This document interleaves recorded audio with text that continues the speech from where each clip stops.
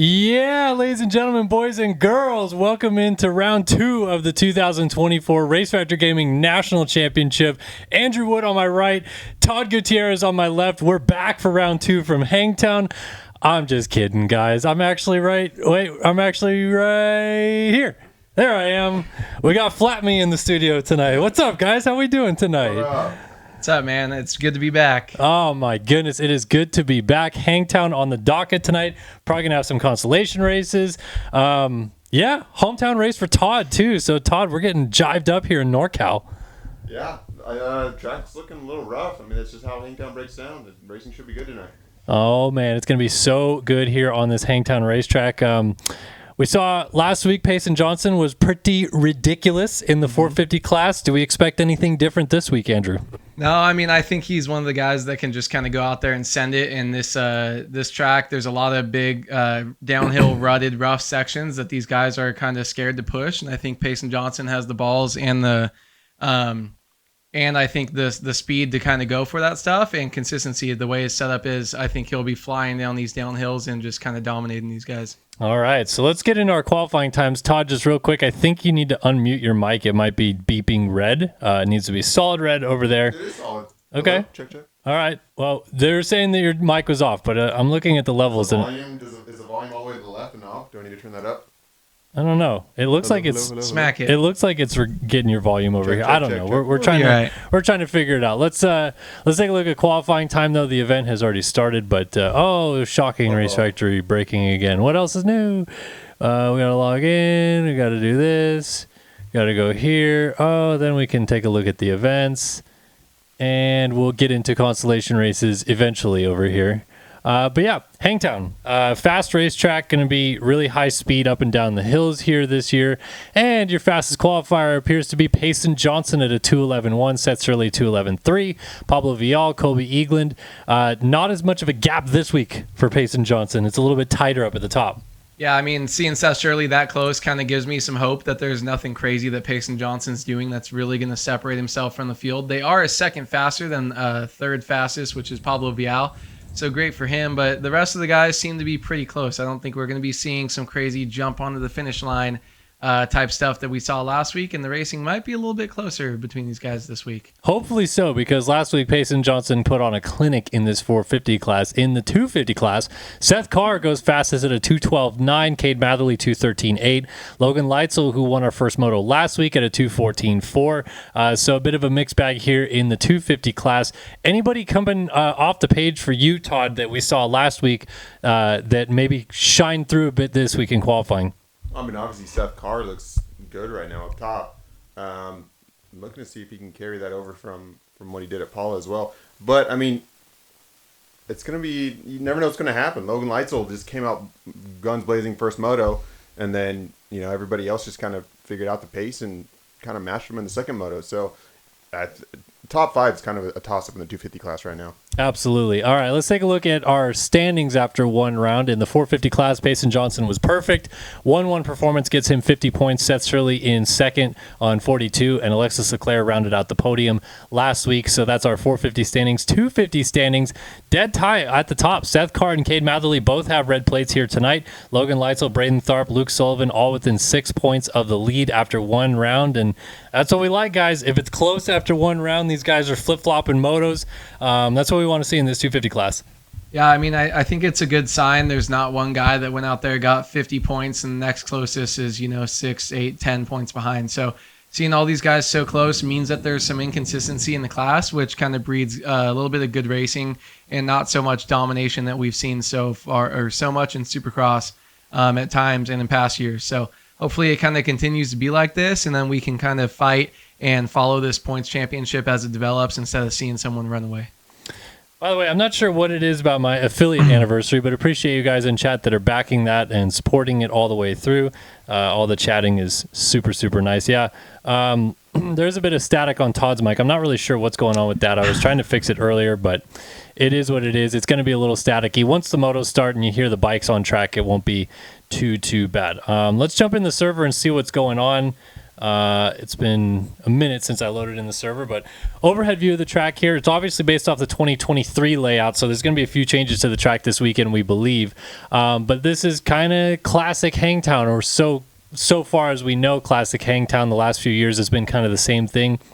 Todd, this is kind of your local track being NorCal. Is there a particular spot on this track that every year you get like really excited to see how it's going to shape up?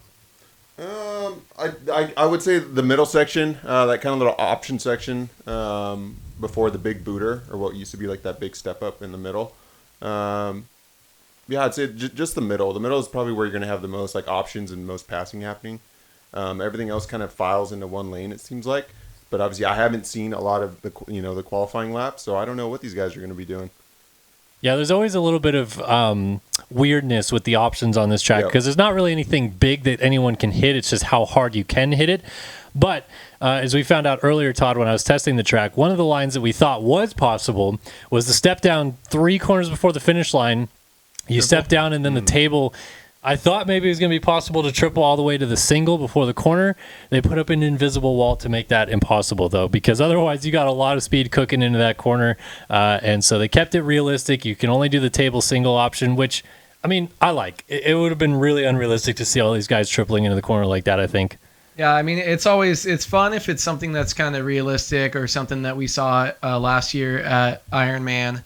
Deegan and those guys kind of jumping the finish line to a roller or something a little bit further. But it's when something just kind of too crazy and there's no chance that anyone could hit it in real life. It's fun that they kind of keep those out of the racing and keep it a simulator. You want it to be as close as you can get, and that's why we have these race tracks to scale, and the tracks built just like they are in real life. So it's fun when this racing mimics the real life stuff. Absolutely. So fun racetrack here. I think one particular thing that we can highlight, and all of us know this all too well, even though that Todd, you didn't really race like the professional level in this game. This first turn kind of sucks in this game. It's always a little bit tricky because it's 40 guys going into one turn, but this one it's a sweeper, so you're going to have guys from the outside and inside kind of sweeping the corner at the same time. More often than not, we see big crashes here in this first corner. I mean, that's how it is in real life too, though, right? I mean, a lot of the times you see guys get pushed off wide into it's like a double bell, hay wall. Mm-hmm. Like you get guys even in real life crashing out there. Just last year we had one of the biggest ones. Like 6 guys go down wide open into it. Bike, hay bales catching on fire, stuff like that. So I remember the hay bales catching on fire. That's right. This first corner is always a bit gnarly, and I'm sure we'll see some big pileups going into it. And the reality is, as long as none of the key players are in it, hopefully we get to see some good battles. Not sure if the Consi has started already or not. This is the 250 Consolation Race on the track, so let's jump into our main screen and get rolling here for the night program and talk about our consolation races. But yeah, early in the season, Andrew, this is always what happens. We have these consies just kind of keep rolling at us. It never stops until we get to maybe round 6, 7 that we maybe don't have a consi. But these ones were still 30, 40-man gates in these consolation races. Yeah, I mean, they're awesome when they're big. I mean, yeah, you will slowly lose entries as you get towards the end of the series, but it's fun when you've got pretty full gates. It's just like watching another race. Feels like an LCQ. And look at this. I mean, we've got at least 30 gates full right here, 28 guys. So it's going to be awesome to watch. Here we go. 30 car to sideways, 4 laps to decide the final 4 spots into the motos. A few guys hit the gate, and we are off and racing at Hangtown. Get a first look at this first turn, and bam, right from the inside, huge pileup. Everybody pushes out wide, and Cody Branson on this canvas machine grabs the whole shot. Oh. He lays it down. More guys going down in turn 2. We got guys whipping it in the camera as Jesse Furtado takes over the race lead. Reagan Designs Yamaha at the front, and this is our first look at this track, boys. This is going to be really fun to see how this one shapes up here tonight. Yeah, Cody Branson had one of the biggest hole shots that you can possibly get with all the rest of the riders going down, then stuffed it coming into the second turn right there. So pretty good start so far by the guys that have survived, but look at that, even kind of a pretty big gap behind this group of 2 right here. I think there's going to be enough falls, though. 4 laps on a national track is pretty long, so you're going to have about 8 to 10 minutes of these guys going at it, trying to, see who can kind of separate themselves and stay up. there's a lot of guys back there that want to get back up into this top 4. Yeah, Furtado leads him down the hill on the first lap. Tyler Blowers in second. Zoe Cross in third. And Branson, who had that hole shot, is now actually off the machine. He is outside of that corner at the bottom of the hill. Big crash right there going out of that rut. And a few guys take over some positions. So Zoe Cross was in third. Looks like Justin Silvis moved up into fourth. And then a battle for fifth brewing. Logan Mortberg and Jackson Vick, who I believe these are two really highly touted amateur racers in real life. Jackson Vick, met him at Loretta's this year. I believe he was racing in the Super Mini Senior class, or maybe was even in the 65 class. I can't remember for sure, but he was very solid. And Logan Mortberg, another top amateur rider, as Flat Kellen gets moved off the stream. The crew moves him out of the way. He was good while we had him. But yeah, kind of cool to see a mix of guys up here. Zoe Cross, he just laid it down, so Mortberg's going to go into third. Jackson Fick now into fourth. Hunter Ash and Tom Quinault now 5 and 6. And honestly, it would kind of a surprise to see Tom Quinault, a consistent main event guy in Supercross, in yet another LCQ. Yeah, I mean, you always kind of see these names that are surprising to see and hear. J.R. Reyes, Ryan Pinkerton, Squidbro, a couple of these guys that maybe they just haven't been racing enough outdoors, and it's hard to get up on the qualifying pace that it takes to get into the top 40. You see 28 guys in this race that didn't make it through, or the top 36. So it's tricky, man. Sometimes they just don't really have the speed built up yet for outdoors, haven't been putting enough time testing, and it takes them some time to warm up to the series. But bummer to be in a Consi 2 weeks back-to-back. Maybe some scheduling conflict or something with him, but hopefully he can pull this one out. Sliding through that first corner and going off the track. Ryan Pinkerton, Doolies, another couple of guys battling it out outside of transfer spots. Still Furtado, Silvis, Mortberg, and Jackson Vick in those transfer spots. We'll go up to Vick in the 4 spot right here, coming down the hill. He might actually make a pass here on Mortberg down the inside in this tricky off-camber corner. Mortberg back around the outside is going to hold position, though, on that Allied Yamaha right there. And then Vick right behind him. Don't have his skins on the JWTC hashtag third moto on the track KTM right there. So he is going to keep it tidy and close right behind Mortberg. Leader is pulling away a little bit, but this battle for second starting to heat up. Justin Silvis under attack, and this little trio, hopefully they don't go down as Mortberg slides it down into that corner.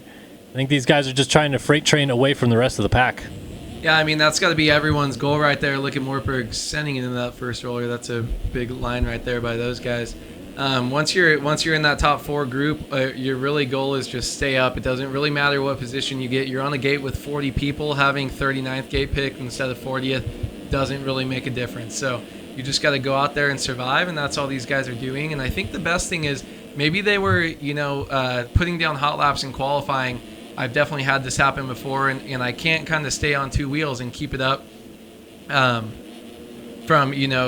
going down. So these guys, you want to stay up, and this is going to help them create consistency. Yeah, they might not be putting in faster lap times, but they're going to be doing more consistent lap times, riding around this track and not going down, and then that's going to really help going into the 230 plus 2s these guys have to do. Looks like a battle for the lead brewing. Justin Silvis has caught Jesse Furtado, and this 4-rider pack is now nose to tail. These are your Consolation Race transfer positions as it stands, coming to complete lap number 2. 4 riders almost in the same corner. We got guys side by side with Silvis and Mortberg. Look at everyone launching out onto the start straight here by the mechanics area.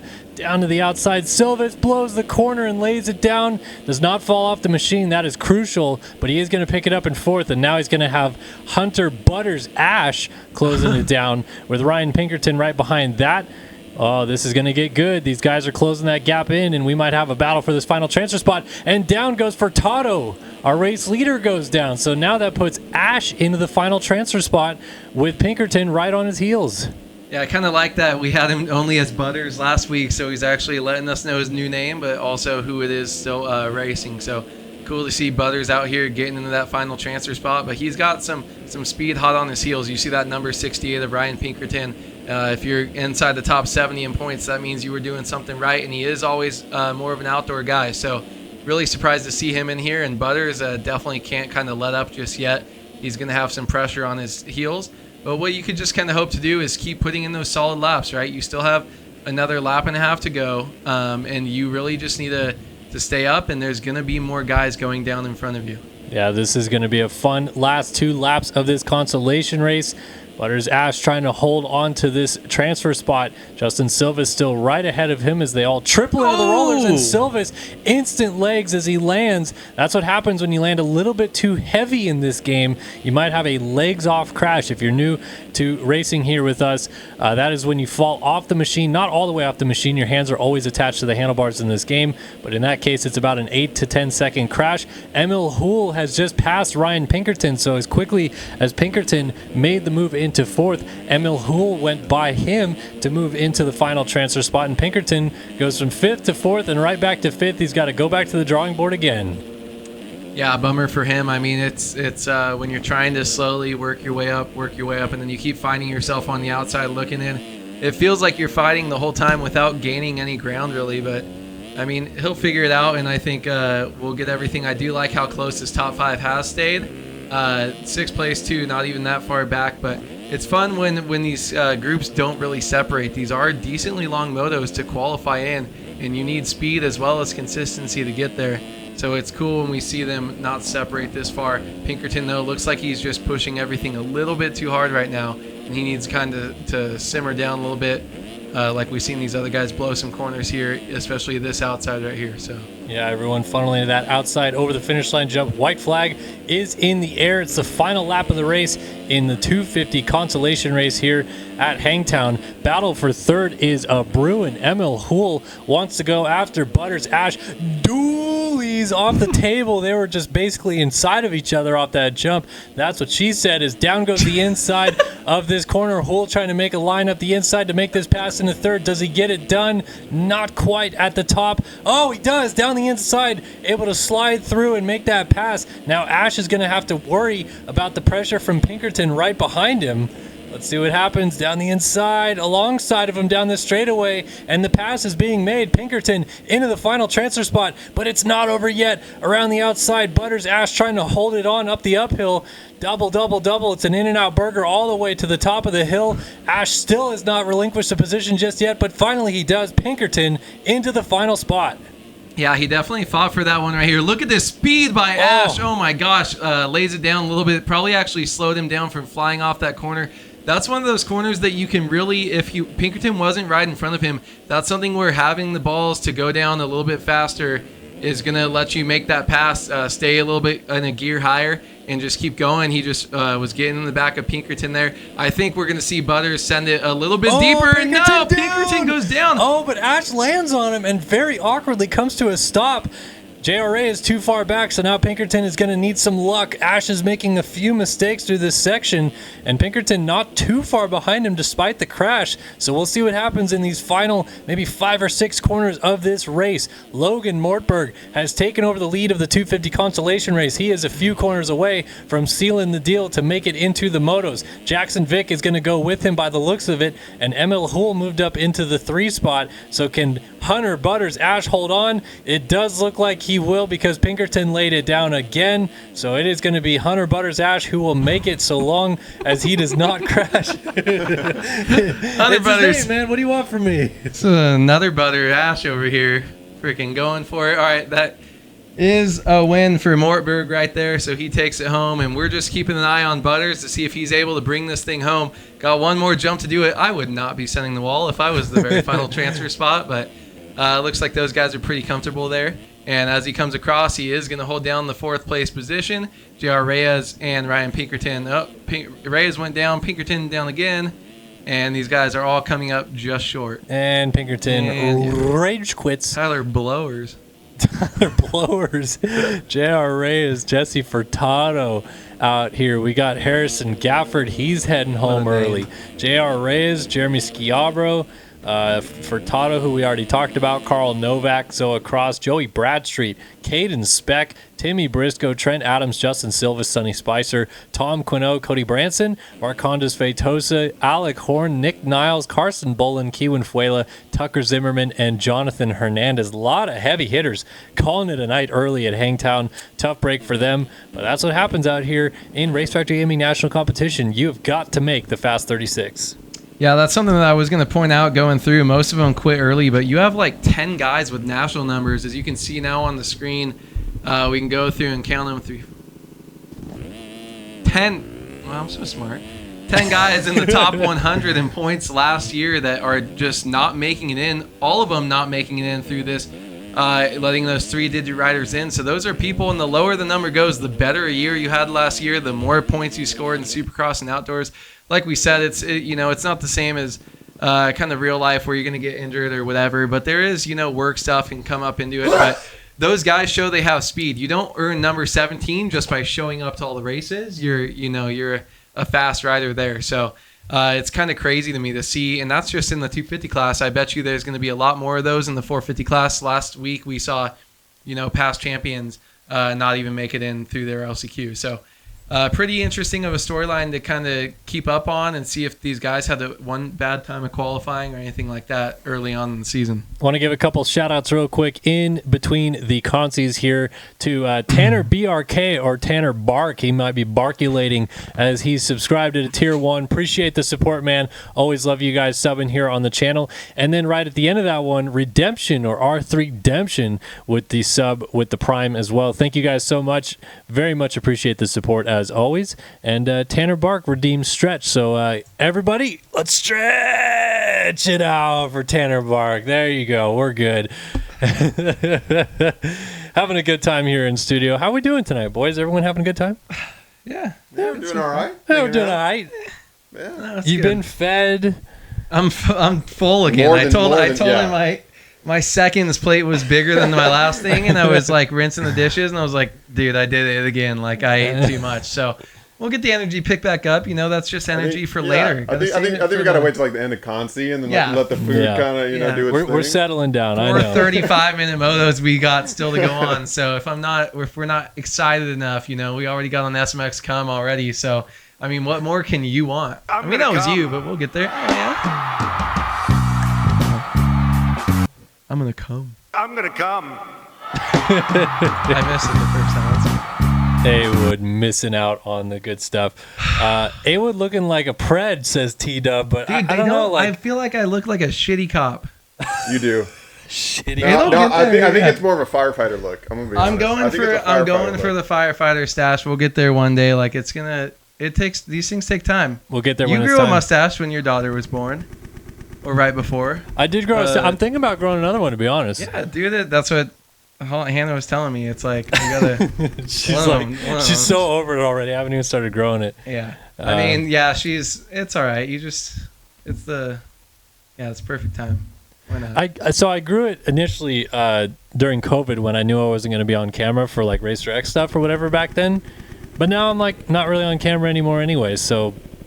Bring it back. If it's just like an interview, like it's not you're not filming like big, like I don't know, where you're the main star. But even if it is, who cares? Like you're an adult. Like people go through it. People grow a beard and then they shave it into a goatee and then they like go a mustache. Like I don't know. I just wanted my brother and all his buddies got firefighter mustaches, and I was like, you know what? I got no one I need to impress right now. Let me freaking grow this thing out. And it was really bad for a while. Jay Mertz says give Haywood long sleeves and he's about to do some card tricks and pull a rabbit out of a hat. So Josh, dude, what? There we go. Haywood the Joker out of here. The magician over here. The magician. I'll wear a top hat next time. Have you guys ever seen that clip of, I don't know who Bobby Altoff was interviewing, but she's interviewing some chick and she's like, hey, yeah, you're a musician. She's like, what's that mean? I make magic or something like that, dude? Like, wasn't that Lizzo? Was it Lizzo? I don't know, I think man. it was Lizzo or something like that. Some dumb person. I'm not a musician. I make magic. Yeah. Oh, boy. People on this planet. Anyway, here comes the consolation race for the 450 boys, and if you missed us for the 250 consolation race, it is a 4-lap, 4 riders to the show kind of race, very similar to a last chance qualifier in Supercross. Basically what happens is the top 36 riders qualified directly into the motos, and everybody behind that 37 on back has to go to this consolation race to race their way in. Do we like this? Like, I know that for us it's great entertainment value to have a little bit more action, but even in real life, do you guys wish it was just fast 40 and done, or do you like there being consolation races? I don't really care. Okay. I mean, it's fun for this, but it's also Sometimes later in the year it can get different, and there are nationals in real life that have very low signups, so they're almost pointless as well. If you've got 6 guys going for 4 spots, I feel like it needs to be if there's over 60 riders signed up, then we do a consi, or 50 or whatever your number is going to be. I think that's what you should do, but at least the riders know coming in, here's who we've got signed up, and this is what we're going to do. It's, I don't know, just... What would be your guys' thoughts on like a qualifying race like the MXGP does? Man, do you think I'm out. You're out? I don't really care about that. Why do we need another gate drop? We need guys getting hurt again? Another gate drop? Another first turn crash? Okay, another tough block on fire in the first turn at Hangtown? We don't need it. Yeah, I mean, it's just another thing, right, where they can get hurt, where we were already so many things, like, in the game, it doesn't care. It might be cool, you know, if they just had to do it, but then you've got to do multiple because you need to do all flights if there's 80 riders, you know. We're filling gates unlike GP, so. Here we go, 450 Consi underway. A lot of guys hit the gate that time. One even looped his Larry into turn 1. It is going to be the VGPR ride of Seth Devers grabbing the whole shot there on the, what is that, the 107 by the looks of it. Jason Stubbs, Aaron Rockefeller, and Austin Bear right in behind him. That also might be the best first jump out of a first turn sequence that we have on the schedule. Love that tabletop out of turn 2 right there. But Devers going to lead him to the top of the hill. Everybody laying it over, trying not to land on each other into this tricky off-camber corner. Devers, Stubbs, Bear, and Rockefeller. Rockefeller under attack. Pretty clean start this time, too. And the Consi and Rockefeller goes down as I say that. Oh, nice curse you got there. Yeah, probably one of the most fun first jumps on the track, followed by the worst second jump you can ever have on the track at the top of the hill, that turning one. Into a lot of off-cambers that I was never a fan of, but look at this. Stubbs trying to make the move, going 3 wide like NASCAR right here, and he's going to go ahead and make the pass, but look at this. We'll see who's going to hold it on towards the outside. Yamaha rider holds each other in the dude, he sent him over the berm. That was Bear. That was Austin Bear that's over the top, and he was trying to go for the lead, and he is going to fall all the way back to, looks like, about 15th, 16th place.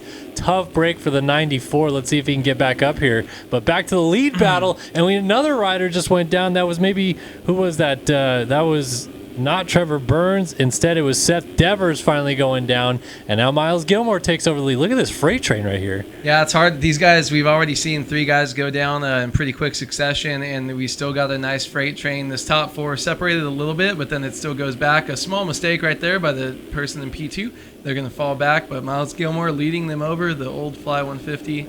Now just a sad little step up. Not as big as it used to be. We need big jumps. They're bringing it back. Is it this year? Okay. Fly 150 is back. Eli Tomac is not even here to hit it. Joseph Pilsner lays it down in the 2 spot, gets up right in front of Stubbs, and Stubbs almost went down off of him. So I think Trevor Burns on the 40 was the rider who almost went down going into that uphill double section right there, but he's moved back into the 2 spot right here. Another guy, A-Wood, that we normally expect to see not only qualifying well and getting up in the mix, but even battling for Moto wins, and here he is in a consolation race. Yeah, I mean, Burns, is he always in the 250 class? Or 450 class? 450s most of the time last year, but yeah, he's a guy who you're not surprised to go see, you know, between the 5 to 10 position. So as actually Miles Gilmore goes down right there in front of him, he is going to take the lead.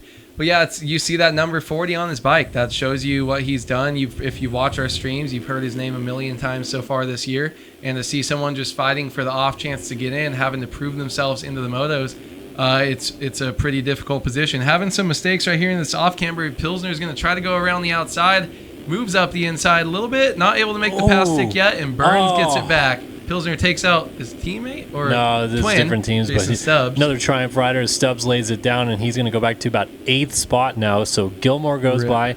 Ryan Rich, Chase Donovan, Talon Brown also going through, and then Pilsner still on the tail feathers there of the 40 of Trevor Burns. So Donovan now moves into the final transfer spot for Takatoji, and we'll see what Diet Dabs can do out here on the 351 ride down at the bottom of the hill. Ryan Rich of Precision is closing up on him, and he's feeling like $1 million trying to make his way into this final transfer spot behind Donovan. They're all working their way up this tricky uphill roller section, and it seems like the go-to line is to the inside, but Rich is going to swap it up and go outside double onto this table. Neither one really seems to get an advantage, though. Yeah, I think he's in the position where he's not really looking to have the biggest speed advantage. I think it's still a little bit early in this race, and he's probably taken what lines he feels are a little bit more safe, a little bit more comfortable for him, instead of trying to really push and make a pass up the inside. Did we didn't lose someone right there? Okay, I thought that rider went away. My bad. So yeah, he's just going to take whatever safe lines are hit or comfortable for him and not really push anything just yet.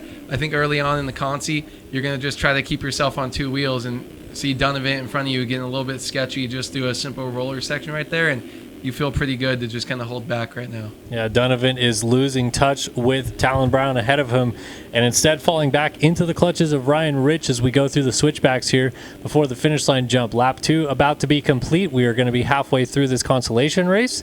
2 more laps to go, this time by Donovan. Can he hold off Ryan Rich, who's launching out onto the mechanics area right behind him? Let's go on board with Ryan Rich and see what his perspective is like on this Triumph machine. And he might have a move lined up on Donovan. Not quite just yet, but you can see how close the action is. Yeah, I like watching this view in the outdoors, especially early on. These races are cool because it allows us to kind of... Coming in your living room, Donovan got sideways, and we just talked about Donovan getting all sketchy. He actually helped himself out right there because he took out the guy behind him by doing it. Yeah, didn't even fall off his bike. It's kind of a really bummer for Ryan Rich, but I guess that's what you get. He wasn't really following, but just got to be able to avoid those when you're so close to someone and you see them kind of go down.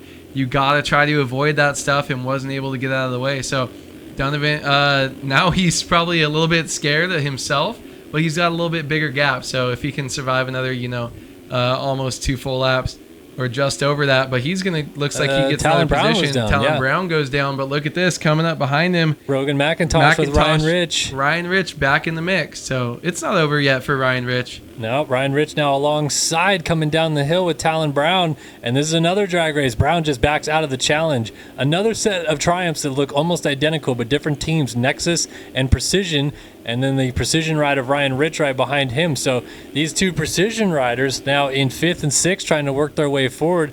Is this a good thing or a bad thing to have your teammate with you? Like, can you actually freight train into a position, or do you want to be alone right now? I think it's fine, especially if they're talking to each other while they're both racing. You can at least be like, hey, dude, I'm going inside here. Hey, I'm not hitting this. People a lot of times will communicate when they're close on the track a lot more than most people think, and just kind of tell them what's going on. And I think it's more like riding with your friend. You can kind of train forward and be like, hey, we're going to push, and if I'm going faster than you, maybe you don't have someone try to stop you, and they'll let you by, and you guys can keep working together to move up through the pack. Yeah, so they're going to try to work together and move up onto Rogan McIntosh. It is still Trevor Burns from Joseph Pilsner. They are long gone at the front. Then Chase Donovan a few seconds up the road now from Rogan McIntosh. So Donovan, though he got that gap at the beginning of this lap with that crash, is now going to have these guys closing up on him. And we might have 4 riders going for 2 positions here before long. The white flag is waving this time by. McIntosh is still on the bubble spot, but they are closing up on Donovan in a hurry. What happens on this final lap? Here we go. Yeah, I mean, I think Donovan might not have the same speed, but McIntosh is holding the position that he needs. I think he takes Donovan if he gets up to him, but look at that. Almost made a move up the inside. Oh, Talon Brown absolutely murdered a hay bale on the inside right there, or it murdered him, I guess I should say. And now Ryan Rich stands as the lone opportunist to try to get around either McIntosh or Donovan on this final lap. Does he do it, Andrew Wood? I think there's honestly a pretty good chance. I'm scared for.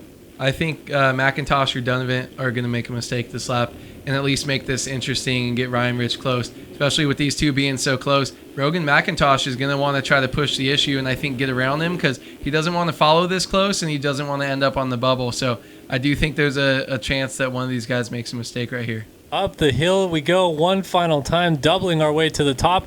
McIntosh, a small mistake right there, not able to take the advantage just yet on Chase Donovan as we fly back down to the bottom of the hill by the mechanics area.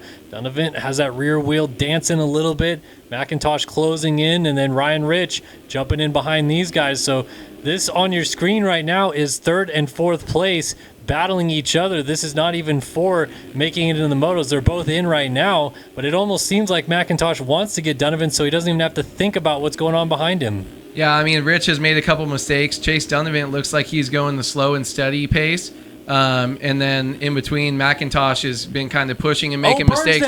Burns just went down in front of all of these guys, so that's going to let them all in, and Ryan Rich is going to end up in 4th. Burns goes down out of 2nd place all the way back to 5th. That's a bummer here on the last lap. Burns, I think you're going to see put the hammer down and send it as hard as possible and hope that one of these guys makes a really late mistake and he can capitalize on it and get back into a transfer spot. Yeah, he needs it really, really quickly to materialize because we are only a few corners away from the end of this race. Ryan Rich has been gifted the final transfer spot, and now it is his turn to try to hold on to it. McIntosh a mistake, and Rich is going to pull up alongside of him. Got to be careful here, boys, not to get into each other, especially with Burns still lurking. Your winner in the Consi is Joseph Pilsner. Chase Donovan right there, and here we go. Burns is right on the tail feathers here of Rogan McIntosh into the mechanics area. He's going to send it and not land it as he goes down. Rogan McIntosh will qualify for the Hangtown National, P4 out of the Consi. Ryan Rich goes with him, as does Chase Donovan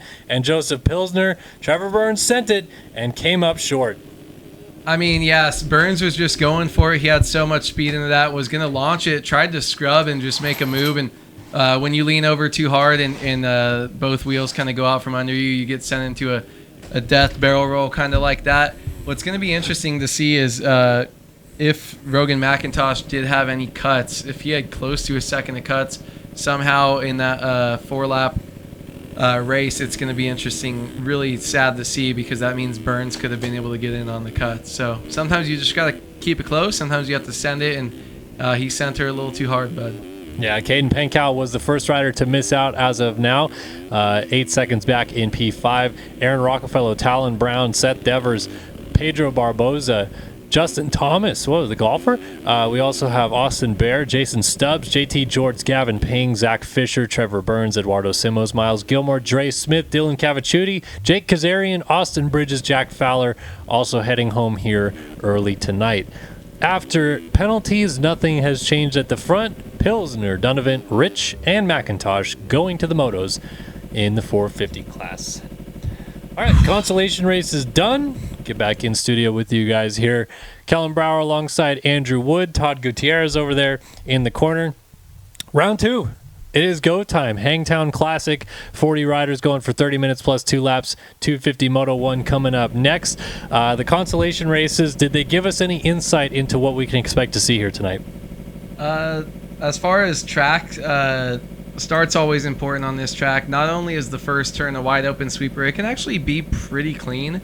When I was racing, I was more scared of the second turn, the right-hander. It's totally like, it's not off camber because you're going into the hill, but for some reason it's like one of the hardest, most slippery 90-degree corners that's got some ruts into it before that table. I think that's really important to watch off the start. And I think you've seen a couple riders do it, how hard you can send it down the middle hill into that right-hander. Right now we've seen it really one line, just being who can get to the outside line faster and bank off that wall. See people go over it, seen people tuck their front end into it. But that's a huge passing shot for me, is how hard can you send it down the downhills. Todd, for you, anything stand out so far in these consies? I mean, it seems like the track's, like, to go to his point, the track's kind of getting maybe more one-lined. We're seeing, like, the main line that's being used. Like I said earlier on in the stream, there's kind of option lines to work with, but other than that, like, in the middle section, it seems like everything's kind of funneling down to one right now. And to A. Wood's point, I think even just not only the second corner, because it funnels down so quickly after the start, but also that first uphill and then winding back down into the off cambers, it's just awkward. It's so awkward. And it's like you're just trying to focus on yourself to survive, let alone 40 other guys or 39 other guys around you. Like, that's, good luck. I would say, like, first, not even half a lap, first quarter of a lap, basically, until you get to where they go up the second uphill, the double step up, is probably one of the scariest starts that you have on any of the tracks, just because it's first corner is fast, second corner is sketchy, third corner is very fast, and they kind of come together, and then you've got this hip jump that goes into, like, hellish off cambers with 8 ruts. And we've seen it too. People go down in front of you, and you're on such a steep hill that you run in the back of him. You go over the bars. Now there's 4 guys down, and it's like your third place start can turn into a 35th place start really, really fast in those sections. And I think it's really more so than probably any other track is, like, survive the first half of the lap. Yeah. And you're going to be fine for, as long as you don't, even if you go down somewhere else, everyone else behind you has probably gone down twice. Yeah. It like you said, if you can make it to those like uphill rollers and you haven't crashed yet, you're probably feeling pretty good about yourself. And you're probably inside the top 10. Yeah. And probably, inside of the top 10, like you said. So this is going to be really fun to watch. Qualifying, we already went over pretty close times in the 250 class all the way throughout, pretty much the top 10 or so, separated by a few seconds at most. So lap times will be close, and it really comes down to who gets off the gate first here tonight. So round 1 is in the books, and you know what they say, guys. The ET still runs, so round 2. Round 2, it is time to go racing here at Hangtown. All right, thanks everybody for tuning in to round 2 of the RaceFactory Gaming National Championship. Big shout out to the Design Lab Co. They're going to present us with the Whole Shot Award here tonight. Local native NorCal guy himself, Nick Porter, at the Design Lab Co. backing our Whole Shot Award this evening. You guys are kind of seeing the lineup list here on the timing and scoring sheets. Anybody jump out to you, Andrew or Todd, that we're going to have for the Design Lab Co. Whole Shot pick? I'm probably going to have to go for him all year just because, and unless I make a rule that I can't pick him anymore, Jacob Hubbard. He told me he was but he's in the 450 class. Forgot about that. He'll still whole shot 250s. Just kidding. I've got, then you know who I forgot. Holtzy. He's always up front. He seems like he might, fade away, fall back, do something like that. But he seems like he's always getting good starts, and he just doesn't have the exact pace to run up front with them long, but he's always up there early in the races. All right, Holtzy is the pick for A-Wood there. I'm gonna go Rasmus Balzer on the Rumus Suzuki. Were you gonna pick him? Take him then. I'll take somebody else. No. Okay. You guys love balls. You take him. I'm taking Seth Carr. All right, Seth Carr, our fastest qualifier, the Design Lab Co. Whole Shot winner. Head over to thedesignlabco.com. Check out all the graphics and everything they offer over there, and support a man in Nick Porter, who was supported this game for a long time by racing in the professional racing series. So big shout out to him. Here's a look at your field. There is the red plate of Seth Carr. And where is the other red plate holder? There he is, Cade Matherly. 2 red plates here tonight. They are tied coming into this Hangtown National, and this first moto will likely break the tie unless they both DNF. So here we go, folks. Who you got for a moto win? Anybody? I got Cade will get one. I think Cade will get one. The thing is, let me see here. There's so many people. Carr, 1959. Seth Carr in my head is still super fast, like pole shotter, but sketchy guy. So seeing him have the red plate just puts my head in the pretzel right now, because I'm like, he's probably gonna go out and win. But I mean, one of those 2 red plates is a fairly easy pick. But I think Matherly is a good one. He seems like he loves outdoors. So I mean, we'll see. And I feel like we're just kind of sending it because there's people that probably got, a 5.9 last week that could still go out and win a moto. So we just haven't seen them all perform yet. Absolutely. Well, Gavin 1959 in chat says he has A-Wood for the whole shot, and Scooty Puff Jr. showing his face. Back in the day. Hey, Scooty. Papa Kellen, baby. Hope the world has been treating you amazing, King. No, I hope the world's treating you amazing, Scooter Puff Jr. It's good to see you, and hopefully you're enjoying the broadcast. Before you go and hang out with the other boys over on your stream, everyone check out Scooty Puff Jr. over there and everything that he's doing. All right, here we go. The 30 card is sideways. The Hangtown Classic and MX Simulator is about to begin. Let's go! Land rush into the first turn. Who's going to poke a nose out first? It looks like balls are on that Suzuki up the inside. Might have a good start, but it's Braden Tharp on the Panini Motorsports Yamaha who grabs the Design Lab Co. hole. Yeah, we got dualies in P2. Balls are alongside Partolo right up in behind him. It's Panini right at the sharp end of the field as Tharp leads him up at the top. Balls are right in behind in second. Yeah, I mean, a couple of people in chat called Partolo for a whole shot. Didn't quite get it, but did get a great start right here. But Braden Tharp, man, just got off to a great jump and really uncontested for a little bit there. But look at that. You see him push wide a little bit in that inside rut. And both guys right behind him had to slow down just to avoid hitting him. So he didn't even lose any ground there at all. But Partolo, I think that is right behind him on the yellow bike, is trying to make some moves around the outside. It's just a little bit wider than he thinks. But I like a couple of these guys you see funneling to the same line, and a couple pushing wide, trying to make something happen. Look at that down the hill. Parlo held it on that's Balzer, sorry. Yeah, Balzer repassed Partolo because Balzer went way outside and Partolo was up the inside trying to make that pass. Didn't quite get it done. Cade Matherly, first sign of one of our 2 red plate holders here tonight, is up in 4th early on. And the report from chat, Braden Carter, saying that Seth Carr down in turn 1. He's down in 39th place, at least on the first lap of the race. That's where we have him so far. So this is a huge opportunity for Cade Matherly to get away at the front of the field. And a mistake from Tharp puts Balzer at the front before we're even through one lap of this race here at Hangtown. Yeah, this lead changes so much right here, at least inside the top 5. These guys, no one's really kind of stayed where they want to be. Look at that, Tharp up the inside, gained some ground. Balzer made a mistake, and Tharp just unable to make a move on that right away, but I think he'll be able to get something fast or sooner. He does look like he has a little bit more speed on sections of the track. I know it's early right now. Balzer pulling away now, and Tharp actually losing time to his teammate right there, right behind him. But man, this is a close battle early on between this top 4. Look at that nose to tail, and everyone funneling into the same line. Hopefully we see the one-lineness change a little bit throughout this moto. Yeah, Partolo heavy on the heels of Tharp at the end of lap 1 as Balzer will officially lead the opening lap here at Hangtown. Then it's Tharp, Partolo, Matherly, and then Daniel Mills with a good start. D Mills up here in the top 5. Evan Holt, Ollie Cruz, Garrett Hollenbeck, and Race Cobble inside of our top 10. But this lead pack is going at it. Matherly thought he made a pass on Partolo, didn't get it done just yet. He settles back into 4th as Balzer leads us up the hill on lap number 2. This is a great race thus far. Everyone's still trying to find their footing. And like you said, Awood, I think everyone's sticking to those same lines, which is what's keeping everyone close. Yeah, I mean, it's kind of cool to see at least a little bit early. I hope it does change up, but these guys don't want to fall. No one's really trying to make a move and go to a different line. They might say it's one line, but I see about 5 others that you could probably make work, but it's just not worth it this early on in the race.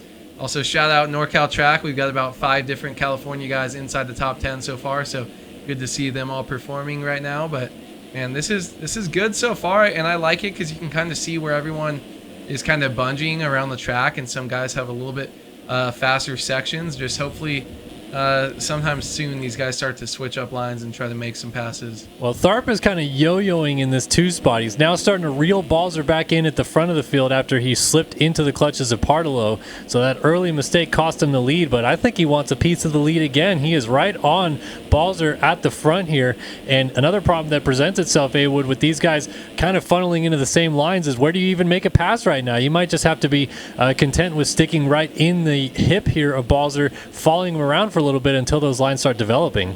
Yeah, I mean, the good thing about this is maybe we see these top 5 guys using the one fast line, but there's another 35 behind them, definitely not controlling where they're going as well as they are. And, at least making some of those lines a little bit deeper so they can be used later. But, I mean, I do think if they get close enough, they have some passing lines. They've got something around the track where they can make a move up the inside, whether it's an inside roller that launches and cuts off the exit of a corner or something. These guys will be able to make it, but right now Balzer's showing us that he's the fastest of all these guys. And as they come around for the end of lap 2 here, we will get our first lap times, so we will be able to see who is the fastest on the track. So far it was Balzer, but we'll keep seeing as the rest of these guys come through.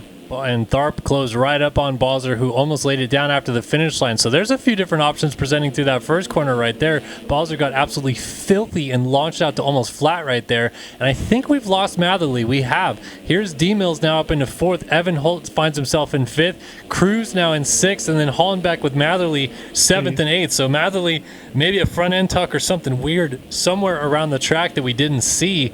And that has lost him an advantage at the front of the field that he had early in this race. But I don't want to switch away from this lead battle, man. They're still only 2 seconds apart, 1st through 3rd. And Balzer, though he's leading this thing, maybe looks like he's at the biggest disadvantage. Yeah, and I don't really think you have to switch away. I mean, Cade Matherly dropped back. He's in 8th. Seth Carr, the other red plate holder, is back in 23rd right now. So it's not like he's going to... those guys are really battling. We could be looking at one of our new red plate holders at the end of this moto with how far back those guys are. So cool to see the speed between these two, and you can see them yo-yoing different parts of the track. Daniel Mills and Evan Holtze have actually gained up a little bit of time. We saw them in that shot coming up the rollers. One of the better cameras you can see where you can see back. We saw our top 5 there. They are off the pace as far as lap times. This top 3, 2 seconds a lap faster than anyone else inside our top 10. So, yeah, this is definitely the battle to watch for right now, unless they start making some mistakes. Well, at the bottom of the hill, about 3 corners ago, man in second place at the time went off the track. That was Braden Tharp on the Panini Motorsports ride, and he allowed Partolo through into second place. But as much as that changed the position, it doesn't seem like it changed the gap at all. Partolo jumped right into P2 and is starting to reel Balzer in for the lead. I feel like I've seen Balzer make a couple mistakes since we've seen him on camera as well. So right now, Balzer, your reigning and 2-time 250 East Supercross champion, does not look comfortable because Partolo is hot on his heels. He might be trying for the lead right now. And he definitely did right up that inside, just blew it a little bit, went a little bit too hot into how tight of a corner that is. But I wouldn't be surprised to see that Partolo has the fastest lap on the track as we come around this time, even with that mistake right there. He definitely took over the spot from Tharp. And definitely fastest out of the top group, one faster than the leader. So he went from 2.3 to 1.3 seconds that lap.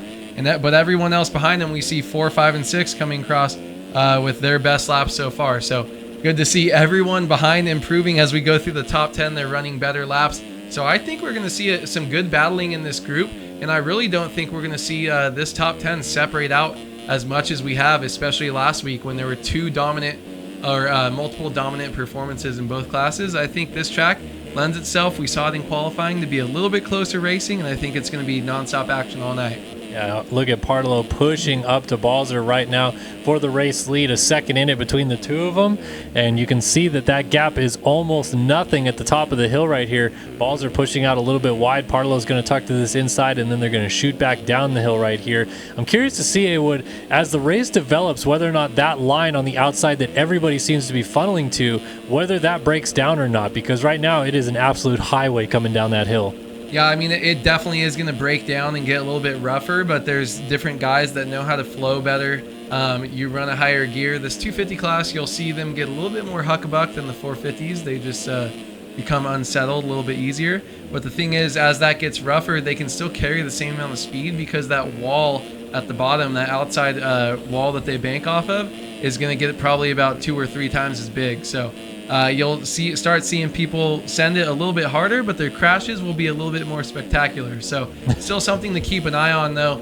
It's like it starts off super fast, and the corner is sketchy, and then it starts off, it's the same speed, super fast, but now the downhill is sketchy and the corner is easy. So you'll see that one change a little bit, but still be the same speed throughout the moto. Well, Tharp went off the track a few moments ago, like we said, basically a lap ago now, and Partolo snuck by, but now Tharp is back on the charge again, closing up to his teammate. He's only 3 seconds off the lead.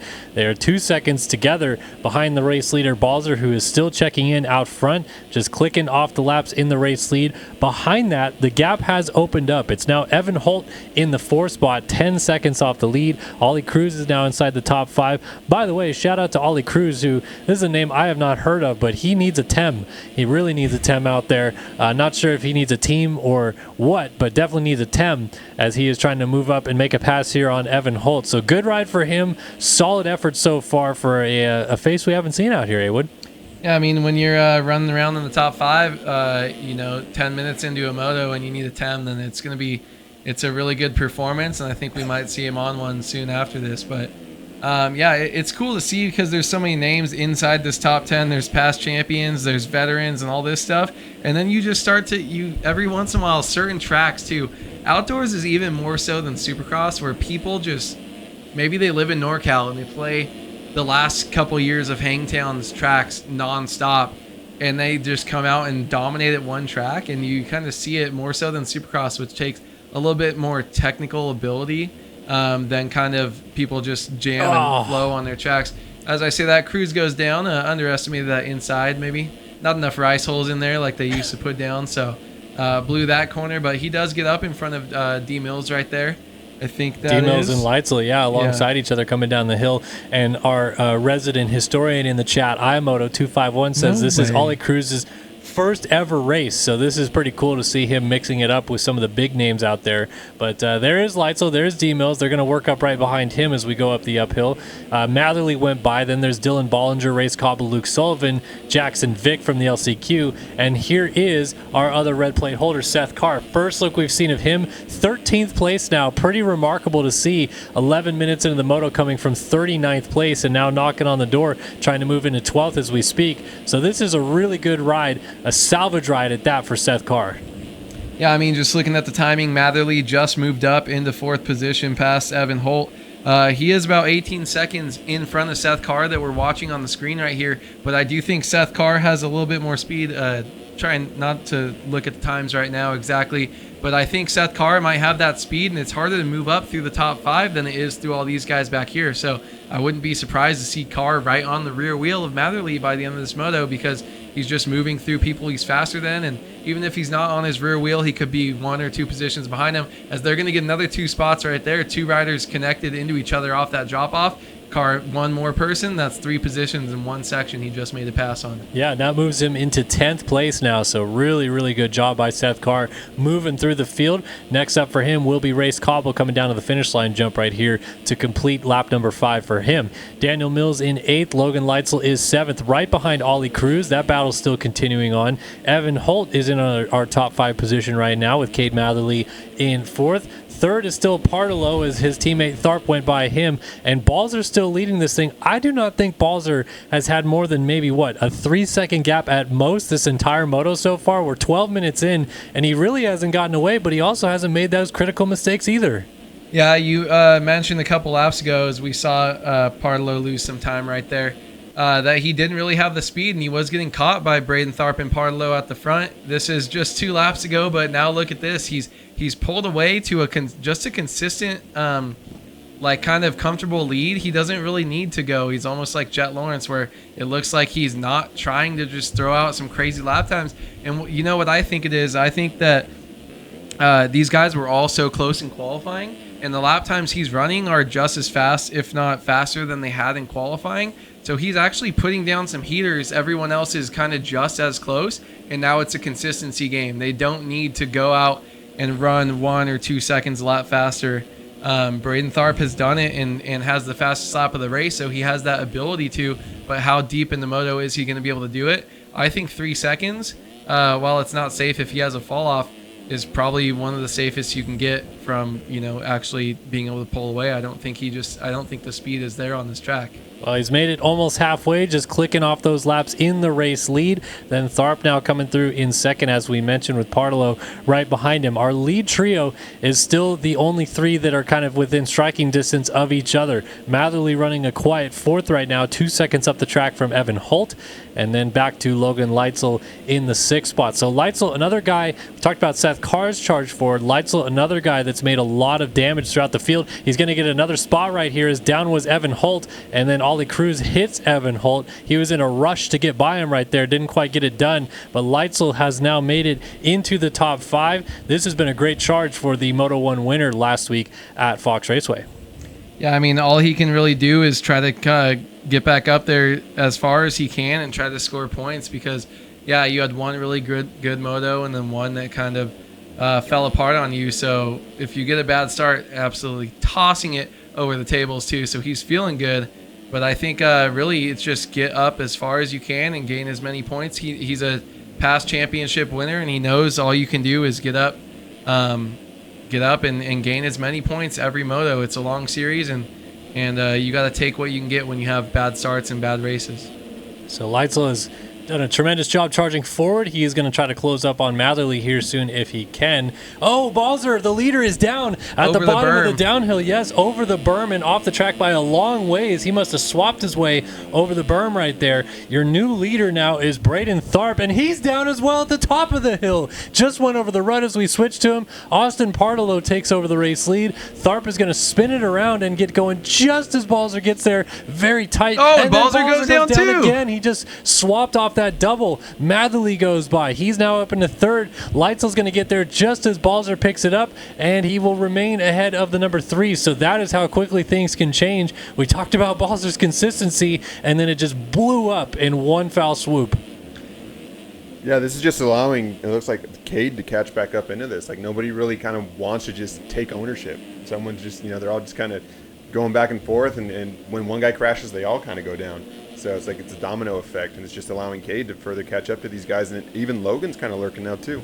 Yeah, look at Logan right here on the rear fender of Balzer trying to make the pass into the 4th spot. Update on Seth Carr. He's now made it into 9th. He just did a 2:18.1 for his best personal lap last time by, and he's right on D-Mills for 8th. So we'll go back to that in a minute. But Leitzel is working on Balzer trying to make this pass as we head into these little switchbacks right here before the finish line. Inside to outside option not going to work just yet, or will it? Balzer hung up on that inside rut just a little bit and not able to get out of that corner cleanly. So Leitzel lives to fight another day right behind him. Down the mechanic straight they go, and they'll both funnel to this outside line. Who looks to have the upper hand right here? It's tough to tell.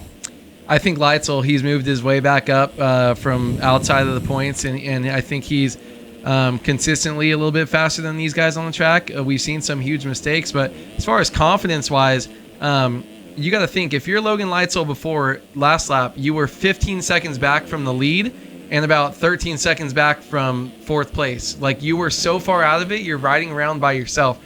3 of those guys went down, so now he's maybe still 15 seconds back off the lead, but now you're only 4 seconds off of 2nd place. Balzer. And look at that. Balzer goes down, pushes just a little bit too hard, trying to avoid it. Leitzel pushed over that berm, pushed his front end, but is able to get back on. But, I mean, you're just so much closer. There's so much more opportunity. And now it goes, okay, if I ride really good for the next couple laps, now I'm in 3rd or 4th.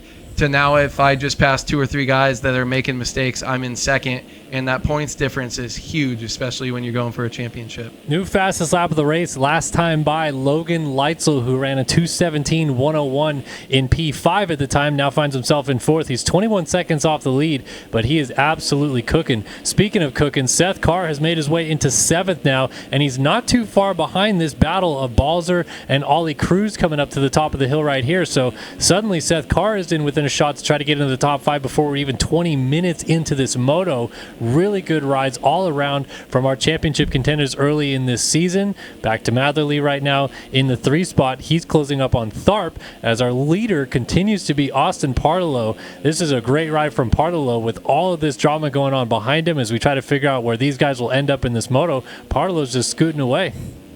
Yeah, Partolo is, but last lap around, Braden Tharp was 2nd fastest on the track.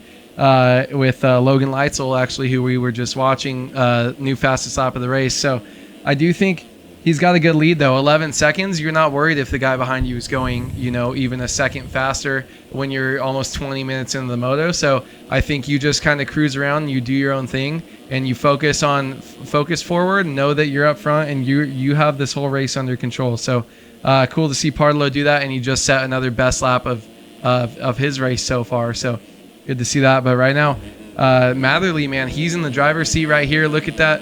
I think he knows he's got the speed. I mean, he's gone down and caught these guys time and time again. So I do think you can be behind and just have the confidence, especially in outdoors. There's so many lines now.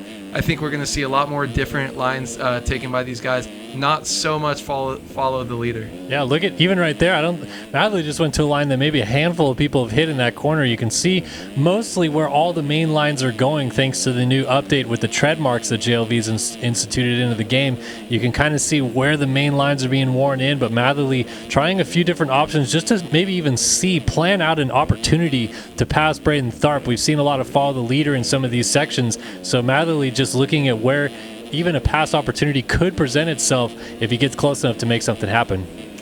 Yeah, I mean, I think he's got, look at this, little mistake right there up the inside. Matherly, though, off the side of the track. Is that Vial or Deegan? Looks exactly the same as what both of them did. And he he gained some time for a second there, but actually did lose some, not able to get back into the flow of that thing. But definitely, I mean, there's no rules right there. The good thing about MXM is we have timing gates that look at the average time of you going through a section. Oh, and look at that mistake. He's actually going to almost get it, but it's going to penalize you accordingly to how much time you gained off of yourself, which is a good system in the game. So you guys don't have to worry about when that happens. But, man, small mistakes by Tharp, and it looks like, honestly, if I'm Matherly, I think I pushed wide by going a little bit too fast, but I wasn't sketchy. And I think I see Tharp riding how he is in front of him, and I think I gained some confidence right there. Yeah, another thing that's going on right now as well is I just noticed Partolo did not crash, I don't believe, but made a pretty big mistake. He went from about 11 seconds up to only 6 seconds up on this battle for second place. So these guys are tightening that battle up a little bit. Seth Carr has now made his way into 6th. Leitzel still in 4th, running some very solid lap times. But this Tharp-Matherly battle is starting to push themselves up into a situation where they could potentially be battling for the lead before long if another mistake comes out of our race leader, Austin Partolo. Yeah, I mean, you gotta feel good looking at the timing. When you see that Braden Tharp was probably looking at 13 seconds before, you make a couple mistakes, you come around to a timing gate, and you see that time drop big, which means the leader made a mistake, and you just really don't ever feel like you're out of it. Even if you're 10 seconds back, you know that's only one mistake right there. So Partolo's got to really get it together here. Had his worst lap in a long time at a 2:26 last time around. So if he can get that back down, Partolo's really just looking for one clean lap to get back in the flow of things. It's when you start making mistakes over and over and compounding them that they start to come back to bite you. I got to tell you, boys, there is no better number on the racetrack right now than our race leader. It is looking crispy out front on that 52 Panini Motorsports Fantic. Ba-da-ba-ba-ba, I'm loving it. It's looking good out there. Ewan and Todd are just giggling to themselves as they look over the lap times. But we'll go back to second. There's Tharp, there's Matherly. Number 29 is pretty cool. And then shout out Jack Gatlin. Logan Leitzel at the bottom of the hill. He's looking for 69. 14 seconds off the lead. Leitzel was our fastest rider on the track last time by 2:18.0. And then Seth Carr, who's not too far behind him, a 2:18.7. Everybody 2:20s or higher last time through. So these guys starting to wind it up a little bit late in this moto. We've only got about 7.5 minutes left to go in this one, but these guys are starting to close that gap in a little bit more, and this could get spicy by the end of it. Yeah, I mean, I'm looking at the times, the gaps from 6 seconds to second, 2 more to third, and then it kind of goes 4 more seconds, 5 more seconds. But in reality, when you're back there, these guys are running 2 seconds a lot faster than the guys in front of them. So not only can that go down on their own, but one person makes a mistake. We always say 8 to 12 seconds right there. If you don't have, I don't feel comfortable with 20 seconds in outdoors because that's a fall and then some mistake, one more bobble, and they're running faster than me. So really, those times have changed a lot, and these guys are just putting in their laps consistently, and they're going to see those times change when they didn't do anything different. That's all you can really do when you're back there. Just try to stay consistent, and when you're fast and consistent, that's even better. So I mean, keep going because these guys up front have been anything but consistent, I think, for how close this racing has been. It seems like when one person makes a mistake, so does everyone around them. Yeah, well, we just mentioned Leitzel going down to the 2:18s, and this time by he goes 2:22. Only guy in the top 5 that was below a 2:19. Everyone 2:19.6, 2:19.7, 2:19.8, and a 2:18.4 out of Seth Carr. Woo! I saw Cade Matherly get sideways coming down the hill right there. He is starting to up the ante a little bit as we're now 6 minutes from time expiring, plus those 2 laps. So when do we get to a bit of a pressure cooker situation where these guys just think, all right, doesn't matter about settling in anymore. We got to go if we want to win this moto. Yeah, I mean, I think Matherly's kind of at that. You've got 6 seconds or 6 minutes plus 2 laps to go. So probably about 10 minutes left in the race. You're, just past or almost to 3/4 mark right there. Look at that line. You see that Matherly's running all the way on the left edge right there, staying in the track. Oh, and makes a huge mistake. Jeez. And that's going to make him go down, and he's going to lose enough time to where when he gets up, Seth Carr is going to be right on him or just passing him. And just like that, the section that he was in, he's going to be right in front, or did he already go by? Alongside. Right there, Seth alongside. Carr. But look at that drive that Carr has up the outside. He had that. That's what happens when you go down at the bottom of a hill like that. He's just going to lose. So that was like an 11-second fall off right there. Let Carr just get by. And man, I mean, that's what we were going to say before he went down. I think Carr was going to get within one position anyways. And now with that mistake out of Matherly in the same spot we've seen before, now it's one spot flipped the other way. And Seth Carr is close enough to keep moving up. I mean, he's only 2 seconds behind Leitzel. And then Braden Tharp in front hasn't been token of consistency as well. So Carr could find himself well on the podium by the time this thing is over. What a comeback from Seth Carr in this moto. Don't call him Kim Kardashian. He is out here absolutely crushing it as he closes up on Logan Leitzel for third, and he's made a pass on Cade Matherly to get into a position where he would retain the championship lead after this moto, coming from 39th place. Unbelievable ride from Seth Carr, and now Logan Leitzel. I think these three guys, really, they've been the fastest riders on the track when they've been on two wheels, so maybe they might even link up and start closing back in on Tharp. Tharp 8 seconds behind his teammates still, as we're down to 4.5 minutes left in this race. So we might have an opportunity where these guys can even close up on second, and that could turn into a battle for the lead before this thing is done.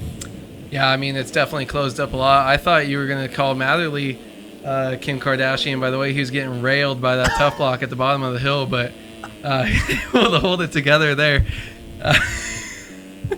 Matherly, though, I mean, he's not that far back. I mean, I think when you're sitting there and you're looking at, I mean, Seth Carr's one position in front of you. You went from tied in points to the best you were going to do, or the worst you were going to do, is lose 3 points. Now you're only going to lose 1. So, I mean, it's really the best he can do. These guys go out. Matherly goes 1 and he goes 2. You're leading with 2 points. So you've got the solo red plate. I don't think it's as bad as it could be right now, as long as Matherly stops making the mistakes. But the thing is, Carr just, I mean, he's got someone right in front of him. That's the only really thing he can't control.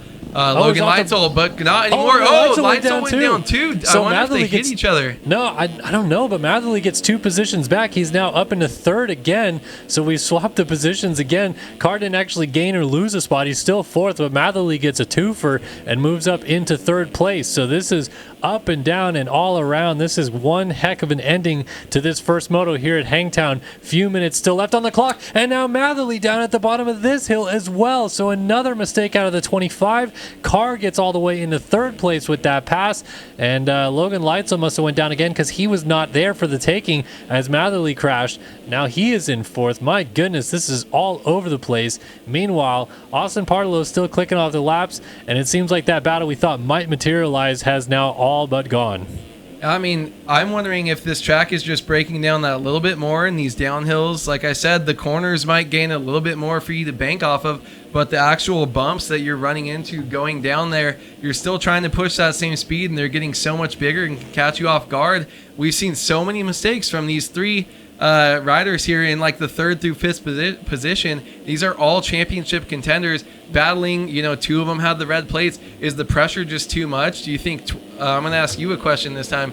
You think 27 minutes into this race they saw, okay, I just have to push a little bit harder, I can get away from this group right here and kind of separate myself, because they're all making mistakes, Parlow even off the track, and they're just pushing too hard, I think. And I don't know, I think there's too much pressure on some of these guys. Yeah, I mean, it definitely ups the ante late in this race. As you saw, those guys really thought they had an opportunity to maybe outdo one another, get another spot higher on the podium in this first moto. Then they start pushing the envelope, and all the crashes start raining down. And the real beneficiary at this point is now Seth Carr, because he's made it all the way to second. Another crash out of Tharp has pushed his teammate into a podium position. It's a Panini 1-2-3 here at Hangtown. 29 minutes into 250 Moto number 1, and this has been a really good comeback for the team this year, and now they're looking at a potential sweep here at the first moto at Hangtown. Doesn't get much better than that, but really, I don't think it gets much better than this ride from Seth Carr, man. He has come from so far back in the field to get all the way to second. Ultimate salvage ride for a championship. Can we say this is a full panini sandwich for podium? I think it's a full panini sandwich.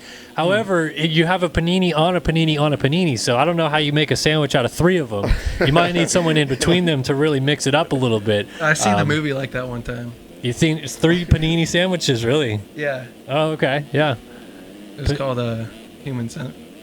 Oh, okay. Yeah, I thought where they were all like running attached to each other. Never mind. Jeez. Oh my Seth goodness. Carr going down. This is also, I mean, Kim Kardashian, one of the best comebacks we've seen in a long time. He was in like 30th when we started this moto. Now he's he was like dead last. 15 seconds. Yeah, 39th place off the start to second. Yeah, I don't know what you want me to say about that. It's great. It's a great comeback, I'll tell you that. Here we go. 2 laps to go is about to come out right now. Austin Partolo launching into the mechanics area. 30 minutes have expired. 2-lap board in the air, and Partolo is trying to check off a mammoth moto victory here to start the season for him at Hangtown. Seth Carr, Braden Tharp, and then Cade Matherly starting to inch back into the picture a little bit with Leitzel not too far behind him. So our front 5 still pretty close together. Basically 2 through 5 all pretty much on top of each other. Oh, and we got chocolate as here comes my daughter. What has she got for me? What is this? Thanks. Milk chocolate cigar. All right. Do you want to say anything to the people, Holly? We brought Daddy chocolates. Yeah, right on. Thanks, Holly. I appreciate that. We'll show it off on the stream after this moto. But Eat it while you want to eat it, Daddy. okay, Holly, thanks so much. I very much appreciate that. My daughter rocks. My wife rocks even better. So thank you guys so much. And what? Chill out. As we go back to Partolo, Carr, and Tharp, 1, 2, 3. Matherly, I think he's closing up. He's coming, baby. He is getting on these guys for a battle for third place. As we, these guys over here next to me are unbelievable right now, man. Their minds are deep in the gutter. Oh, deep.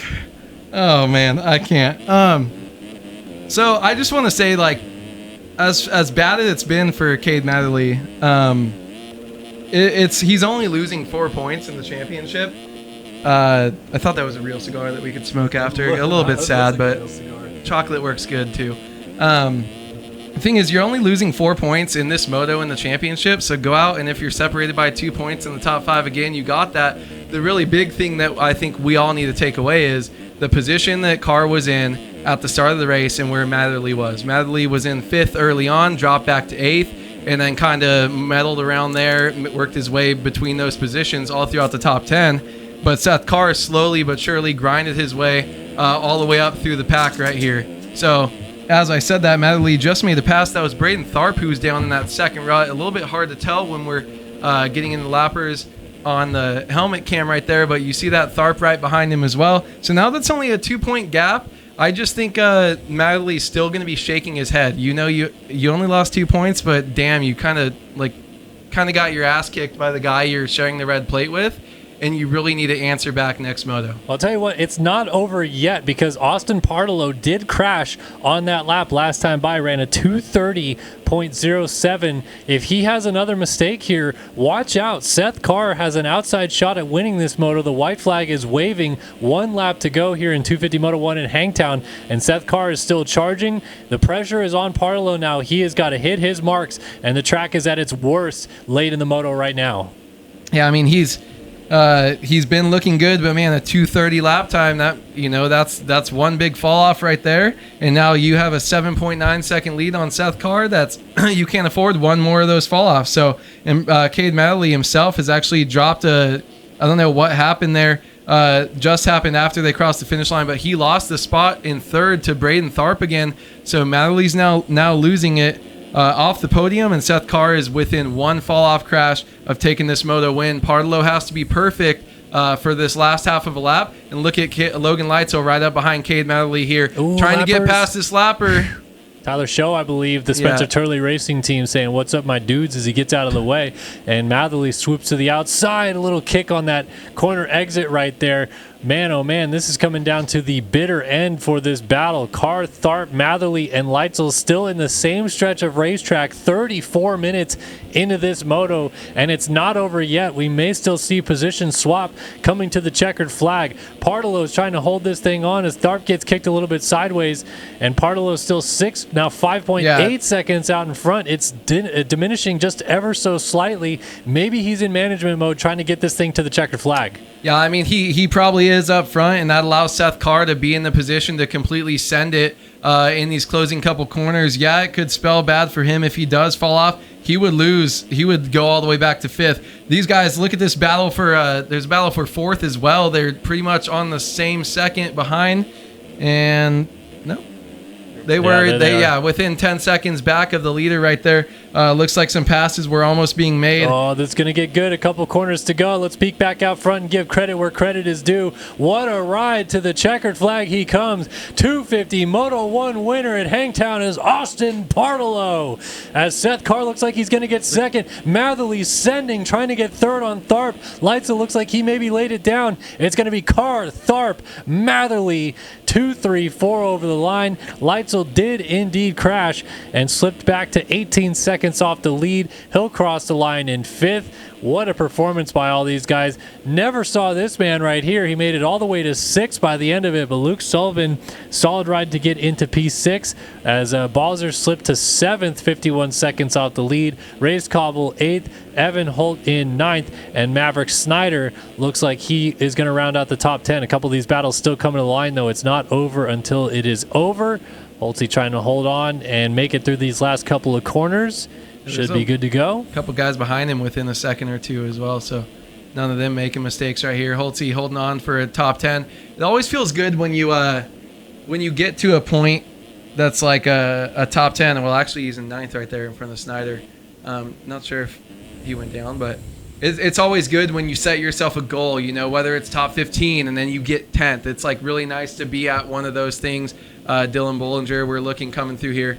Followed by Daniel Mills, who had a good start early, dropped way back. Lucas Bruin as well. Jeff Cooper in a battle right here, pushing over this route. Let's see if Chelsea can do something. Chelsea's going to send it. These guys have been racing for 36 minutes nonstop, sending the wall. It's going to be who can push harder here. Both going to the outside. Chelsea's got to cut under. Oh, just can't land that enough rut. The outside was too good, and John Heilman looks like he's going to cross in the 18th spot.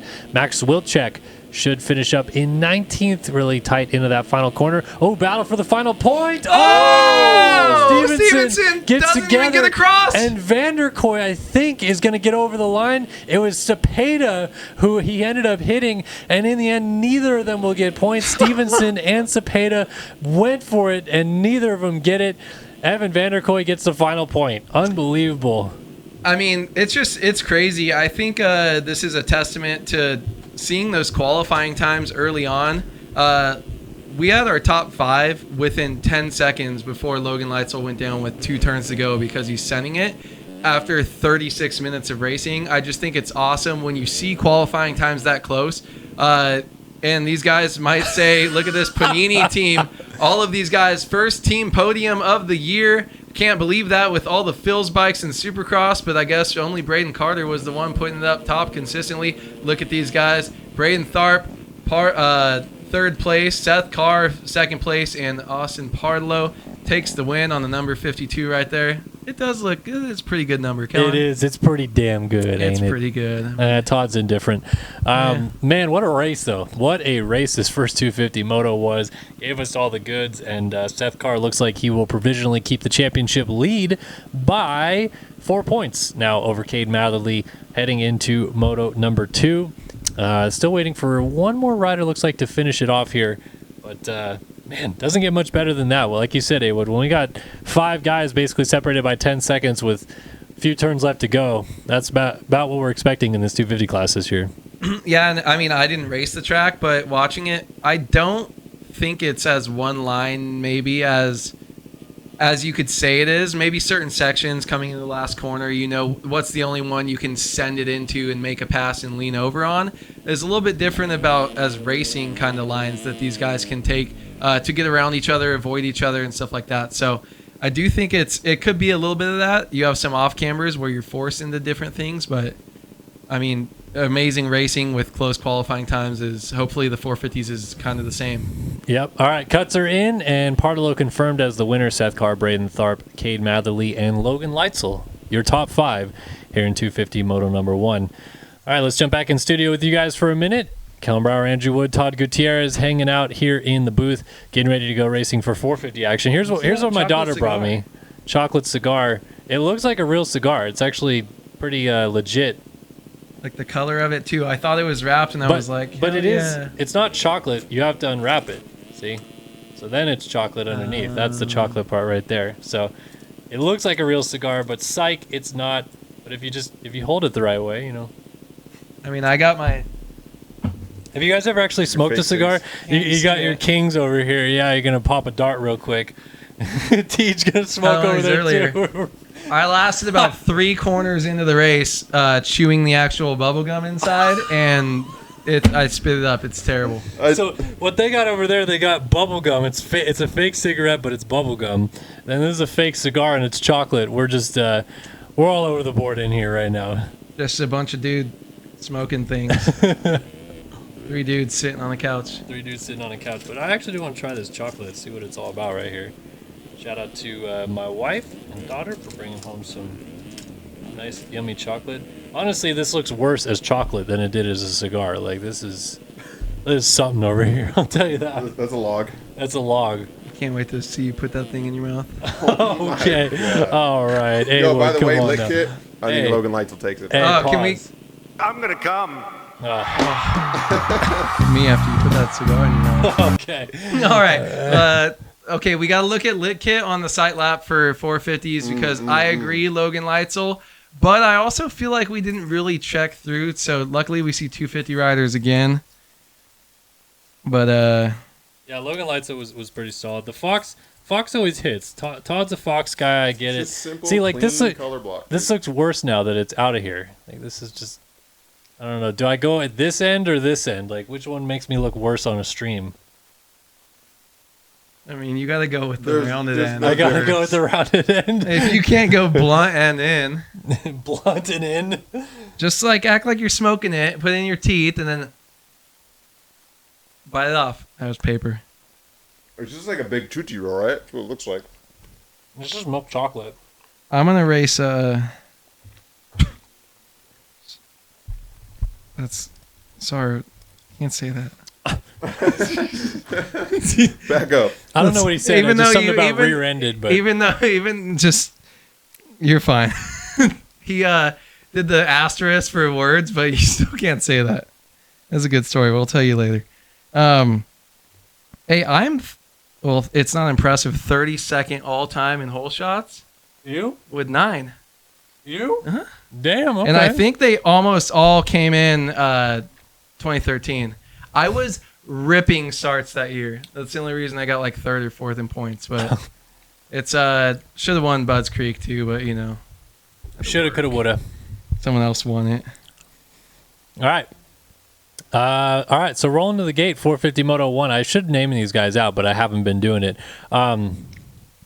Jacob Hubbard, Alexis Leclerc, Chase Blakely, Ash Deering, Bodie Parker, Alonzo Robin, Noah Bindis, Ryan Rich, Joseph Pilsner, Colby Eaglin, Teddy Lehman, Seth Shirley, Payson Johnson, Nico Marchini. Who else we got out in here? Brandon Larson's up in here. Chase Donovan, Ethan Gurst, Jake Spees, Jack Haley, Anthony Pachone, Braden Castellaneta, Blake O'Brien, Bryce Whelan, Ethan Parks, Walter Gebhardt, Kyle Boardman, Frank Jackson, Adam Holm, Xander Bryan, I think is how you say that. And then Adam Holm, Killian Ortiz, Liam Atkinson, Enzo Butigny, Will Now, Devin Davis, Rogan McIntosh, Caleb Hall, Tyler Lang, Connor Holiak, Pablo Vial, and Braden Carter going to the gate in 450 Moto number 1. Gentlemen, do we have a Design Lab Co. whole shot pick here in this one? Jacob Hubbard. Well, yeah, I mean, you have to stick with that because you called that for the 250 Moto. Yeah, yeah. I'm gonna be right. I was excited. I was gonna give you that no matter what. Okay. I'll go Chase Blakely. And you're sticking with Hubbard? Why are you looking at me like that for? I don't know. Chase B? Jacob Hubbard. Yeah, that's just. He's not really a whole shot guy in my mind, but it's okay. I mean, go with whoever you want. Go with your heart. Anybody, dude. It's anybody's shot. I know. It really. You can just drop the clutch, and I timed most of the gates, so it's not like cheating, but you just kind of get the feel and just dump it. I'm gonna go Seth Shirley. Okay. I got a feeling the deuce is gonna end up out front.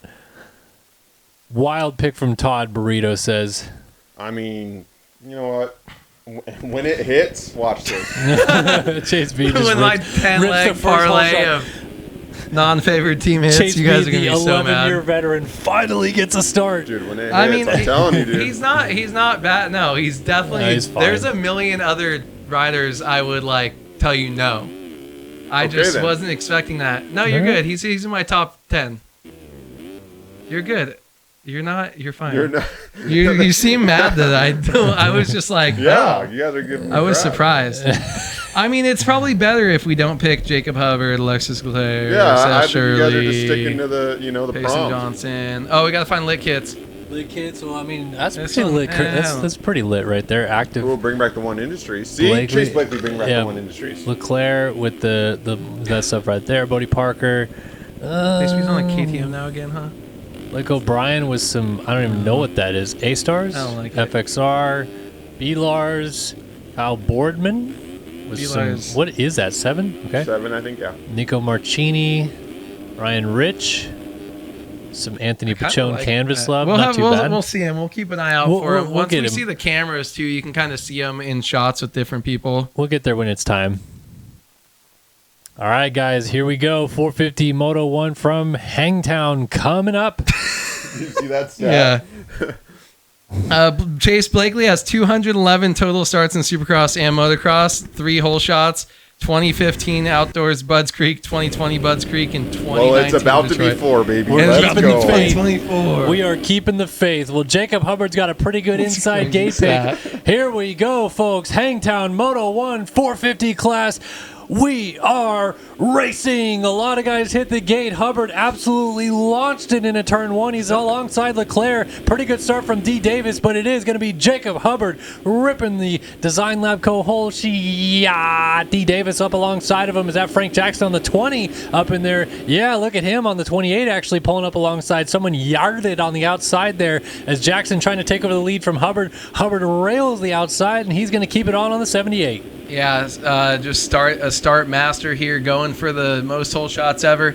I did see a high single-digit number down off the start. I think even hit the gate. Braden Carter and Seth Shirley were both outside of 30th place as we went through the second corner. So just something to keep an eye on. Not sure exactly what happened to both of those. Thought it was a red plate holder, but I don't Payson think Johnson so. down in 14th on the first lap by the looks of it on timing and scoring. Right now, as Hubbard leads them down from the top of the hill, Frank Jackson, Pablo Vial, Devin Davis, Braden Castellaneta, Chase Blakely, not a bad start, P6, with Colby Eaglin, Tyler Lang, Bryce Whelan, and Walter Gebhardt inside of the top 10. Hubbard leads him up the hill on lap number 1. Look at this gaggle of riders right here. Castellaneta up alongside D. Davis with Blakely right behind them. Ooh, getting hit from behind on the Cowie right there. Not sure who that was. Whelan makes a little nose and a pass right there. It was Colby Eaglin on the 24. Man, that pipe is sticking out of that rear fender by a yard. Look at that thing on the District Designs number 24 as he's moved his way forward from that mistake, and now he's going to close up on T-Lang. What year was the Suzuki's that they had the Yoshes with like the new RS4s or whatever that were like The 2010? bazooka? More recent, I think, like 18 or something. There was just bazooka pipes on some of the Suzuki's. That's what that looks like. Yeah, those Cowie plates are crazy right there with that giant exhaust. But yeah, Payson Johnson, it was a red plate. Did hit, or no, who's in red in front of him? Payson Johnson hit the gate. Yeah, Payson did hit the gate. Payson also has been losing positions. He doesn't look like he's in the top 20 anymore, I believe. But either way, this is all dicing and slicing at the front of the field as Jacob Hubbard launches out in the mechanics area to lead the opening lap of the race right here by the tune of about 2.5 seconds over Pablo Vial. Vial in second, Jackson third, Braden Castellaneta fourth, T-Lang in fifth, and then we got a gaggle of riders in the finish line area right now. D. Davis, Bryce Whelan, Blakely, Colby Eaglin, Jake Spees, Will Now, Ethan Gurst, Seth Shirley, Braden Carter, Anthony Pachone, Brandon Larson, Enzo Butigny, Rogan McIntosh, Noah Bendis, Chase Donovan, Jack Haley, Teddy Lehman, Adam Holm. Here he is, Payson Johnson, all the way back in 24th up alongside atom.com Holm on the inside right there. So Johnson was in 14th, must have had a fall, and now he's got some work to do.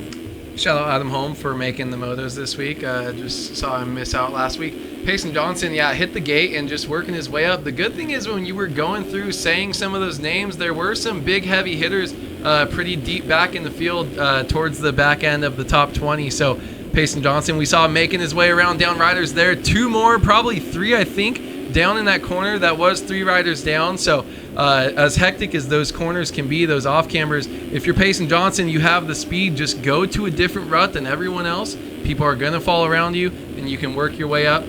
This is going to be a ride equal to probably what we saw from Seth Carr He'll be back up on the podium soon. It's just how long does it take you to get there? But man, his speed compared to these guys is going to be on another level, and I expect him to be close to the top 10, by the end of this lap. It's always kind of fun diving back through the field and watching a guy like this go to work and see what he's able to do as he jumps to the outside at the top of the hill trying to make a pass into the top 15, and he will do so. So pretty good job. We jumped on board with him when he was in 24th, I believe, 23rd. He's already up to 15th. Made some quick passes there to get into that position.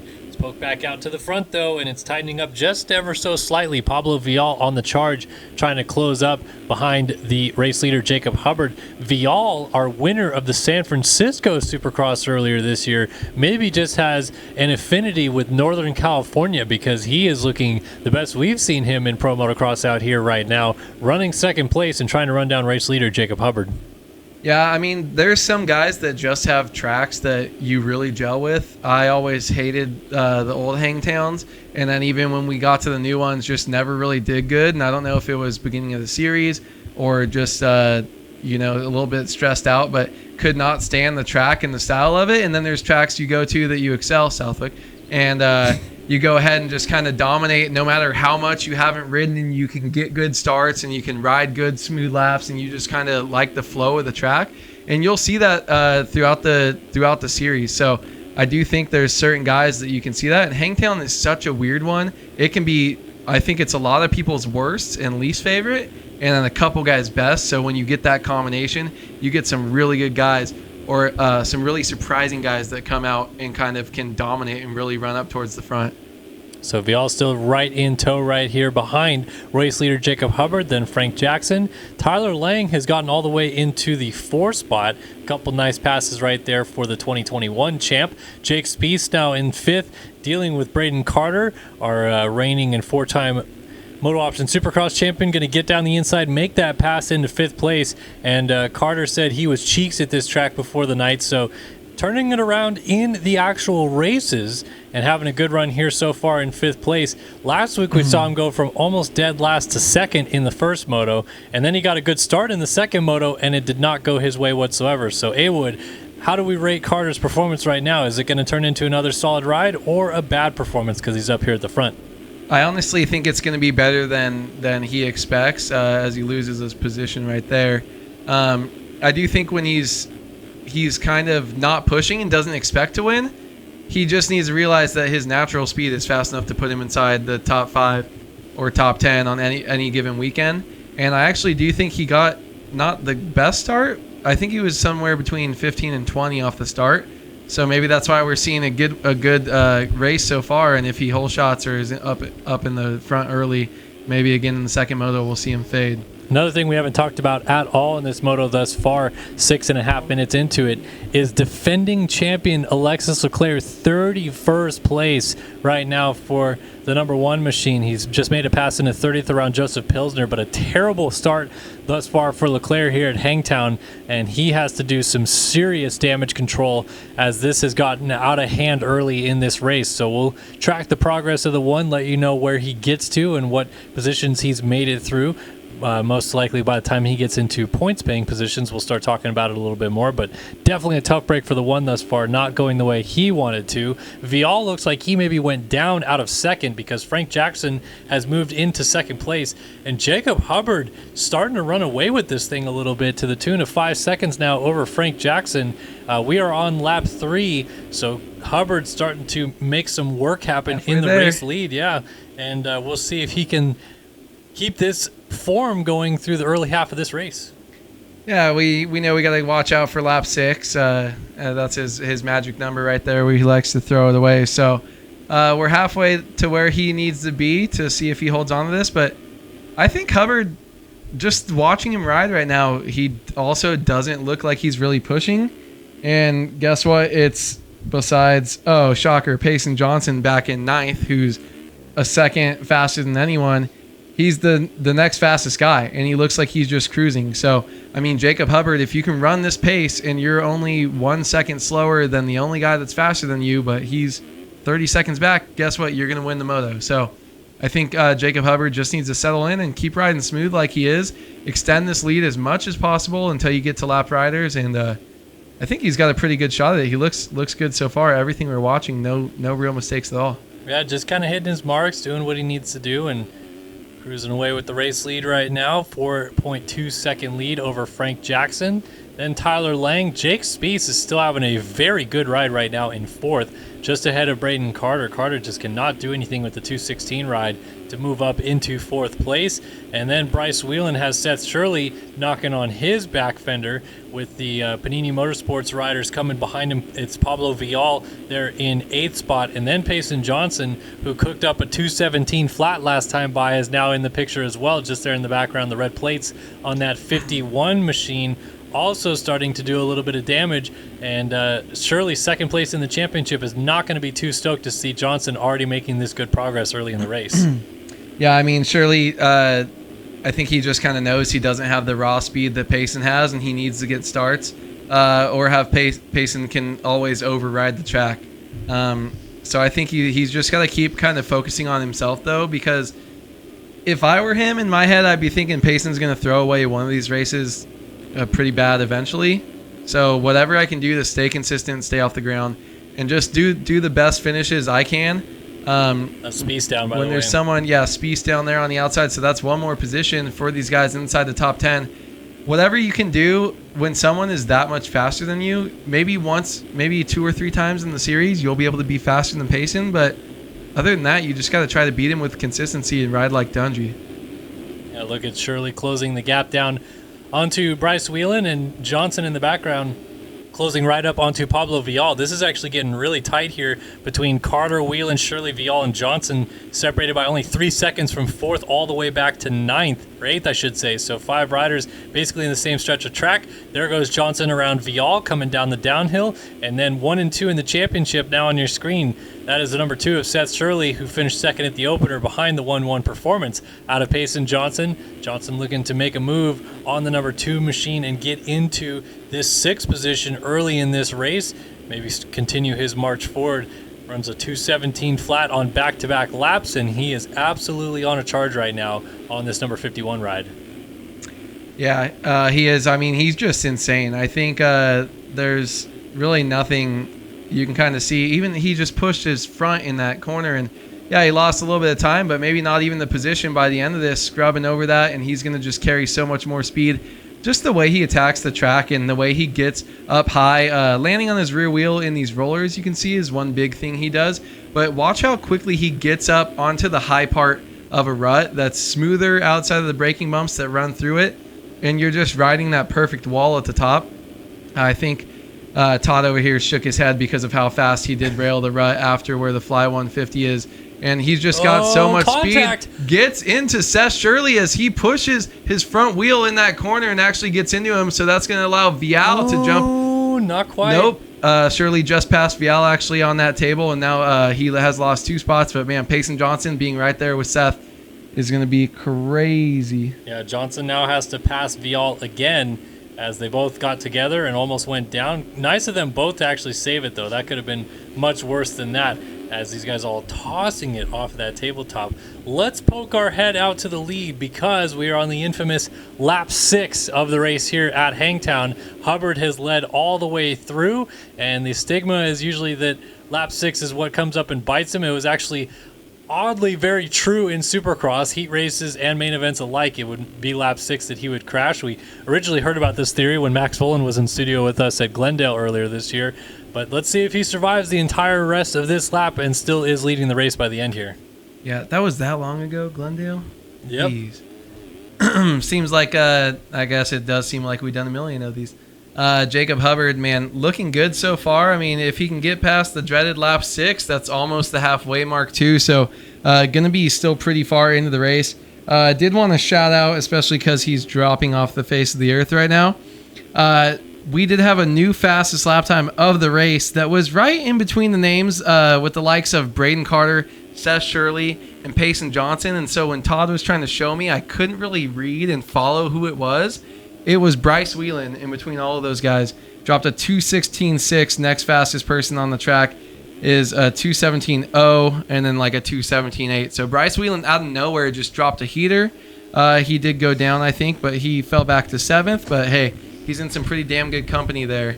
battling with these guys as we follow Jacob Hubbard a little bit closer to the end of dreaded lap 6. Yep, making his way through these final switchbacks on his way to trying to break the curse. Let's see if he gets it all the way.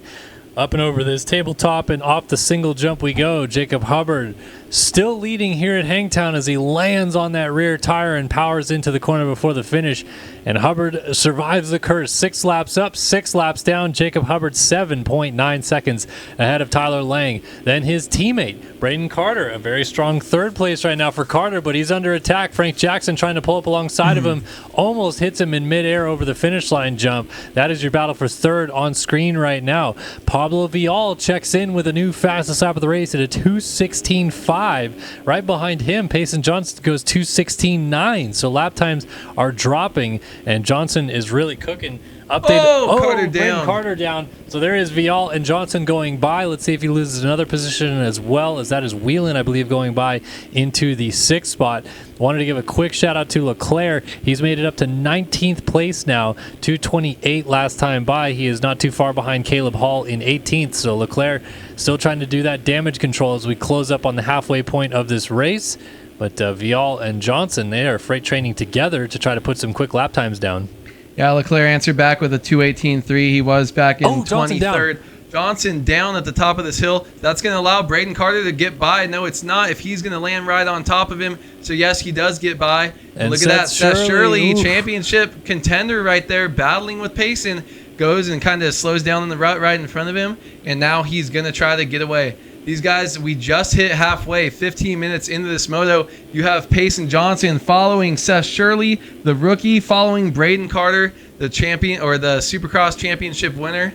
And I mean, how much better can this get right here? It's like these are the 3 guys that we're looking at. Braden Carter trying to cement himself too as someone that can kind of be up here and battle with this outdoor championship, but we just had a lead change. Actually, Tyler Lang threw it away lap 7 as I was looking at timing. Not sure what happened. Not a huge mistake if he's only half a second in front of him, but Tyler Lang made the move. Hubbard in second, followed by Vial 3 seconds back. And Frank Jackson just lost 3rd place position, dropped back into 4th after surprisingly amazing first round last week, I think with like a 4-4. Yeah, Frank Jackson. So, I mean, Frank Jackson is my surprise of the season so far. Yeah, so here we go. This has turned into quite the heck of a race here. Halfway done with this thing. T-Lang up a second on Hubbard, 3 seconds on Vial, 4 seconds on Jackson, 8 seconds on Whelan, 9 on Carter, and 10 on Seth Shirley. The top 7 still just separated by 10 seconds, 16 minutes into this moto. So there's Lang, there's Hubbard, there's Vial, there's Jackson. That's your top 4. Then over the line right behind them, here comes Whelan in 5th. Carter 6th, Shirley 7th, and then a bit of a gap back to Payson Johnson. Well, actually, Colby Eaglin now moves into 8th behind Seth Shirley. So this turned into quite the fun race here, as Hubbard's not letting Lang go at the front, but these guys might all have more companies soon with more fast riders getting into the picture. Yeah, we did have a new fast lap time set by Seth Shirley at a 2:16.2, beating the previous best of a 2:16.6. And what I really want to point out is that all the way back to Seth Shirley in 7th is only 10.3 seconds. That's what 5th place was at the end of the 250 race that we thought was amazing. And guess what? There's a bunch of championship winners. They're actually within the top 10 right now. Payson Johnson at the back of it in 9th. So, I mean, you've got some newcomers trying to go up and show that they can dominate and kind of race for this championship in like Frank Jackson, Jacob Hubbard, Tyler Lang, and Vial like trying to come back. And then you've got these big names in the back that are struggling. So I think this is one of the best starts to an outdoor season that we've seen so far as not complete another domination by someone. Yeah, it's a lot of variation, at least thus far in this moto. We'll have to see if Payson Johnson ups the ante in the second half now, but he did make a mistake that cost him some time not too long ago. He's 20 seconds off the lead. Battle for second on your screen right now.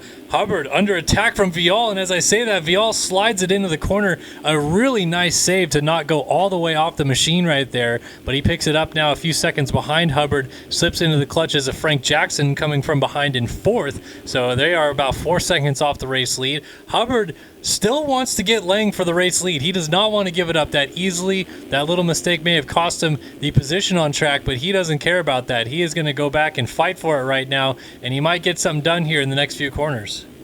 Yeah, I mean, Lang is past champion. He knows how to deal with this pressure right now. But if Jacob Hubbard's just got the speed, he's going to probably be able to make the pass by. But, I mean, Tyler Lang, it just looks like Hubbard's got a little bit more speed, and Tyler Lang got the pass done by just being there and being more consistent. But maybe Hubbard makes a mistake when he tries to get back past him.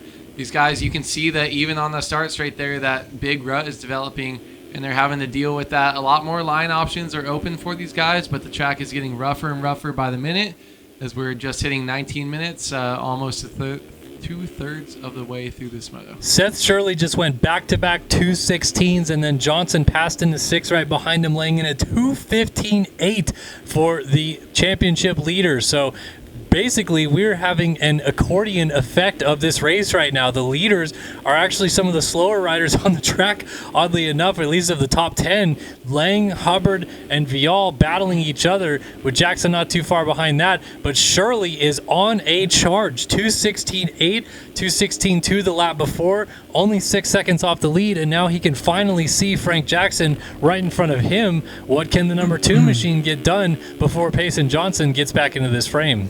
Yeah, I think he's got a little bit of room behind him. Payson Johnson has a lot of room to work up, and some mistakes needed by the guys up here in the top 5. The thing that we can talk about all these fast lap times by Payson Johnson and Seth Shirley, as he's going to gain a little bit of time here, as Frank Jackson had a small off-track excursion there in the rollers. Remind you of anybody? So Seth Shirley, though. Oh, Jacob Hubbard down from second? Yeah, correct. So now place, he's all the way back to 5th place. So all these guys we were talking about running fast lap times. Tyler Lang in the lead right now has his best lap time is a 2:18.6. That is slower than anyone's best lap time all the way back to 11th place. So he's the slowest guy out of the top 10, but he's leading the race because of his consistency and his veteran presence. He knows what to do and just knows how to take charge of a race. When you get a good start, it's not about being the fastest guy on the track, especially when it's as difficult as this racetrack is here tonight. Hubbard, with that mistake, relinquished the spot to Shirley, and Shirley went right after Frank Jackson and got him in the split section before the big Fly 150 jump, as we've been calling it. And now he is up to 3rd on the rear fender of his teammate Pablo Vial in a battle for 2nd place. So this battle continues on. 21 minutes have come and gone. We have got 9 minutes and 2 laps left to go in this race, and it is far from over. 5-second lead for T. Lang. Then this battle you're watching on your screen for 2nd place between Vial and Shirley. Jackson not too far behind them. Hubbard 12 seconds off the lead, and then Payson Johnson continuing to lay in fast laps, only 17 seconds back. 2:18.1 last time by for the 51 machine. Yeah, I mean, he's not moving forward as fast as I think he needs to. Do I think these guys are going to make mistakes ahead of him? They're going to make something, but is it going to be enough for him to get by more than he's going to make? We've already seen him go down multiple times in this race so far.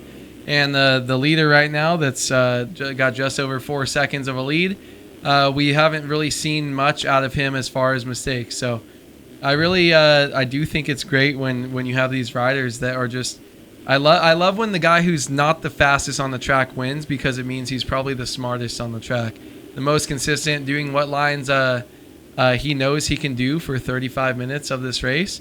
And I mean, taking advantage of the good position he put himself in off the start, and he's riding smooth right now. He looks like he's not pushing anywhere near any of these other guys on the track, and it's really showing, but also just showing in his result, because we don't see him make many bobbles. Yeah, just really hitting his marks, like you said, and doing a good job of just keeping this gap at 5 seconds over Pablo Vial. Looks like Shirley may have gone down, and suddenly we've got a battle between 1st and 2nd in the championship brewing. Update on Leclerc, he's now made it to 12th. He just made a pass on Ethan Gerst, and he's right behind Colby Eaglin for 11th. So Leclerc's done a really solid job of just making his way through the field slowly but surely, not as fast as he would have hoped to.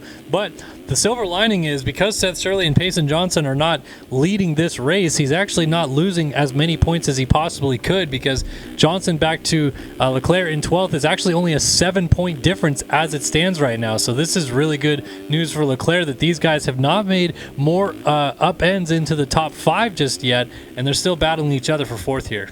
Yeah, I mean, you hit the nail on the head. When you're Alexis Leclerc in 12th place, you're normally thinking that's a huge blow.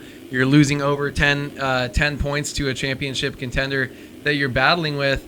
And then reality, you're getting these callbacks of where the other guys are, and you're losing 4 to 5 points, So it's not really a huge deal right here. As long as Shirley and Payson don't keep working their way up, they're right on each other right now. And once they get closer to Frank Jackson, if they can stay up, I think they might start working their way up into the podium without really too much that he's got to worry about.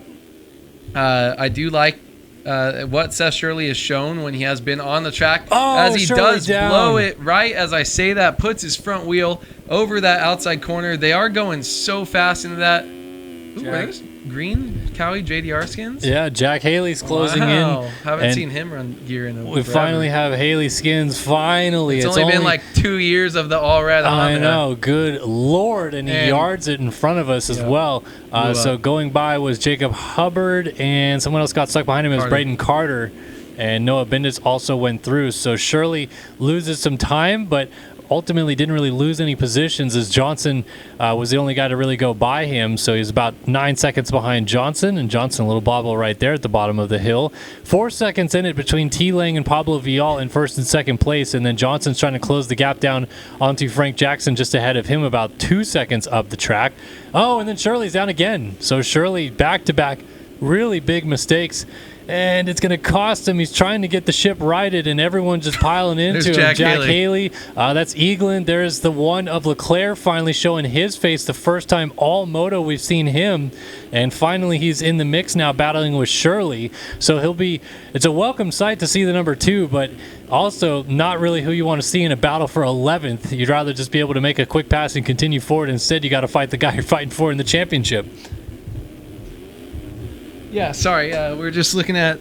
I didn't know there were so many stats over on this live timing page. If you look at the consistency tab at the top, it is insane how much better Tyler Lang is as far as his consistency to everyone else on the racetrack. Frank Jackson, the only guy inside the top 10, 20 that's even up there, kind of close to him.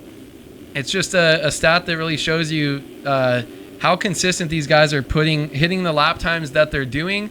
The position they're in, and just the variance that shows you that he's not making a bunch of big mistakes. Yeah, he's not said it multiple times. He still has the slowest lap time out of almost anyone inside the top 10 as his best lap time, but he's doing the same thing over and over and over again and not bouncing back and forth. Ooh, look at this, Leclerc and Haley. Yeah, and Haley Shirley getting stacked up. Shirley able to make a pass on Haley, so they are now in 10th and 11th respectively, trying to battle up to Bryce Whelan. Eaglin not too far up the road from that, and then Noah Bendis as well could be another position they eventually get into. Then you got Carter, Hubbard, Jackson, Johnson now into 3rd, and then still only 2 seconds off the lead. Pablo Vial is trying to get to Tyler Lang. Oddly enough, outside shot that Johnson still wins this moto, 9 seconds back and running some very good lap times compared to the leader. He was 3 seconds faster than T. Lang last time by, and we've got about 4 laps to go in this race, so you can never say never with Payson Johnson. He still might get this thing done.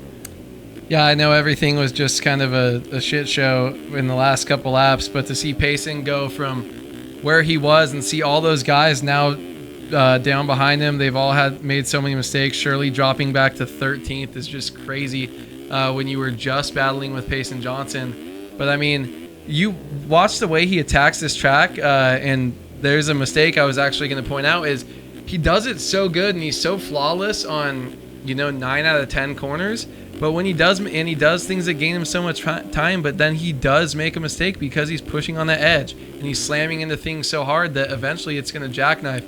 Look at Tyler Lang though now as we move up to the front. Yep. Does have pressure from Vial, and I mean look at this. He's moving right now. Tyler Lang, the speed might have caught up to him, not having the speed, and Vial's kind of put the consistency together. I think we might see a move here in the next half a lap or so. Yeah, and this track is getting roached. Some of these inside lines on the corners, big bumps coming into him, and Lang was hopping and skipping at the top of the hill before he stepped down off the top right there. So Vial is trying to take advantage of it. Still an 9 second advantage over Payson Johnson, so it's really kind of between the two of them to settle this out, and Vial just slid it down after the finish line jump, got sideways, landed off the outside of the rut, and just couldn't quite get back into it. So that cost him a little bit of time, 2 seconds off the lead. And now Johnson sensing more of an opportunity. 2:19.3 last time by. Still was about 4 seconds faster than T-Lang last time by, but doesn't really seem like he gained much time because he made a late mistake in that lap. Yeah, I honestly think Tyler Lang, that's all he needed from Vial, was that one bobble right there.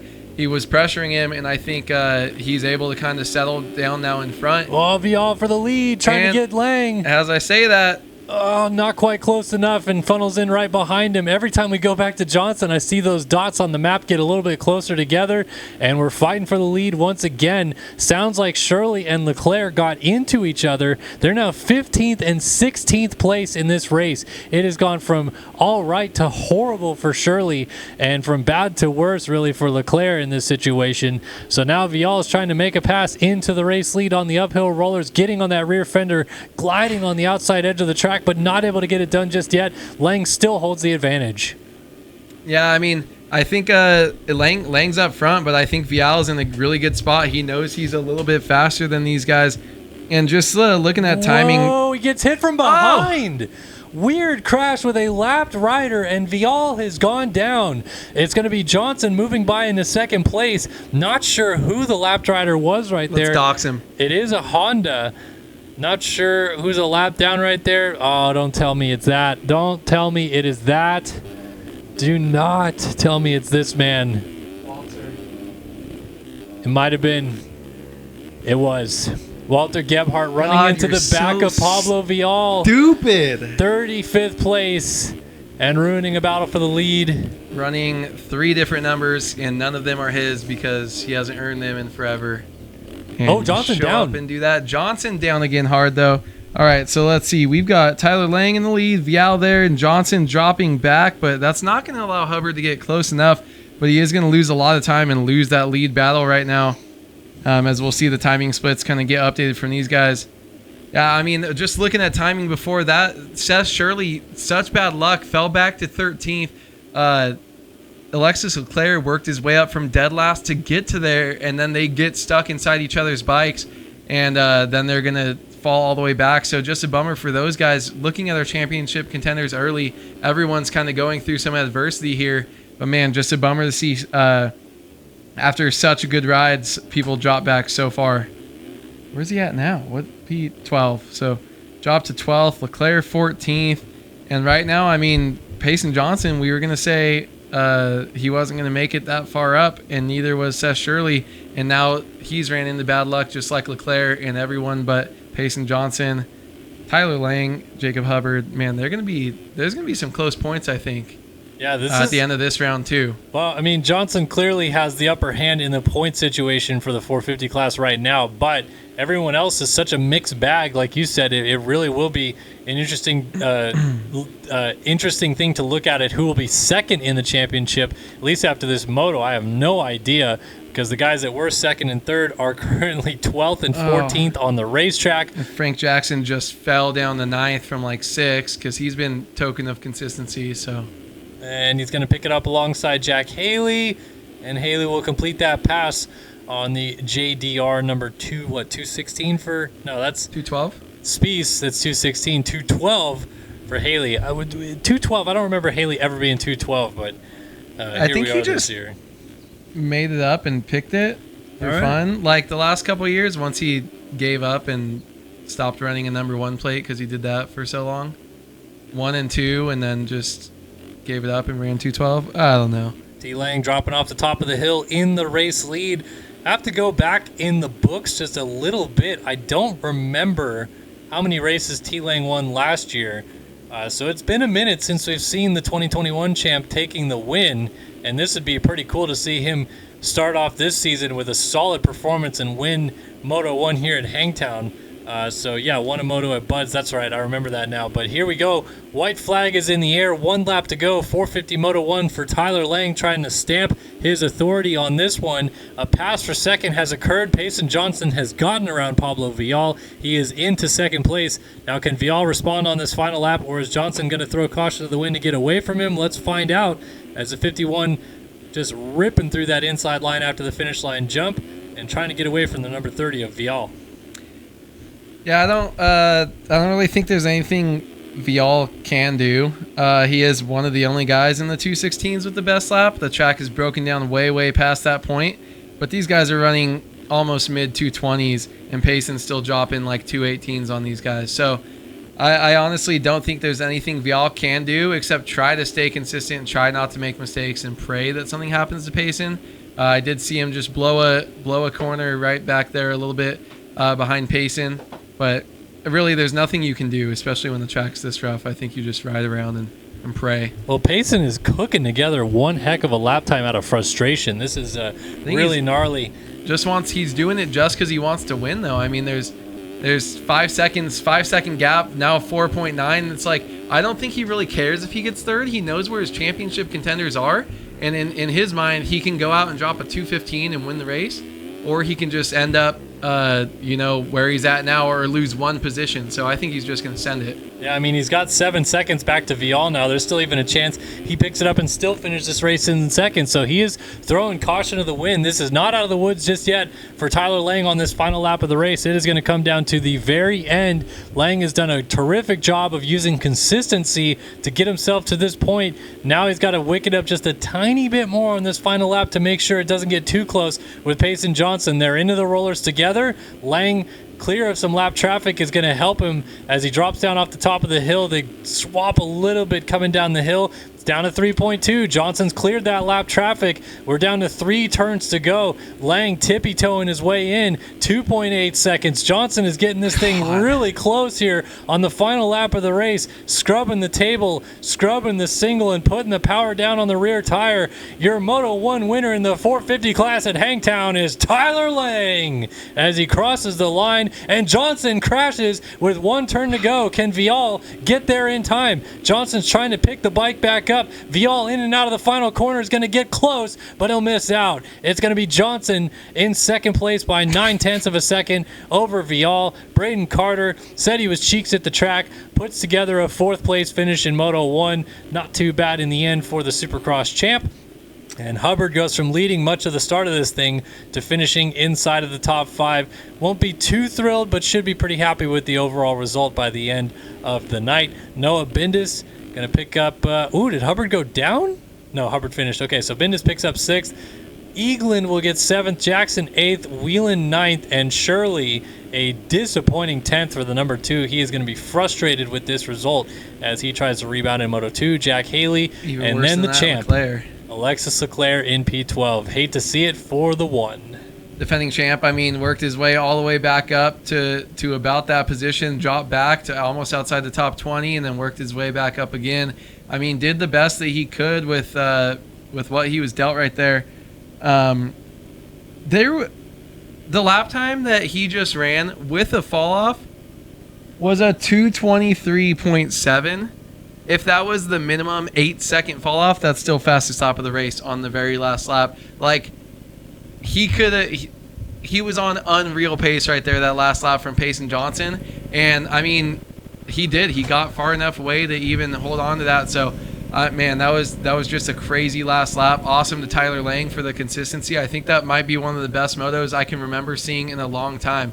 I honestly think it's so impressive for someone to, I mean, he was the slowest guy out of almost the top 14. There was one guy slower than him as far as best lap time in the top 14, and he won the race just by consistency. I think that's so impressive, and to do it with the field that you're racing, big shout out to Tyler Lang on that moto win. Yeah, and shout out to him again because iMoto251 in chat letting us know that Lang just moved into 5th overall all-time moto wins with 28 career wins. Well done to Tyler Lang for that result there.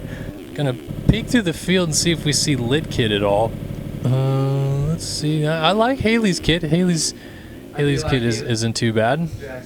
Pretty solid. Anybody else? The One Industry stuff pretty good. FXR, we got Canvas, a fly for Killiam Ortiz, Ethan Gerst, Brandon Larson. Buddy Parker with some sweet Fox stuff in that Yamaha.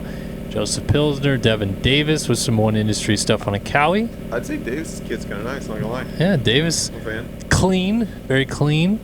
Got the 7 stuff for Kyle Boardman, Adam Holm on his Active Co gear on the Honda. Pretty They got good. to have a little bit more Honda pop, I think, to it because their bike is so plain. I think they need to run that. I do want to shout out Panini guys, just for the matching kits.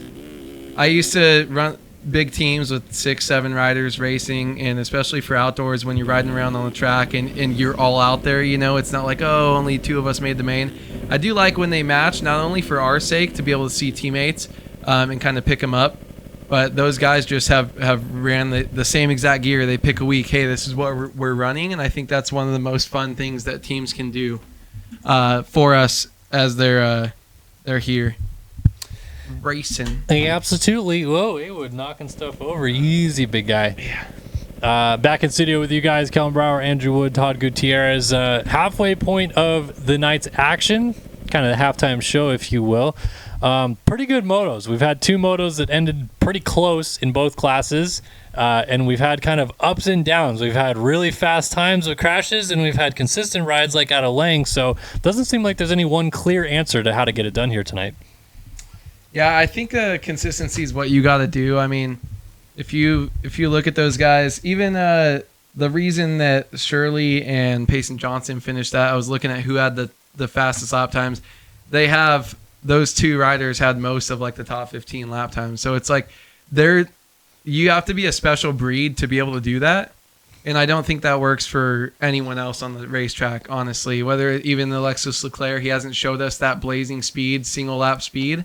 You've got to get it done with it's outdoors. It's 35 minutes. You can't be falling multiple times.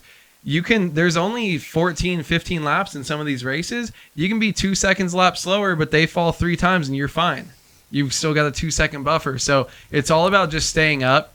And I think, when I won my one moto and that led to an overall, I fell one time and I was like, oh my God. And then we started seeing in the last couple years that some of the people that win, the only reason they won is because they never fell. Yeah. The top 3 or 4 riders did not fall once. So that's really the key to outdoors, is just staying on 2 wheels. And that's where it's really cool and it's fun to commentate the fast lap times by Payson and Seth Shirley and these guys dropping new lap times mid-race.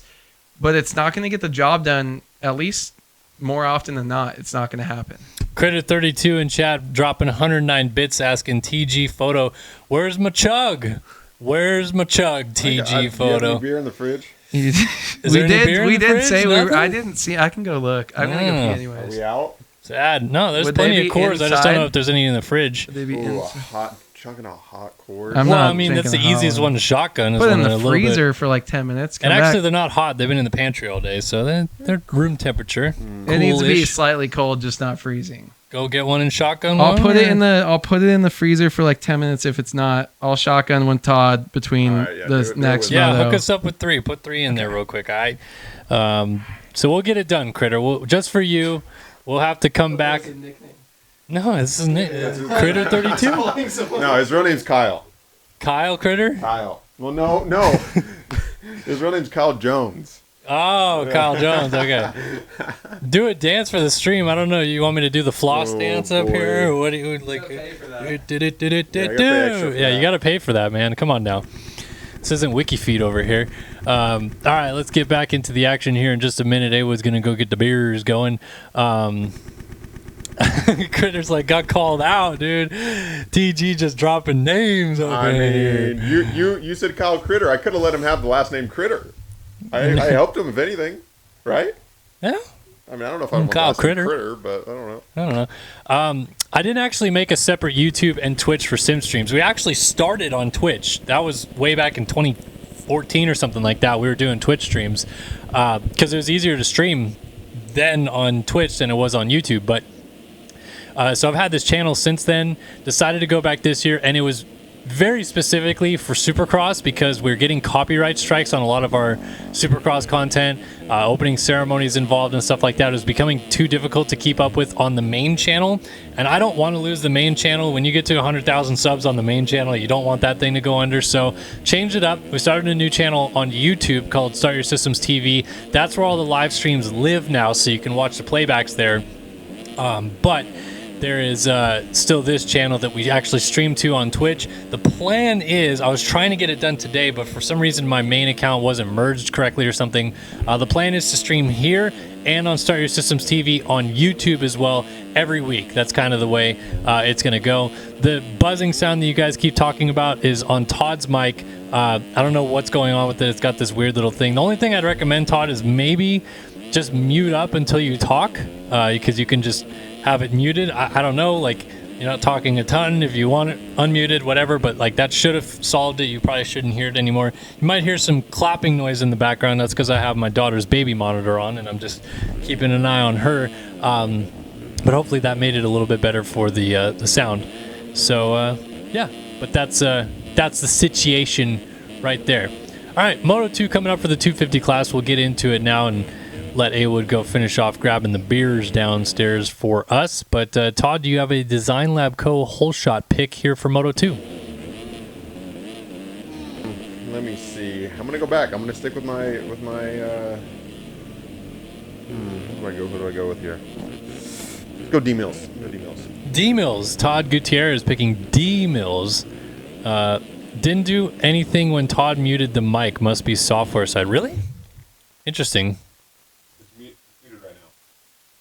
Oh, yeah, it is software side. Oh. How would I fix that, though? Software side. So what would be... It's in Voice Meter that it's causing a problem with your microphone. I might need to update drivers. I wonder if that's my problem. Would you want me just to unplug this one and just not run it? No, it's okay. We'll just leave it. I wonder if I can maybe change sources on... We'll deal with it. All right, here we go. 250 Moto 2 on the gate, getting ready to go racing. Let's see what happens from the inside gate picks as we are off and running. Daniel Mills trying to get a good start. A couple guys wheeling into turn one. Ooh, big pile up. A lot of guys getting touched together. Lucas Brune, I-Spec, pulls the whole shot out of nowhere, and he's going to come through the first turn. Side-by-side balls are dualies. Oh, huge ones. Balls are down the inside trying to take over. Let's see if he can get the lead going up the hill on the Ruma Suzuki. Not able to get it done. Round the outside comes, who's that? Ryan Chowsey on the EVP Yamaha as Lucas Brune leads this thing. And A-Wood jumping back in studio. Lucas Brune down the hill trying to make something happen, but hasn't done it yet. And Ryan Chowsey takes over the race lead on the Yamaha. Look at that move right there for the 379. We got a triple digit out front alert. Chowsey in the race lead. Yeah, great start by Chowsey so far, leading these guys through the field, and a lot more guys close early on in this 250 Moto 2 right now. So good to see that. I think we're going to get some good battles, and I like to see the guys who were leading not exactly right at the front last time. A lot of our contenders, though, inside the top 10, and some new faces going back to the field, so this is going to be a good one for sure. Unmute your mic, A-Wood. You had it muted still. Shoot. No problem, A-Wood. We'll figure it out when it's time. Balzer just went down out of second. He's in a bad spot. Let's see if everyone's able to avoid the Suzuki rider. Oh, one lands on him. I think that was maybe Cepeda there jumping into your living room or your bedroom, wherever you're watching from here this evening. As back to our race leader, Chowsey, man, look at him cook. Hole up, dude. Let him cook. He is pulling away at the front of the field here on the 379 and making it look easier than it should be. This is a great ride right now from Ryan Chowsey. Yeah, I mean, it's always good to get off to a good start, and I think I'm not sure exactly where Chowsey finished in the first moto, but it definitely wasn't this far up front. So when you get off to a good start and you can just put in laps on your own, these guys have now had more time on the track. They do get to ride the track for at least a day before they put in their qualifying laps, and they work towards it, but there's nothing quite like race pace in the way it breaks down with all 40 guys on the gate. So I think it's good for him to get up front, and a lot of these times you see someone who maybe hasn't been really put inside the top 10 consistently. They get off to a good start, and they really can show off and get their season best, even if it is only round 2 right now. I think this is really cool for Chowsey to see him up front. Lucas Brune, Seth Carr, and Parlow following, as well as Matherly. So he's got some heavy hitters behind him, but he's feeling good out front, throwing some big whips for the stream, and sometimes that's what you got to do. Quick shout out real quick to It's Not Delivery, It's DiGiorno's with a Prime sub. Thank you so much for the support. Currently 2 months in on a 1 month streak, so he missed it somewhere in the middle, but always appreciate the support that you guys deliver week in and week out. So Chelsea's still leading this thing, like you guys said. Brune and then Seth Carr, much different start for our championship leader than what we saw in the first moto. He had to come from 39th to get on the box in the first one. Now starts up in third place. So is this bad news for the rest of the field? We know Partillo won the first moto. Oh, that's a mistake though for Carr. Partillo is going to move into third place, but we saw what Carr was able to do from a terrible start. Is this bad news for the rest of the field now that he's got a good one? Yeah, I mean, even someone like Leitzel that moved up so far, I think they're going to be two of the guys to keep an eye on when they're running. Now 4-6. Matherly find that playing spoiler in between those two. I think when you have someone that moved up so far first moto, their confidence is just through the roof. They get a slightly better start. It's not perfect for them, but they know, okay, I went from 30th place to third. I can now take a 10th place start and easily win this thing. So I think confidence is going to be through the roof for someone like Seth Carr, and he's definitely going to be someone we have to keep an eye on as he makes his way through the field. But these are faster riders he has to get through, but he has made his way through most of them. Not Austin Partillo, though, who is right in front of him. Yeah, Partillo, remember, won the first moto, and he is all over Lucas Brune right behind. This is a great fight now for second place as Ryan Chelsea still continues to lead.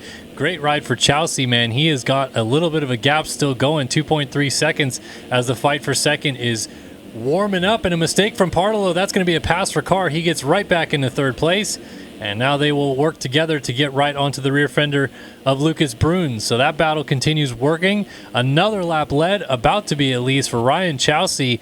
2 laps up, 2 laps down, still leading this thing at Hangtown, and we did not see this out of Ryan Chelsea. I don't think many of us expected the EVP Yamaha rider to break out like this one in the second moto, but man, he's making it look easy in the race lead. Yeah, I mean he's really found something. It's early on. We've only had 2 laps of data for these guys. Actually, 1 lap of data, but he did drop the fastest lap time on the racetrack right there, going faster than Seth Carr. So he's gonna be able to make his way through. Which buttons is it again?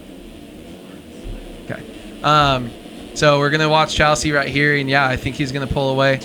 Need a little help from you, Todd, so I'm not talking nonstop for these guys, but not right away. Here we have Seth Carr in second place, followed closely by Partillo. I actually don't think we saw him get around Partillo, so that was a pass that he made right there off screen, and Cade Matherly, your other red plate holder, coming around in fourth. So these guys, you see the 4 of them going down that hill, not too big of a gap between this top 4. And these are all championship contenders right there, except for Chelsea out front, who actually blew that corner. We saw that earlier with the rut not being built up, and he's going to lose a lot of positions. Jumps back on the track, gets into, I went the wrong way, Logan Leitzel. Logan Leitzel actually rides out that backflip, and look at that, Vanderkoe, Chelsea, Snyder. This is harder than I thought. Haven't done this in a while. Another position he's going to lose. Man, what a bummer, out of first place right there. Kellen had to step out. Another race cobble went down twice. And then Vanderkoe, Chelsea's teammate, went down. Emil Howell is going down here. We're going to giant pile up. I went the wrong way again. But I was going to keep watching those guys pile up. All right, let's reset up front here. Seth Carr now into the lead. Just got past Austin Partillo, or those timing gates were messed up right there. So these two teammates battling. Yeah, the Panini boys just need to check out at this point. Like, just stick together and just go. Like, if they're probably all in Discord hanging out, like, just latch onto the back of Seth and just try to check out. Just be consistent. Yeah, I mean, these were 2 of the fastest guys on the racetrack. I'm sure you're going to see that with the lap time as they come around. These 2 teammates both looking really good here, jumping off this single. I'm going to watch them come across, then we'll go back and just kind of see where lap times end up. Seth Carr just a little bit slower than Partillo, but actually Cade Matherly behind them in third was the fastest out of those top 3 that came around. But he's just still got to keep putting down some lap times like that, but 1 whole second faster almost than the boys in front of him. All alone in third place here, chasing those 2 out front. Maverick Snyder was up into 4th place. He just got passed up the inside by Logan Leitzel, who after getting into it with Chelsea, going down, able to work his way back up into 4th position here. Snyder chasing right there. Lucas Brune, Ryan Chelsea, and Luke Sullivan now rounding out your top 8 of this race right now. But man, that battle to the lead will hop back up here as Kellen's coming back in the booth. Another rider goes down in this battle. But man, the guys up front, half a second apart. It's teammates of Seth Carr and Austin Partolo. Here we go. Battle for the lead is on. Carr is leading. Partolo still right on his heels in second place. And this is going to be a great fight, especially with Matherly starting to cook those lap times up in third. So this is the championship fight that we expected to see. Carr, Matherly, and Leitzel 1-3-4 on the track right now. But Austin Partolo says, I don't care about any of that. I want to go 1-1 here tonight at Hangtown. And he's giving Seth Carr the business for this race lead. A great fight between teammates. So you have to imagine in this situation as well, they're probably playing a little bit nicer with each other, maybe even talking to each other on a Discord right now. And in that situation, they're not slowing each other down either because they're just playing nice and not doing anything stupid. Yeah, it's one of the best feelings to ride with your teammate. If you guys are friends and they are talking to each other and they're kind of just walking each other through this, it makes it super fun, but it's also very relaxing because you're pushing him. Yeah, you want to beat your buddy, but you know he's not going to do anything stupid, and you're, no one's going to slam it up the inside. So you're just trying to make it kind of keep it clean out front and just ride your lap times. And it's almost like you're just playing with your buddies, just having a good time. So both these guys just trying to pull away from the rest of the field, and it looks like they are going to be able to check out. Cade Matherly was in third close and has lost some more time. So going to be interesting to see lap times as they come around this time. This time by Seth Carr sets fastest lap of the race at a 2:16.3, 2:16.5 out of Partolo. And like you mentioned, Matherly goes 2:20 flat, so he's 6 seconds off the lead. Oh, mistake, and Partolo goes down out of second, swapped out of turn 2. That's going to give second place over to Cade Matherly. And Partolo, finally, kind of the first real big mistake we saw out of Partolo tonight, man. Even when he was leading in the first moto, it wasn't like he was making many mistakes as the guys around him that were bobbling. And this time, he's the one that hits the dirt.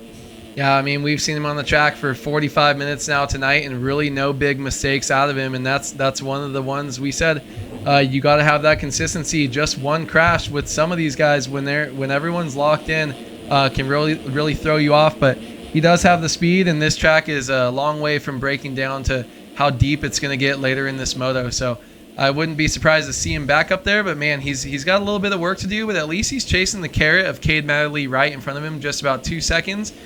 So he's going to, have something to go for and set his sights on instead of just riding all alone after throwing it away. Through this outside line, Partolo going to keep Matherly in his sights. 6-second lead now for Seth Carr going up the uphill. So overall scores right now, Seth Carr believe in the catbird seat to take it as it stands, but we'll see if anything changes in the second half of this race. Already cruising up past the 10-minute mark. Here's Logan Leitzel coming into your screen in fourth, 15 seconds off the lead, running lap time similar to the leaders, but a little bit slower than what we're expecting to see out of Leitzel mixing it up with those guys. We'll see if he can turn it around. So I missed it. What exactly happened? Ryan Chelsea tossing away the race lead. So Chelsea was going down the big, long, fast downhill into that right-hand sweeper where they rail the outside, made a mistake and clicked to him, and he was off the track, so he flew over somehow. And then when he was getting back on the track to do the table up into the roller section, he jumped into Logan Leitzel. They collided. Logan did a backflip, rode away, and Chelsea went down. So he went down twice in about 5-second time span and really lost that time, but I mean, he's only 21 seconds off the lead after crashing out of first to being able to stay that close. That means he got up, he put his head down, and he started to run consistent lap times. And he's not really losing too much after his 2 big fall-offs that we saw. Yeah, just kind of hanging out right here, right in front of Luke Sullivan, who this time around, similar to our top competitors, got a better start in 6th already, as Lucas Brune, Maverick Snyder, Austin Schaefer, and Jax Lindsay round out our top 10 early in this one. Yes, looks like Balzer had a pretty rough go of it. He's fallen outside of the top 30 after almost hole-shotting this race, not the way that you want things to go. And we've got a cheeky little battle brewing here for third. Matherly has fallen behind Partolo and instead has to deal with the pressure from Logan Leitzel. I feel like we've seen these two battle a few times here tonight already, and it's on once again, trying to figure out what's going to happen for this third position. Yeah, they spent a lot of time racing each other so far here tonight, just finding each other whatever position they're in on the track. Their speed seems to be similarly matched up. Cade Matherly does have a little bit higher top-end speed, I think, that we've seen as far as lap times. But Logan Leitzel knows how to turn it on when he needs to, and he's really trying to push the envelope using different lines here. I like that we're seeing that. A couple of them funnel down into one, like this one right here, but it is cool to see him not wanting to follow, even though he's trying to give chase and gain some time up to him. Cade Matherly definitely had a rough couple of laps here, but looks like he's kind of got it figured out now that he's got pressure from right behind him with Logan Leitzel again. Leitzel trying to jump right into the back of him, but not quite close enough. Everyone funneling to that outside line. Thought Matherly was going to jump off the track for a minute, but able to coordinate it back together at the top of the hill. These guys are about 5 seconds behind Partolo right now, as Carr still leads this thing by 9.5 seconds, and this is really your kind of key battle on the track. Chelsea and Sullivan starting to go at it right now for 5th, not too far behind these two, but it seems like, and Leitzel a little bit too long on that single right there. Instant legs off, and he's going to lose a few positions as over top of him right there goes Chelsea and Sullivan, and Leitzel's going to pick it up just before. No, he's going to have plenty of time, still in 6th place.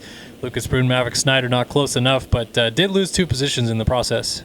Yeah, kind of a weird spot to go down, almost something you don't expect to happen there, and you just railed the hell out of a rut, and you're trying to just gain more time, but it ends up with you going down.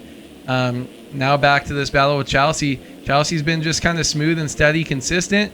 Looks like Luke Sullivan right behind him, though, just has a little bit more pace right now.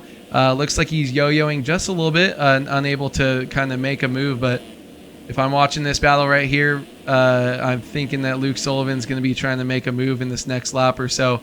Being so close, having that little bit more high-end speed. We'll have to see what happens if we keep following these guys around. Yeah, Sullivan has been slowly inching up to Chelsea, and Chelsea's done a pretty good job of holding the 11 machine back. Now they are battling for 4th place. After that crash from Leitzel pushed them into a little bit of a higher position. Leitzel's still only 3 seconds behind them, so as they continue to battle, also keep an eye out for the 3 machine peeking in behind this group, and that might turn into a 3-rider battle before long. Yeah, I see that blue streak across the back of the screen right there, but man, Chelsea, despite that mistake, like you guys had mentioned, of him crashing away from the lead, settled in pretty nicely right here in the 4th place and could still have a really good moto score on for him here in the second moto if he holds tight. Yeah, I mean, he's just kind of running his own pace. It's almost like Tyler Lang after making a small mistake right there, but he's going to recover, and it's not a fall-off crash. So, yeah, he loses a little bit of time, but it's honestly, I think this is, close to what Tyler Lang did leading the first moto. He just had 2 really bad fall-offs, and then now it's really just minimizing mistakes, riding the lap times you can, and that might make him fall back. A huge get-off. Logan Leitzel tried to, wheelie tap or maybe pull a triple out somewhere there. Clipped his rear wheel, dropped the front end, and goes over the bars hard. Doesn't lose a position, but huge fall-off right there by Logan Leitzel. It's kind of weird he didn't lose a position either, because didn't seem to have a lot of time off the bike. Yeah, just picked it right up, almost like looked like an MX Bikes crash. Yeah, just plopped to the ground and then reset himself up on 2 wheels right there. So there's Lucas Brune in 7th. Maverick Snyder, very good ride for him in 8th, and then a battle for 9th right now between Austin Schaefer and Ollie Cruz going on,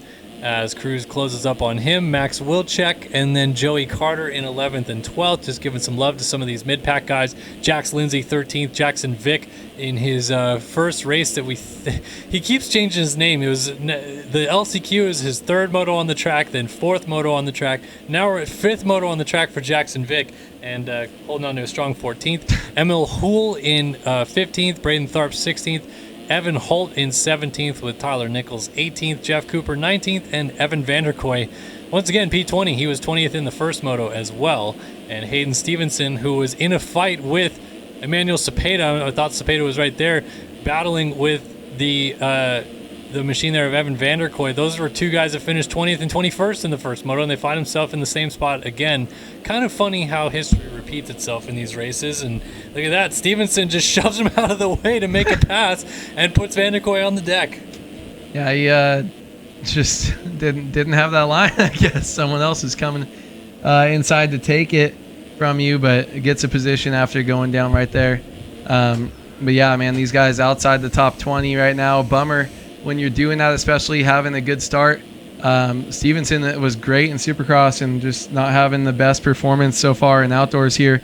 Riding around in 20th with the last position. But I mean, there's still a lot of time left. You've got over half the race to go. just over half the race. These guys are at 17 minutes with those 2 extra laps. They'll have some more time. So there's a lot of time to work your way up. Sometimes you sit back in 25th place for the whole race and you end up in 12th. So it just kind of depends on what happens late and how you ride the track when it breaks down. These guys have already seen it break down once before, so they know what's coming for them. Ooh. And just like that, Stevenson avoids Jackson Vick going down 5th moto, dude. He doesn't have the experience. Gotta give him a free pass. Still fighting these guys. Might not even get a pass back on Stevenson. Oh, it's close, and he's going to get it done. So this is your battle for 19th place on the track. I know it's not quite as exhilarating as a lead battle, but these guys are giving it their all, man. And even just a few more points than the 20th and dead last place for getting points in this moto means a lot to these guys, man. You just pick up a few more points. You might be frustrated with a 17th place result, but then when you look back and you go, oh, it could have been 22nd. 17th sounds a lot nicer. Yeah, it does. The crazy thing is I'm looking right here at Braden Tharp, just 14th place. It's kind of a bummer, though, after being the position that he was in. At first moto, you get a podium, and then you go, and that happens. So just kind of a bummer for him, just having such a great ride, that Panini sweep on the podium, and then having that happen. So just crazy, but, man, Jackson Vick right now just going. Yeah, Jackson Vick trying to hold on to this 19th position. Well, not 18th. They've gotten around a few guys. Jack Gatlin slipped their way back a little bit. Let's kind of peek through the field, see anything else going on. No one really close right now in terms of a battle. Well, Ollie Cruz is still right behind Chelsea. Then Lucas Brun and Maverick Snyder pretty close together.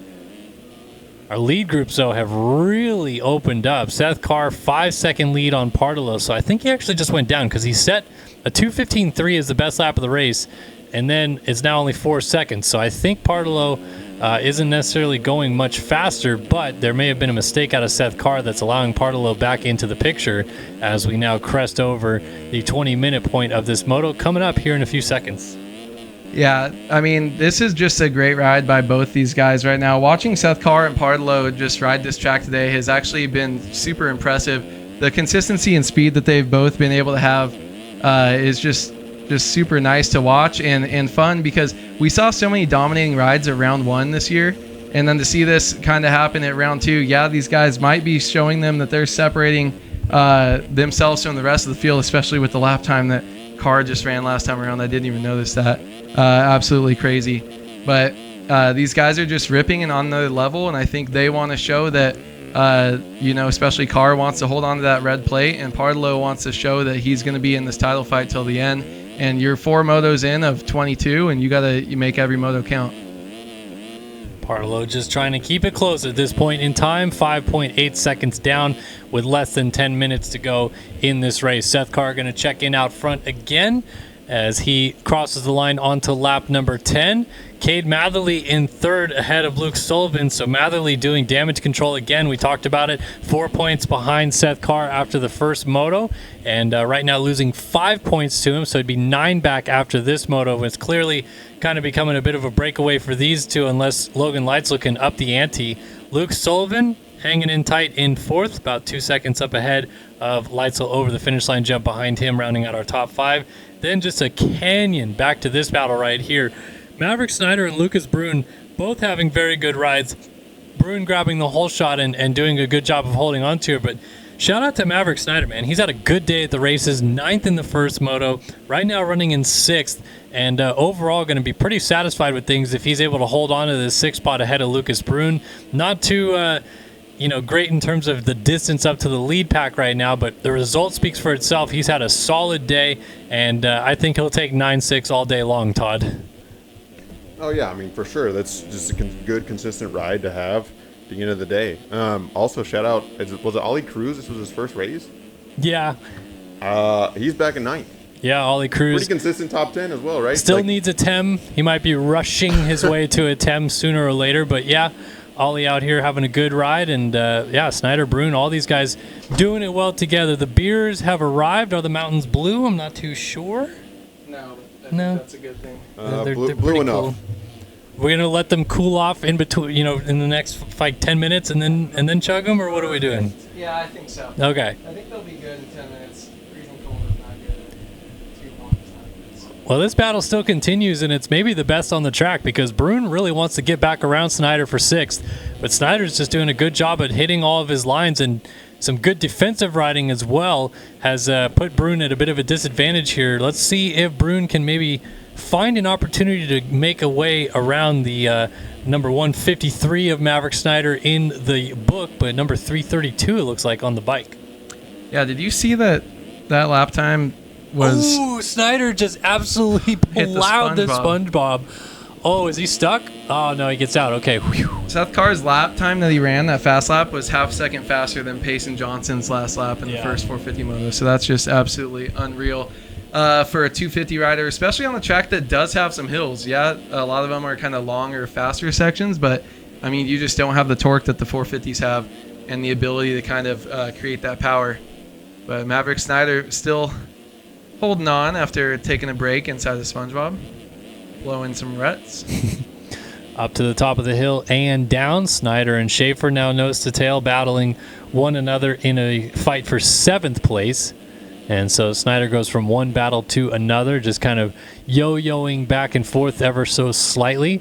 Pardelo's still trying his hardest to close this gap down on Seth Carr. 4.6 seconds now, so it's tightened up a little bit more. I don't feel like Carr is quite the same level that we saw maybe about 4 laps ago. Pardelo's maybe up the ante just a little bit more, and now that he can see him in front of him coming down the hill, it might even push him a little bit more to tighten this gap down in the closing stages of this moto. Yeah, these guys, I mean, it's just, it looks like he might be losing a little bit of time and just losing time in this moto to kind of make it happen for him. I think in the first moto, Pardelo seemed to have a little bit more speed, and then this one, Carr just has obviously found that speed, but also the consistency to not kind of keep going down and make the mistakes that kind of ruined his race in the first moto. I guess if getting second can be called having your race ruined, but Pardelo actually, now that I said that, has gained a little bit of time here on Seth Carr. Yeah, only 2 seconds in it now. Look at this. Austin Pardelo reeling in his championship-leading teammate Seth Carr. This is not over yet. 5 minutes and 2 laps left to go. Pardelo is trying to win his first career overall, if I have that correct, and that would be a huge moment for him. Seth Carr has it as it runs 2-1 to 1-2. These Panini Motorsports teammates splitting motos and results as it is at the moment. So Pardelo has to go beat him to win the overall, and don't think tying on points at the end of the day is really what Pardelo wants to see. Yeah, I mean, after such a hard-fought day, I think even though it's your teammate, you want to go out and get that 1-1, especially if you have the speed. It's almost worse to lose a 1-1, I think, if you're within just a couple seconds of the guy. If you had a couple of bad crashes or went down on the start, it's a little bit easier. If you go 1-2 or 1-3, if you worked your way really far back. But the fact that they've been so close right now, and look at how far he's jumping that all the way to the outside rut, just kind of flowing around the track. These guys cannot miss right now. But it's going to be a bummer if he's this close and he's going to think, if I could have just done a little bit more, drop my lap times or not push that one rut. That's kind of the difference between this and what it could have been. Well, it's probably also a little bit of a bummer that he's going to have to pass his teammate to do it. I mean, it's one thing if you're just passing someone else on the track and getting the job done. But like we talked about early in this, these guys maybe even on a Discord call together, chatting, trying to have a good time, but also taking this serious, man. They want to win. They want to get these overalls. And at the moment, it's really mano-a-mano between the two of them. They are 19 seconds up on Cade Matherly, and there's only 2 seconds between these two as they continue to fight for the race lead. Lap traffic gets out of the way as we continue to stay on board with Austin Pardelo. You can just see Carr kind of sneaking over the hill in front of him in a few different spots, gets around another lap rider right there, and Pardelo hopping through the rollers to the inside, jumps across to the outside, lands on the gas, rips that rut. That rut's getting dug out a little bit more, and this is going to turn into quite the fight for the lead before long. Yeah, Pardelo seems to be a little bit faster on the second half of the track than Carr, as far as what I saw, where he gained all that time last lap and looking good. And he's still gaining on him from where he was here last lap. Car just making small mistakes, blowing ruts he wants to be in, and all of that is going to be a 1/10 of a second here, a 1/10 of a second there. And yeah, taking away, you got to pass. If you pass him, you take away the overall from your friend and your teammate. And it's just a bummer, but it's something you got to do. This is a long series. You got to try to gain as many points as you can early, and just take this away. And they said this would be Austin Partolo's first overall win. So already went out and got the Moto win here early today, and then now he can go out and just needs to make this pass or something to happen to his teammate to be able to go up, get the 1-1, and that's a great way to take your first overall, but not going to happen if you go down like that. Small mistake. Just tucks his front end a little bit, kind of gets some head shake, and then blows over that rut. Not going to lose a position. That's a shame. He was cooking, man. He got right on the rear fender there of his teammate. 2:17.5 the last time by, was 2 seconds faster almost than his teammate. And now he has got to do it all over again, or hope the car has a late crash in him, because we are only a minute and a half left on the clock before time expires. Going to be pretty close, actually, this time by as to whether or not they clip the timer or not. I think time will expire this time by, but either way, Carr is just trying to hold on for these final couple laps and make it happen. Matherly and then Leitzel just made another mistake, clipping that inside SpongeBob. Huge gap back to Sullivan there, too. Logan Leitzel straight up not having a good time in those very steep off-camber corners with those giant ruts that me and Todd talked about earlier. Pointed those out. That was going to be a struggle bus point, and it was for Logan right there as we saw him fall off twice. Still got a pretty decent gap back to Luke Sullivan behind him. Whoa, something happened. No? I think something just changed with Matherly Partolo Light. Oh, yeah, Partolo's now behind Matherly, too. So Matherly moves up into the 2 spot. Not sure what happened with Partolo. He must have gone down again, right? Yeah, had to have. So 2 crashes in 1 lap for Partolo. Goes from battling for the win to losing another spot to Cade Matherly. Still sitting second overall on a 1-3 to Matherly's 4-2 as it runs. But, yeah, not what he wanted to see right there, as another rider down, picking it up from a crash. But that is a lapped rider, and Matherly continues on there in second place. Tough break for Partolo as he loses a ton of time. Yeah, I mean, 21 seconds now in it from first to second. I really don't think before at 10 seconds, maybe 12, it was going to be okay. What if lappers get into it? What if there's a fall off? You just throw a couple heaters down, you have a chance to get it. Now over 21 seconds, it's going to be difficult for Matherly even to get up there, but Partolo as well. I mean, he's got 2 seconds though up to Cade Matherly. I think at least if that's going to be a fun little thing he can set himself for the next 2 laps. Is going to be, okay, let me charge as hard as I can. I was in that spot all race. I'm just right behind Cade. All I need to do is throw down a couple heaters and I can make this pass back.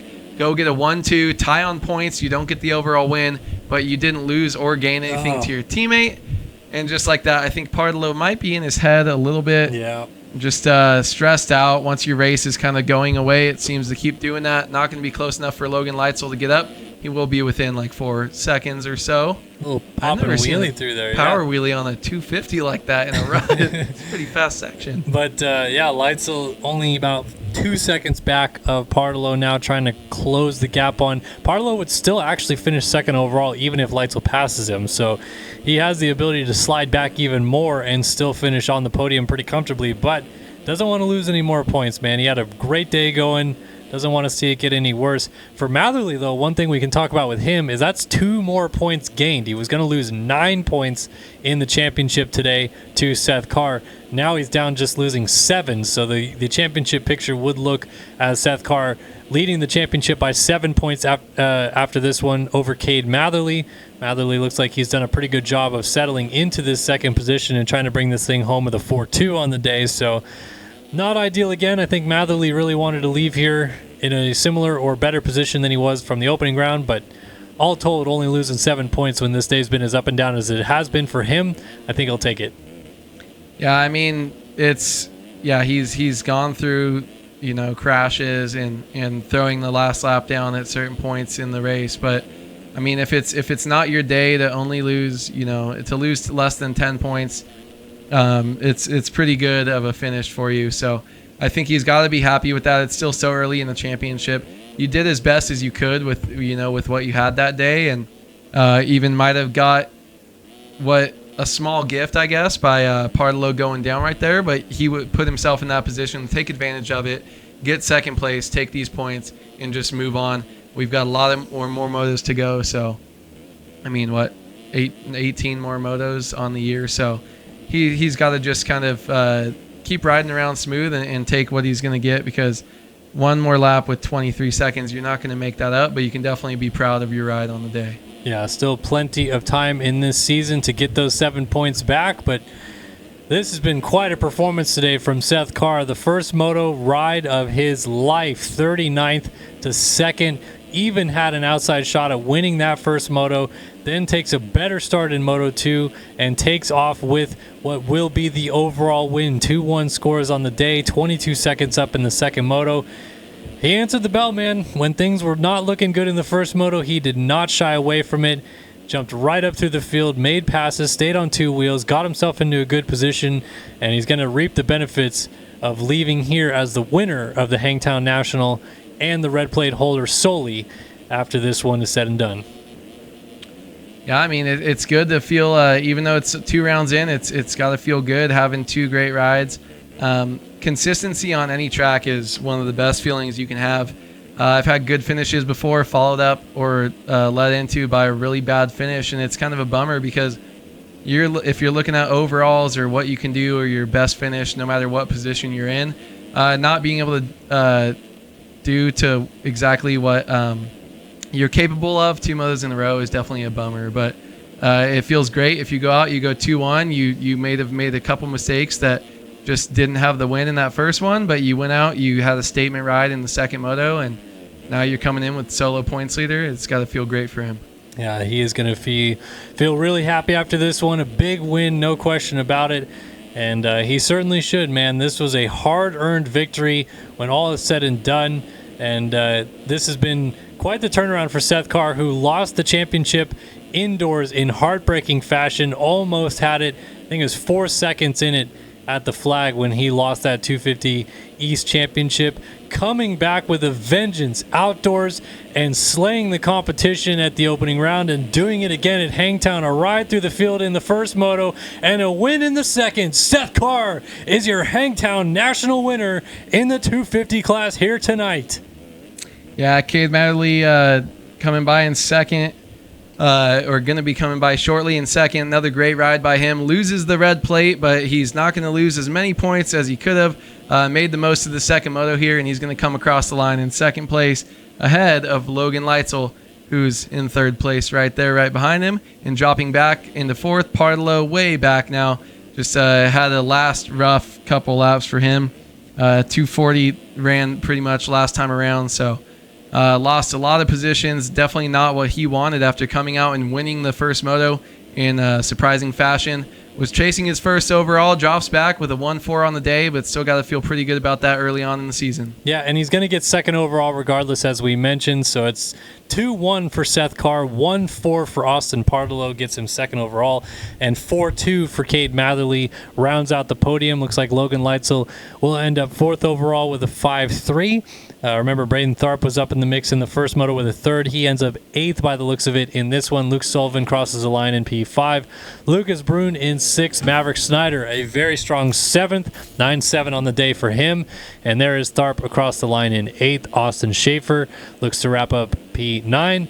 And Ollie Cruz rushing his way to the finish line jump in 10th place. Might not get there before Ryan Chelsea takes it, but also a big shout out to Ryan Chelsea, who led quite a bit at the start of this one. All the fans in chat were really cheering him on, and he's going to finish up P11 in this one. Not too bad, all considered, when in the first moto he was in 17th. Yeah, and Chelsea, man, he's got some fans here in chat. Saw them all cheering for him early on after a great start, leading some early laps, and when you got your boys behind you, that's pretty cool. So good for him on coming back and getting a better second moto finish, and always fun to see these guys. And Jackson Vick, P12 after his fifth moto on the track. Good for him. He improved every single time. Slipped out of the points and charged all the way back to 12th. Jax Lindsay gets 13th. Jeff Cooper 14th. Hayden Stevenson 15th. John Heilman 16th. ML Hool 17th. Ben Nerona 18th. Emmanuel Cepeda 19th. And Evan Holt crosses the line in 20th to pick up the final point. Joey Carter, first man out, looking in on the Dr. Do Racing gas. Tyler Show, 22nd. D Mills doesn't finish. Sucks. Dylan Bollinger and everyone on back a lap down. Butters ends up in 24th in that one, and looking through for some penalties. Doesn't really seem to be changing all that much through the running order, as Seth Carr confirmed overall winner in the 250 class today. Yeah, it's crazy to see on some of these motos. You see, like in Supercross, maybe because it's so technical, you're going off the track more and there's shorter segments for you to kind of make up time. But the penalties that people get in a 20-minute main, you would think you get so many more flying off track and outdoors. But I guess the timing gates being spread a little bit more, or being spread a little bit more out, kind of helps. But you would think after such a long race that you'd kind of rack up some more penalties. But look at these two teammates sharing the love again after a great finish by them. Sadly, Braden Tharp was able to work his way up to 8th, but not finish on the podium with them again. After that great first moto for the Padini boys, though, they got to be happy. Touching knobbies, man. Having a good time out here. The teammates doing a solid job. So that's your 250 racing action here tonight. We still got one more moto to go. As 450 moto number 2 coming up next. Going to jump back in studio with you. I don't know where Critter went. Cal Brower, Critter, Andrew Wood, and Todd Gutierrez in the booth. We got the CL Smooths ready to go. So what are we doing? Are you actually going to shotgun this? I'll shotgun it. I don't think I can shotgun do it this, but I'll drink as much too. as I can in one swoop here. You ever shotgunned it? I have He shotgunned can, the beer, but but I don't think it's I'm not as fun. He's got to I'm gonna talk pour it into a glass. and chug it. Try and drink as much as I can. All right, 'Cause here I we don't go. want to make a mess shotgunning. I'm gonna be honest. Wicked Heart and I Bearded should. Bubba I do asking for the hydrate here. think I'm pretty good at Give me a sec. I don't want to shotgunning pour this out. and not spilling. We got Todd to slow roll it into the cup here. Hey, Critter, 1,000 bits. All right, here we go. Atta Cheering boy. it up. There we go, That's right. Critter. YBubby2 wants us to hydrate. Vapor. YBubby2's hydrating us up a lot. Man, This is when you all need to over the board hydrate. here. You wasted all your freaking... Do we go full screen for this, or do we stay in Yes. the intermission screen? Yeah, you here? gotta All go. we gotta go Sit over full here. screen. Do you want me to come sit over there with you guys? Full screen the one and sit over here. No, come on. I got plenty of room over here. All All right. right. Look at we're evenly split here. Awood's got his center. I'm in mine, so we're good. The hydrates are rolling. Everyone's redeeming their channel points now. They're going. We gotta get the train going a little bit Oh more. my though. god. Hydrates coming in. We got a stretch from Dean Izzy. Oh man, appreciate you guys and all the support. Are we ready? Todd's got his drink. Awood's got his shotgun ready to go. This is gonna go down in 2 seconds. All right, here we go. You guys ready? Cheers. Cheers. Here we go. Hangtown.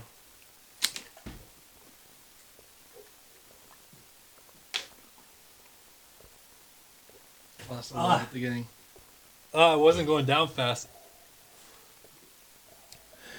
No shoeies. I know I should have done one for the Aussies. I might bring a new pair of shoes for that. I would do a shoey if it was like not my first beer, because then I just won't care as much. That's for you, Critter. I gotta finish off one boy. more sip here. It's not often that I just slam a beer. It's been a minute.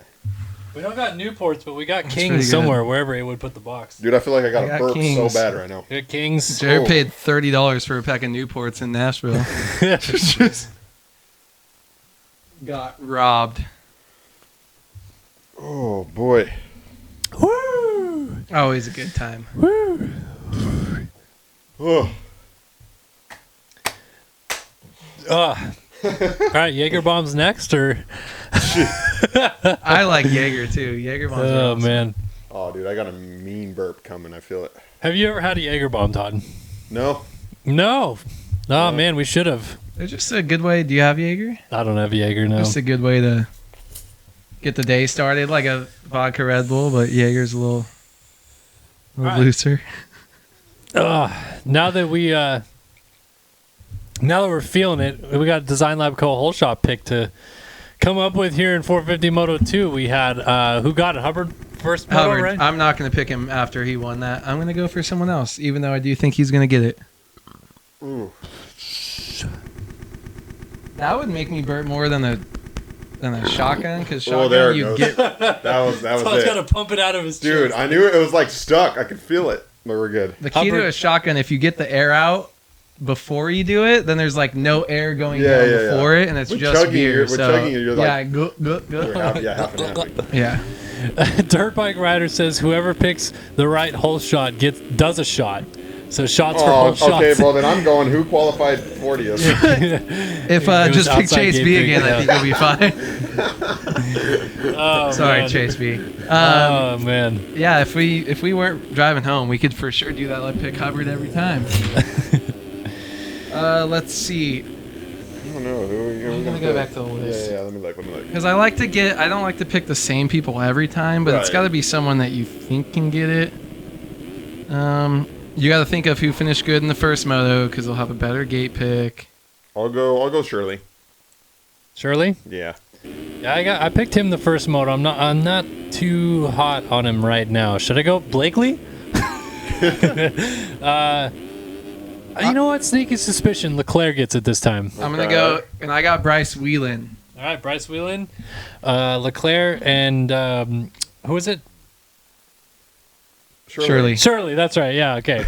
Couldn't remember. Oh, here we go. How does everyone have this affiliate thing? Nothing popped up for me. 450 Moto 2 to cap off the evening here at Hangtown. And we're going to see who gets the whole shot this time through. Colby Eaglin didn't have the first moto he really wanted to have, so we'll see how he gets out of the gate this time. Long hold on the gate. Not sure who's loading in. 45 would be... Shame him. He is coming to us from a Game Boy Color currently. 45. Trying to load in. Who the heck's 45? 45 would be... Someone whose computer's slower than they are, probably. Ethan Gerst. Oh, Ethan Gerst. There's nothing worse than being the only one on a 40-man gate and just getting... Everyone can see that it's you. He's in. He made it. All right, running off the track goes the 30 card man. Here we go. Moto 2 off and running. Hubbard's got a great jump. Let's see if he controls it into turn 1 this time. Round the inside, there's a Yamaha to the outside trying to get it. Who gets it? It was a nose in there by Jacob Hubbard. He got it. Woo! Slide out city out of turn 2. Couple guys getting tossed like wet salads. Frank Jackson moves up into second place. Bryce Whelan third. Holiak down the inside. Vial with a good start. Don't see the red plate of Payson Johnson just yet. I think Leclerc maybe... no, he's right up there in 7th. So Leclerc a good start as well. But Hubbard leads him again. He's 4 for 4 off the start. Yeah, I mean, absolutely unreal. He said he was going to whole shot every moto instead of have good race results, and he's done it so far. Both of those things. So good by him. But hopefully one of these he's going to hang on, and he's going to take one of these home. And I think that's the good thing. You can get the start and fall back to 5th or 6th, but eventually you're going to end up winning a moto. So, I mean, if you're going to be the best starter, keep putting yourself out in a good position. You'll take one of these home by the end of the year. I'm sure of it. Seth Shirley, I just saw back. His name popped up in 36 out of 38 people. So he's way, way back. But we're followed by Vial, Frank Jackson, and Tyler Lang in this top 5. So what a great, consistent group of people up there, and I think we're going to see the same super close 35-minute battle that we just saw in the first moto. Yeah, better start for Leclerc as well. 6th, now up to 5th as he just got by Caleb Hall. Braden Carter's in 7th, so a good start for a lot of the single-digit guys. And then Payson Johnson in 12th. So heavy hitters near the front. The only guy missing really is Seth Shirley, buried down the order in 32nd place. We'll see how his progress through the field goes. And we lost Lang. He was up in the mix. He's dropped all the way to 16th. So now it's Hubbard from Vial, Jackson, Carter, and Leclerc inside the top 5. Vial, second in the first moto, looked pretty fancy to try to go get a win. And also wanted to mention Johnson lost second on cuts to Vial after the race was over. So Vial actually credited with P2 in moto number 1, trying to turn it around here in moto 2 and nab a win if he can't fancy it as he tries to close up on Jacob Hubbard for the race lead. Yeah, I mean, a bummer for Tyler Lang, too, as we had that mistake from him. Drop back so far. Your goal on these opening laps, if you're these guys, especially having a good Moto 1 finish and you want to follow it up with some consistent results, is just do not go down on the first 2-3 laps of the race. Especially in this 450 class, everything's just a little bit tighter, a little bit faster. And he just was unable to do that, get by cleanly. These guys just now starting their second lap, though. And yeah, Vial wanting to get chase. And I mean, feeling good when these guys are tossing whips as big as that and already have a lot of time on the track.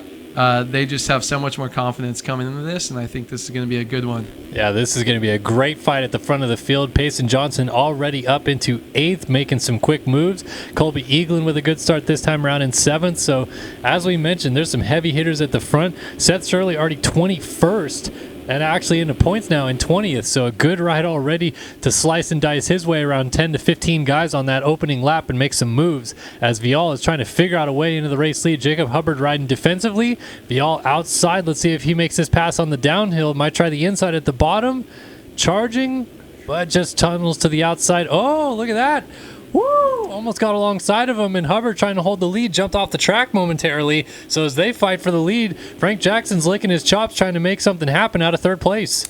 Yeah, Vial kind of pushed him, came in a little bit of contact there, pushed him both wide. They both kind of had trouble staying on the track when you just have so much momentum going the opposite way. But both of them able to get on track cleanly and kind of hold it together, and didn't really lose much time, if any, to Frank Jackson right there. But and Frank Jackson might be a whole shot pick starting after all the consistency in his good starts. He's always up front early on with these guys. Just unable to match the high level speed, but there's going to be one race that comes out where he ends up finishing up in the mix even more, pushing for a race win here, I think. So Hubbard jumping into the rollers in the back straightaway here has Pablo Vial hot on his heels. Frank Jackson, Braden Carter right behind Frank Jackson as well.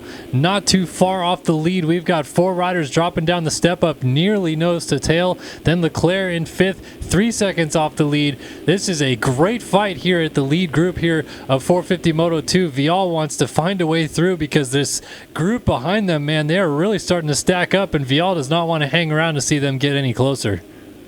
No, I mean, I think he wants to make this move early, but he saw how long Hubbard led for in the first race. It was about seven or 8 laps and until he made his big mistake. But I think he wants to get out in front of him a little bit earlier, just get by that much faster and be able to kind of run away with this thing. But right now, I mean, Hubbard's got that high-level speed. He's not going to be able to just completely pull away from it, even if he does get it. But just being that one position higher is going to make you feel a lot better. And you got that buffer of Frank Jackson, Braden Carter, Leclerc, back to, you got even more people back to Payson Johnson, and Seth Shirley's way back. So worst case scenario, you're going to be looking for a podium early, but look at these guys. Different lines here in the off camber.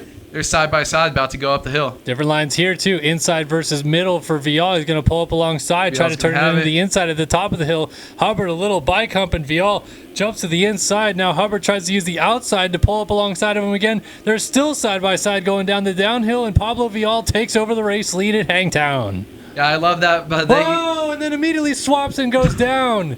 Rear end kicked out. Through goes Frank Jackson and Braden Carter.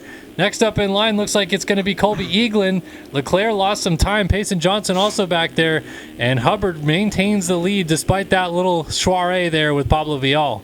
Yeah, a little bit of veteran savviness by Hubbard. He's bike humping all that time because he knew he lost that position and was just kind of acknowledging it for whether himself or the other rider or the stream especially. But you can see he knew that he was giving up that position and was going to have to try to fight back. Luckily, he was just gifted it right back so early. So now he can settle back in, keep doing what he's doing because he hasn't really lost time besides the bobble and stuff he's had to avoid to Frank Jackson and Braden Carter behind him. So I think now he's out front where we wanted him to get to, or where Vial was trying to get to, but he's back out front by himself without really any pressure. I think he knows he has a little bit more speed than the 2 guys right behind him. We'll see if he can start putting down some lap times. Yeah, let's see what happens with this lead group as Carter closes up. We got a Phil ski and snowboard sandwich at the front of the field with Hubbard and Carter sandwiching Frank Jackson on his underground RC Triumph. Here comes Pablo Vial getting back into the mix as well. Still 2 seconds separating our top 4 riders, and Eaglin's not too far back off, 4 seconds down as they go by the mechanics area in the background. So it's Hubbard, Jackson, Carter, Vial, nose to tail through the first corner, 7 minutes into this moto. And it is just now starting to really heat up once again. Can Carter make something happen on Jackson, or is Vial going to up the ante again and go get both of these guys to go after the race lead once more?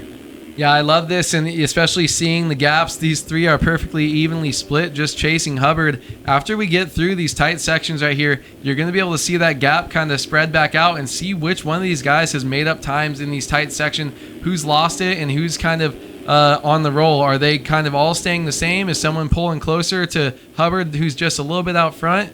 Or, is Vial going to try to work his way up through the pack? I think in just a couple more turns, we'll be able to see exactly where everybody's going. Braden Carter's getting all sorts of sketchy right now, though. It just whipped in front of Vial. Vial didn't know where to go right there. Ended up funneling right behind him into that middle rut as Jackson pushes to the outside. Carter mistake and front flips out of it. Stays on. Able to stay on 2 wheels right there and gets on just in front of Colby Eaglin. Let's see if Eaglin drag races him up the hill. Almost side by side into the rollers, and Carter up the left side is going to hold position. Eaglin, cheeky inside line. We haven't seen many people make this work yet. Let's see if it happens, and Carter's going to go down anyway. Finally falls off the bike this time. So here comes Leclerc. Leclerc is going to go by. Payson Johnson went down, by the way, and slipped back to 10th. So there is T-Lang in 7th now, closing up right behind Carter, our Moto 1 winner. By the way, Seth Shirley's made it up to 16th. So this is all kind of a weird shuffleboard right now because Hubbard's leading this thing, and the overall is so far up in the air. I don't know what's about to happen right here.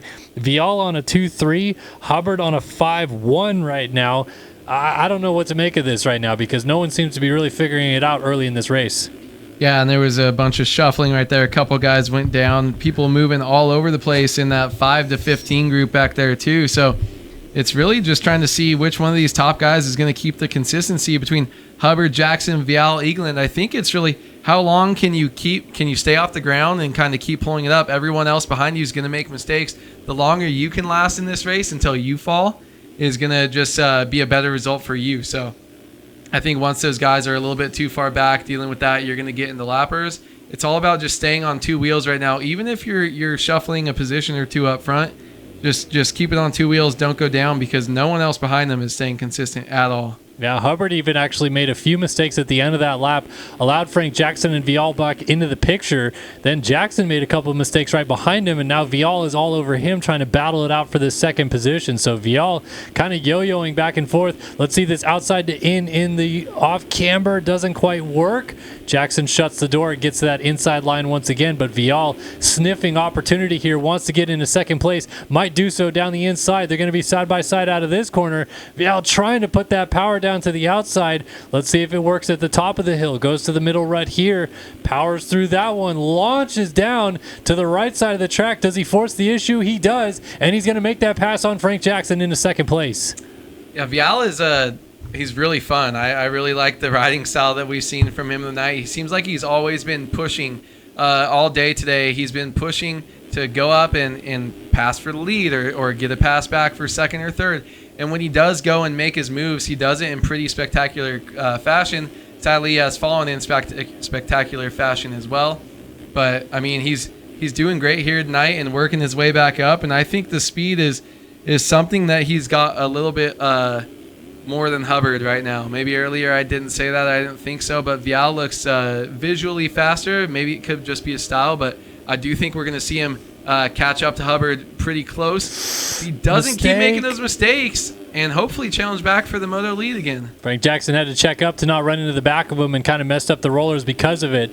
So Vial, a little bobble right there, gives 2-second advantage to Jacob Hubbard out front. Alexis Leclerc laid in fastest lap of the race at a 2:16.5 last time by. He's knocking on the door in 5th place, 9 seconds off the lead. And another name to consider back here, Colby Eaglin has snuck into this lead battle very nicely. Eaglin 7th in the first moto, quietly has been made aware of what's going on at the front of the field and wants to go after our race leaders. He is only 4 seconds off the lead, trying to close up on Frank Jackson in this battle for second place.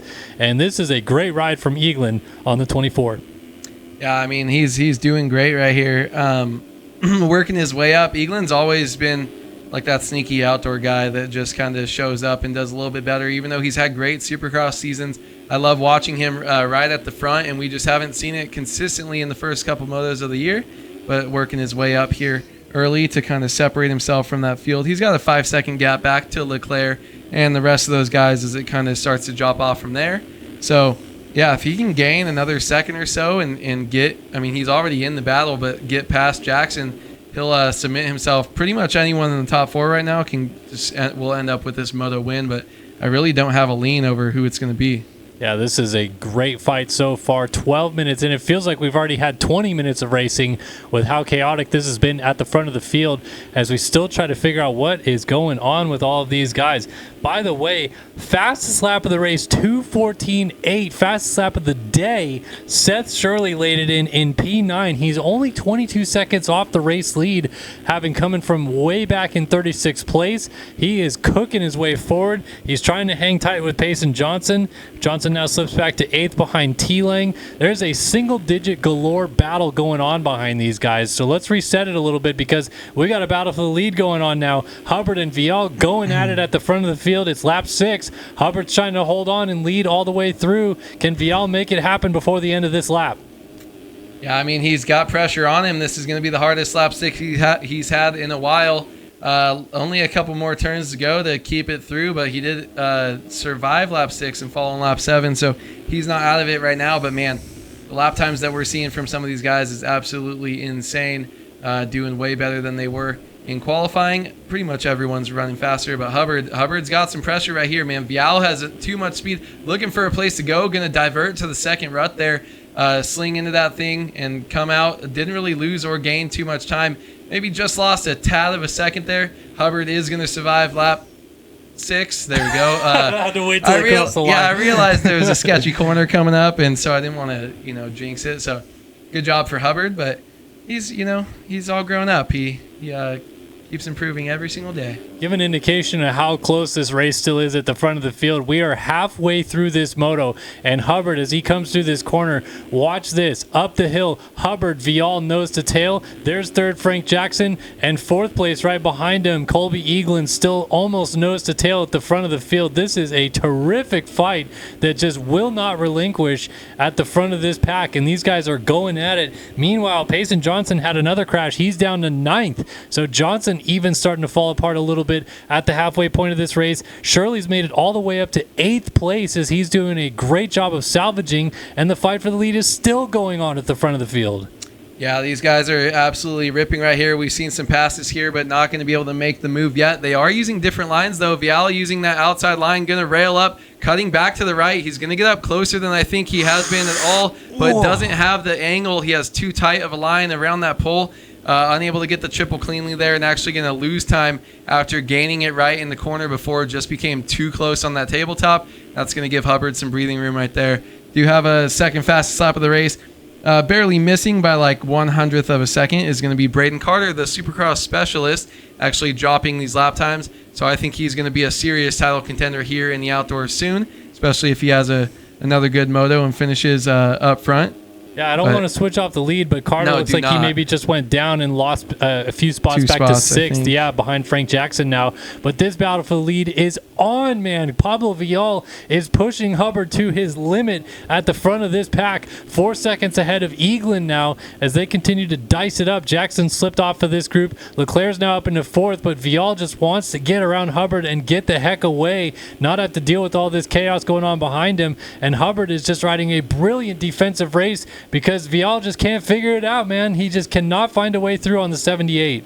I think if he's going to clip in some bales right there, he keeps losing some time over the wall. I do like that he's using different lines, though, and still gaining time on him. He's going to find somewhere to make it happen. If he doesn't make a mistake and drop off, I don't think he's just going to sit behind him.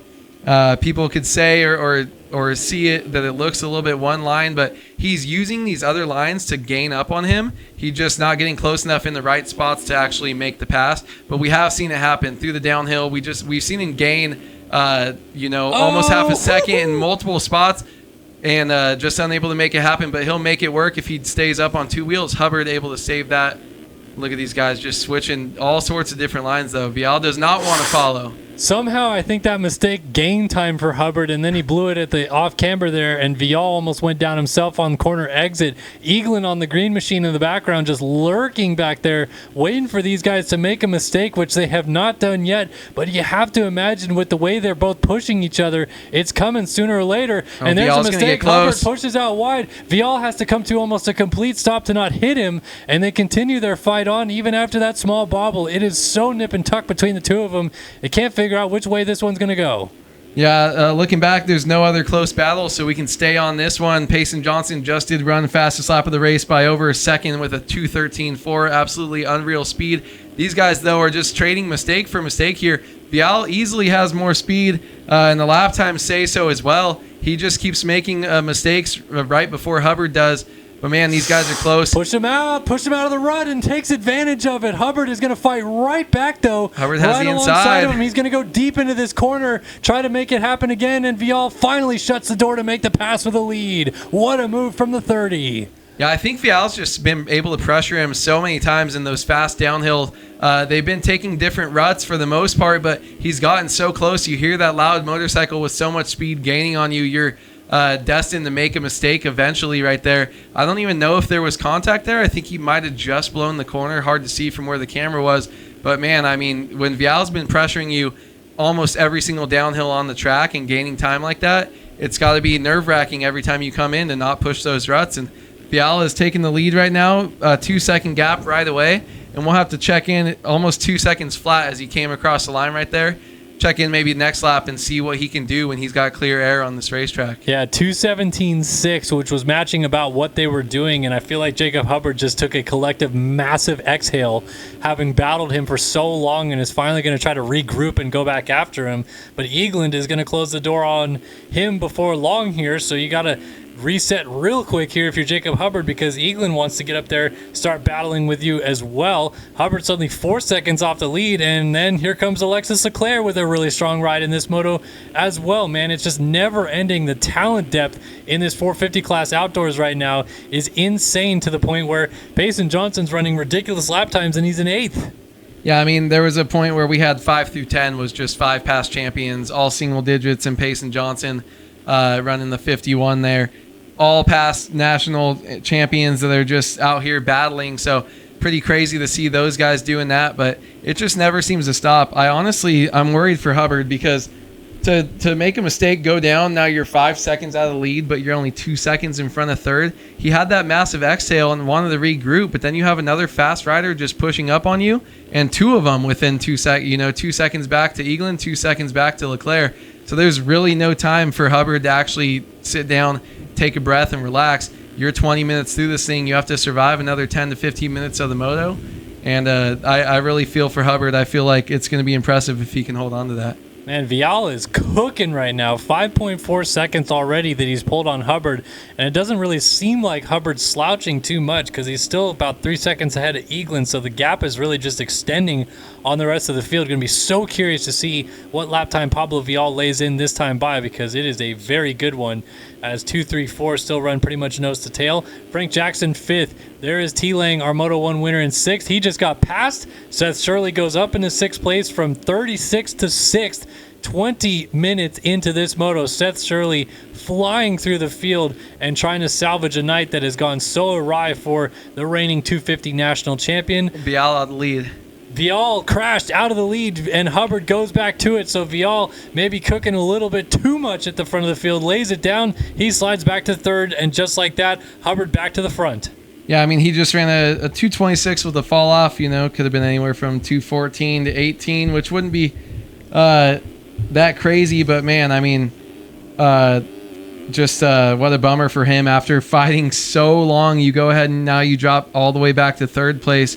I was going to say about Seth Shirley too, who's in 6th, worked his way all the way up to 6th. Payson Johnson's only in 8th. Yeah, he has the fastest lap of the race by over a second, but is this another story of Payson Johnson having too much speed going for lap times and not working his way? Change for the lead as Vial goes right back by Hubbard, who laid it down in the off camber. It was not a fall-off crash, but it was enough for Vial to get back by. So it's now Vial, Hubbard, Eagland, 1, 2, 3, going up the doubles at the top of the hill. 21 minutes into this moto, and we're still only this far apart. 3 riders going at it here at Hangtown. Yeah, I mean, this battle's gotten crazy. Eagland's found himself right in the middle of it, or right now at the tail end of it. But man, he's like, I didn't ask for any of this. I'm just putting down my consistent lap times. He hasn't really been in a battle. He's just been outside of and around it as they're working their way up through lappers, though. His speed does look good, and he's going for that inside line. Worked earlier when Carter made a mistake, pressured him. Hubbard goes around the outside. It's not faster, but I think it might put some pressure if they see a bike coming up the inside of him into that corner. So Able to hold it on is Hubbard right now, but yeah, Vial's going to go down. I think he's going to try to throw down a heater right now. Meanwhile, Seth Shirley is on Alexis Leclerc for 4th. These guys are duking it out behind this battle. So 2 different battles going on the track, one for 2nd, one for 4th. And Seth Shirley has made amazing amends to the field to get to where he is in the first place. Johnson's still in 8th. Lang has just moved around Frank Jackson to get into 6th. So it's all changing ever so slightly, lap after lap. Pablo Vial in a position to win this overall, but what's going to happen behind him is anybody's guess from this point on, man. These guys are going for it, trying to figure out these overalls here at the end of the day. Hubbard finally gets a little bit of breathing room on Eagland as they both make some small mistakes, and the battles continue, man. Hubbard just sent that further than I think anyone has in a while. The thing about Hubbard is his speed is very hard to gauge. His lap times, obviously everyone just ran some pretty kind of slow lap times. They had some big mistakes, as Vial actually put in his best lap of the race on that one with a 2:15.8. But he looks so slow at sometimes, and he looks like he's getting caught by Eagland, and he looks like there's pressure. And then there's just a couple or like half of a lap where he looks like he's the fastest person on the track, and I think he's going to get caught, and then he just slowly pulls away. But it doesn't seem to be the same spot every time. It doesn't seem like he has his one spot where he's faster than everyone. It seems like he just turns it on for like a quarter of a lap at a time and kind of gets away from whatever drama that he's been in. But right now, they are just losing time steadily to Vial right here, but still holding on. Oh, big mistake Hubbard, there. Loses that double up the hill. And Eagland scoots right back by into 2nd place. So now Eagland is going to go try to run down Vial at the front. Here is Leclerc. He's kind of dropped Shirley. Shirley made a small bobble. Johnson just got around Lang. He is absolutely flying. 2:14.8 last time by. Doesn't want to lose any more points to Seth Shirley, Leclerc, anybody ahead of him. So he is on the move right now, trying to cook his way forward. We've lost Braden Carter from this battle. He slipped all the way back to 12th, 2:25 last time by, and he started to make a few too many mistakes. But now seems like the point of the moto where Payson Johnson has upped his game again, and he's going to try to go after Seth Shirley ahead of him. Yeah, I mean, we saw him would have probably put down the fastest lap of the race on the very last lap of the moto. So I do think that while we're 25 minutes into this moto, I think he definitely has the ability to keep running these fast lap times. Doesn't go down there. Huge save right there. Drags bar off of that. Is going to lose a spot to Tyler Lang, but he's still very close and definitely has the speed to gain it back. Look at him just jumping up the inside, using lines that no one else really uses. Just because it's the best for him. Do you think we're going to see something crazy here? No, he tried to go somewhere else, but there's really only one line in that section, just the way it hooks back to the right. Unable to make the move, but man, he's going to start throwing down some heaters still in the last 5-10 minutes. I think anybody else right there has a legs off, but Payson Johnson faked out of it, rolled back across 360 to straighten it out, and that's Shirley down right there. Shirley down on the tabletop. Weird spot to go down, but he's going to lose a spot to Johnson, and then Lang just went down out of that corner. Weird spot for him to go down as well. So Shirley goes back by. Hubbard slipped all the way back to this battle. He is suddenly in 5th behind all this chaos that's going on ahead. Johnson's made it up to 4th as Leclerc is only a few seconds ahead of him.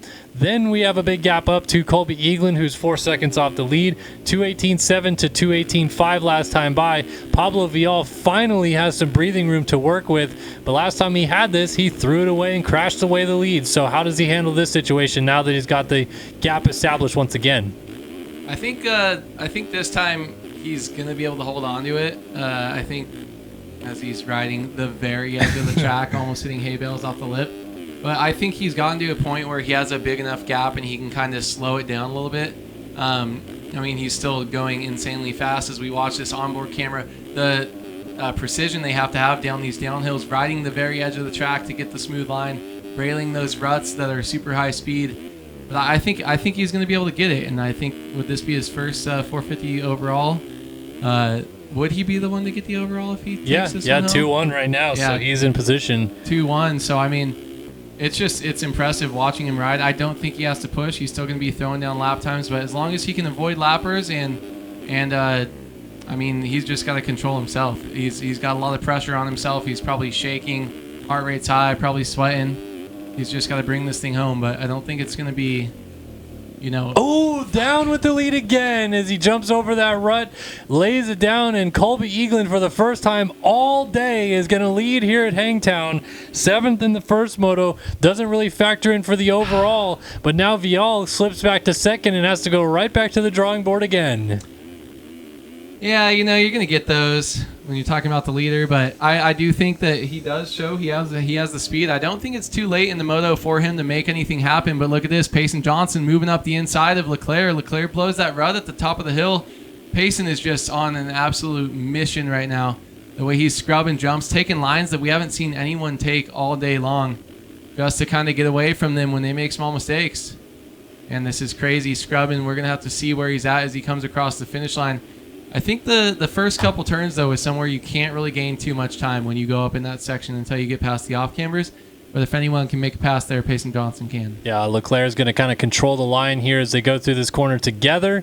And you got Vial, Eaglin pretty much nose to tail at the front. I don't want to get away from that. And Vial is retaking the race lead away from Colby Eaglin. We missed the pass happen, but Vial's got it done again. So now he's sitting in 2-1 spot once again. This battle for third is going off, and here comes Johnson up the inside. He's going to force the issue on Leclerc. Doesn't quite make it happen. Leclerc holds it to the outside. Johnson rips the inside rut. Leclerc tries to get to the line. Johnson around the outside makes it stick to get into third. What a move by the champ from 2022. Yeah, that was absolutely unreal by Payson right there. Just the way he went around that inside, had the outside coming into it, and jumped in, basically dropped in off that hill. Oh, and then lays it down. That. On those big bumps on the inside right there, gets a little bit too sketchy right there, bounces over and drops it in. So all that hard work and all that crazy speed to get past Leclerc, and he goes ahead and drops it 2 corners later. But, I mean, still holding on to a 4th place result right now if he stays where he is. And all these guys right here, man, they dropped off, or didn't drop off, sorry.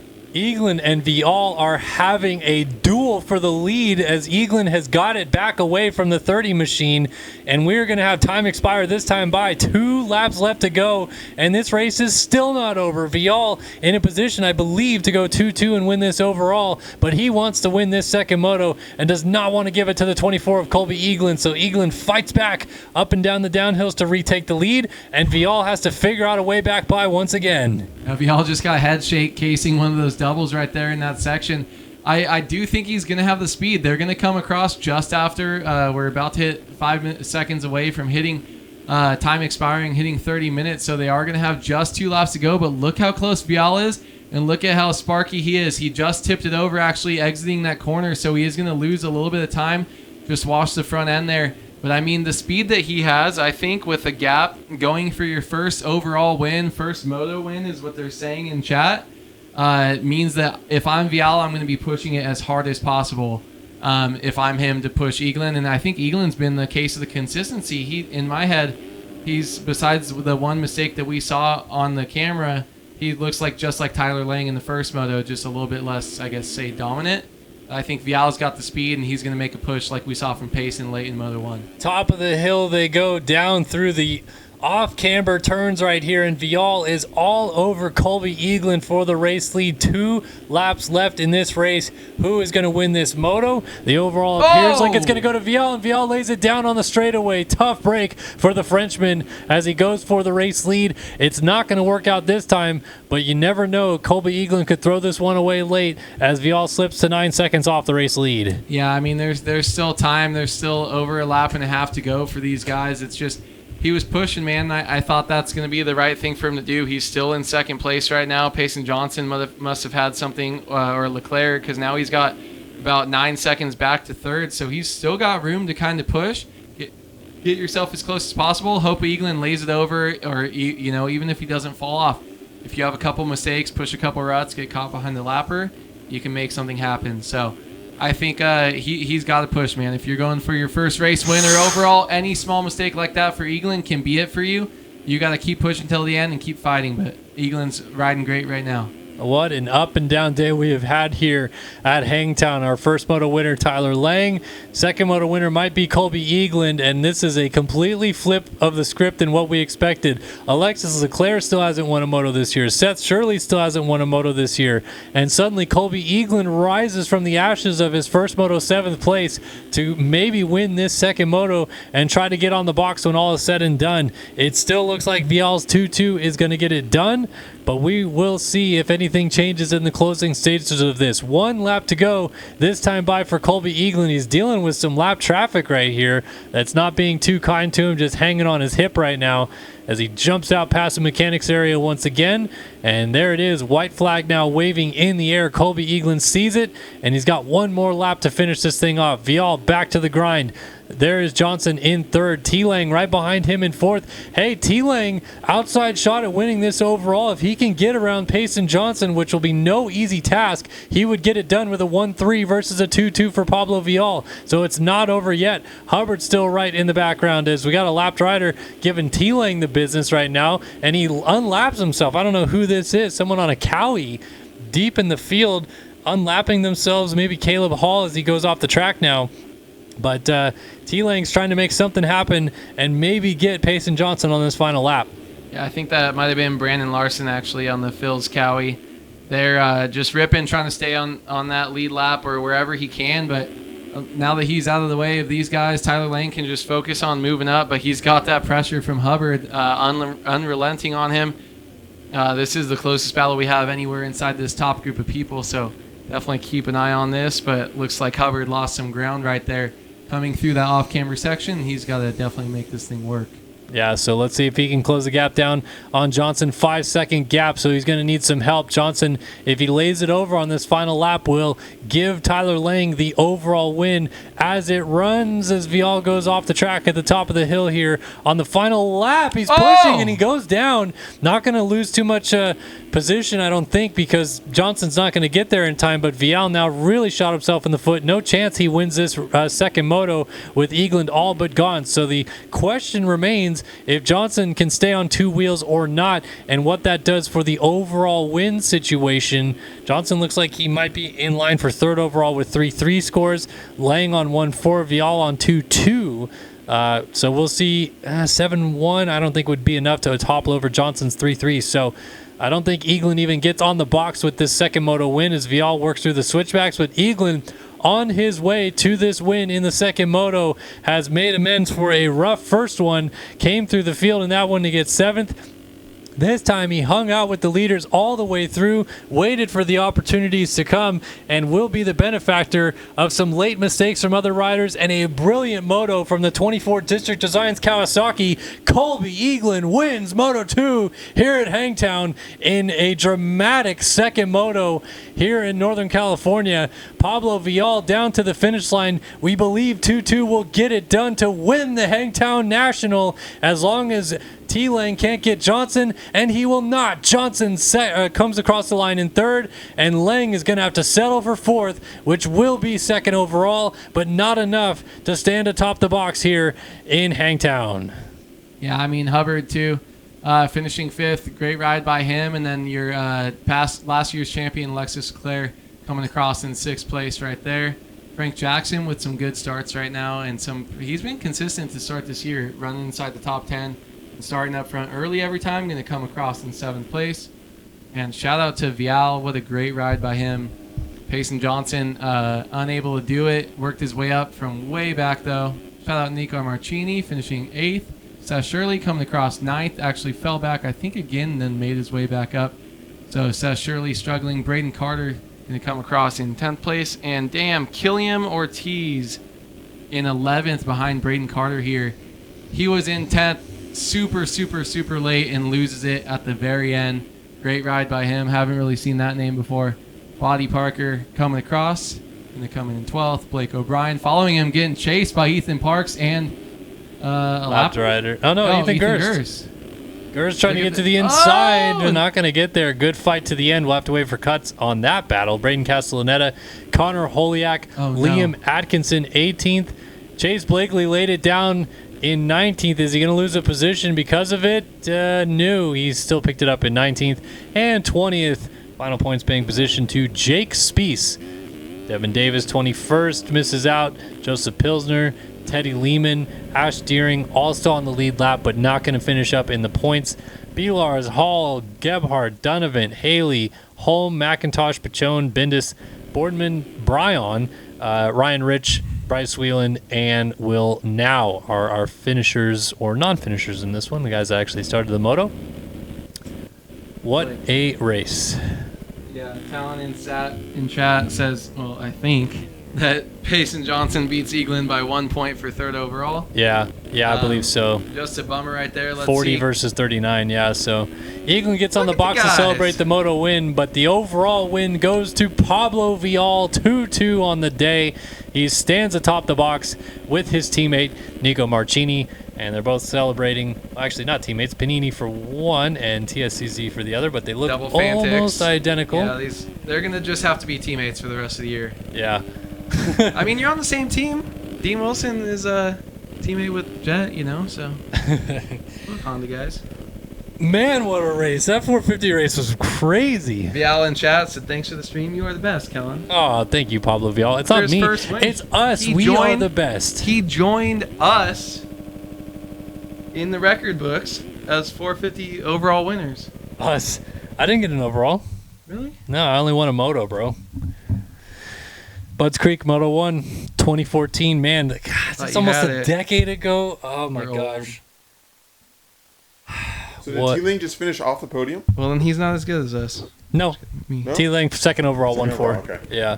Man, he had not a great start, but his consistency just allowed him to just kind of brought him back little by little. Oh, almost had a chance of taking the overall. It's crazy. Hey, shout out Fluky111 as well, because he gifted a Tier 1 sub to Pablo Vial for winning that race. So that's well done to Pablo Vial, and thanks, Fluky, for the sub.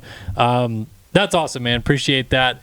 And, yeah, many congratulations to Pablo Vial. What a race, dude. That was unbelievable. The chaos, the math that we're trying to figure it out, and then guys that we maybe didn't expect to battle for the overall win end up battling for the overall win. What a day. Yeah, I mean, for a track that you would think you saw consistency, especially from Tyler Lang winning the first 450 moto, but you saw all the lap times were really close in qualifying. But then in the races, they were all over the place. And it's not like they were still running fast laps. People were just bettering those lap times over and over. And you had, the consistent guys, the crazy lap time guys that would crash like Payson or Seth Shirley all over the place. And it's like, I thought it was going to be a super easy kind of slot car race track tonight where it was like a 2-2 and a 3-3 and a 4-4. No, it was crazy math that we had to try to work out with these guys to figure out who's going to win the overall. And that was pretty awesome racing from a track that looked like it could be bad racing from the start. I thought there were some passing spots, but could get one line at times, and that was awesome. Both classes racing was great. It was. Todd, your hometown track delivered. NorCal provides some great racing for us in both classes, and I know you just kind of sat in and watched the chaos unfold, but that was fun. That second 450 moto, man, was crazy. Not only that one. We had other good motos too, but that one definitely delivered. I thought that after the qualifying races that we were just gonna have a very one-line track. I honestly did. Yeah. And I thought, well, maybe just a few options here and there, but no, there was a good amount of options around the whole track, and it provided for some really good racing. It was fun to watch. Definitely a lot of fun to watch, and man, I don't even know what the championship picture is now. I think Payson still leads it with its third overall. 3-3 because having the red plate. Yeah, it was Leclerc and Shirley who were second and third in the championship coming in, so they didn't beat Johnson tonight. I still think he leaves with the red plate, but this was a wonderful night of racing here at Hangtown. A big shout out to the RaceFactory Gaming track crew for putting on another spectacular racetrack for us to watch some crazy battling. Everybody that raced tonight, great job all around. And thanks everybody in the chat room. Big shout out to Critter as well for throwing bits our way, making us chug some beer. Yeah, always a good time having everyone in the stream. Todd, 2 streams in a row too. You hung out with us 2 different times to start the season, and you've got your quota in for the next like 4 years now. You don't have to come back again. All right, good. I'm sorry. Like I just like sitting here and watching. That's what when I'm at home. That's what I like doing. Yeah. If I have something to say, like I'll do it. But I mean, you guys handle it. You guys are fine. I'll let you guys do most of the work. He actually was like really good for if something would happen, because it's hard to watch the racing. There's times where I'm trying to commentate about like new hot lap times, and then something happens on screen you miss. So then when I'm watching the screen, I get like I just see his face light up, like, or I'm watching times and watching like a name just fall down the scoreboard. And he's like, hey, he's like showing me. I think my favorite thing though is just how much you seem to actually enjoy the game and like be blown away by with it. Because Payson Johnson, I see him just go and I see him just like jump into a rut and rail it 5th wide. And I just see Todd like out of the corner of my eye just with a slight little I'm just like wow. Unbelievable head shake. And I just know like Todd doesn't really play the game anymore. He'll watch the streams and stuff like that, and he's into it when we're here. But it's like you can just be impressed by how gnarly that stuff is. I can still appreciate it. Like obviously I haven't played this game consistently in at least 10 years, you know. But like I still know like how hard it is for one, and then 2, just watching a guy like Payson and some of these other guys like just hit some of these lines, and I'm just like, how? Especially do stuff that the 40 other people on the track aren't doing. But they would just make me, I would just have a smirk on my face listening to you talk and just seeing his reaction out of the corner of my eye, like a jaw drop and shaking your head like, what the hell just happened, dude? Oh, man. Good stuff. Good times tonight here at Hangtown. Round 2 of Pro Motocross and MX Simulator. Thanks, everybody, for tuning in. What a night of racing here from Hangtown. And we're back, same time, same place, next Wednesday night for the Thunder Valley National. Heading up a mile high, losing some power on the CCs, and watching these boys shred it again. So many congratulations to our winners tonight, Pablo Vial. And the 250 class was... Seth Carr, who won as well. Seth Carr, 2-1. Yep, 2-1 for Seth Carr. So shout out to him. Keeps red plate. Payson Johnson walks away with the red plate in the 450 class again. And we will see you guys at Thunder Valley. Thanks for tuning in here to Start Your Systems TV. We'll see you next week in Colorado. Bye-bye for now.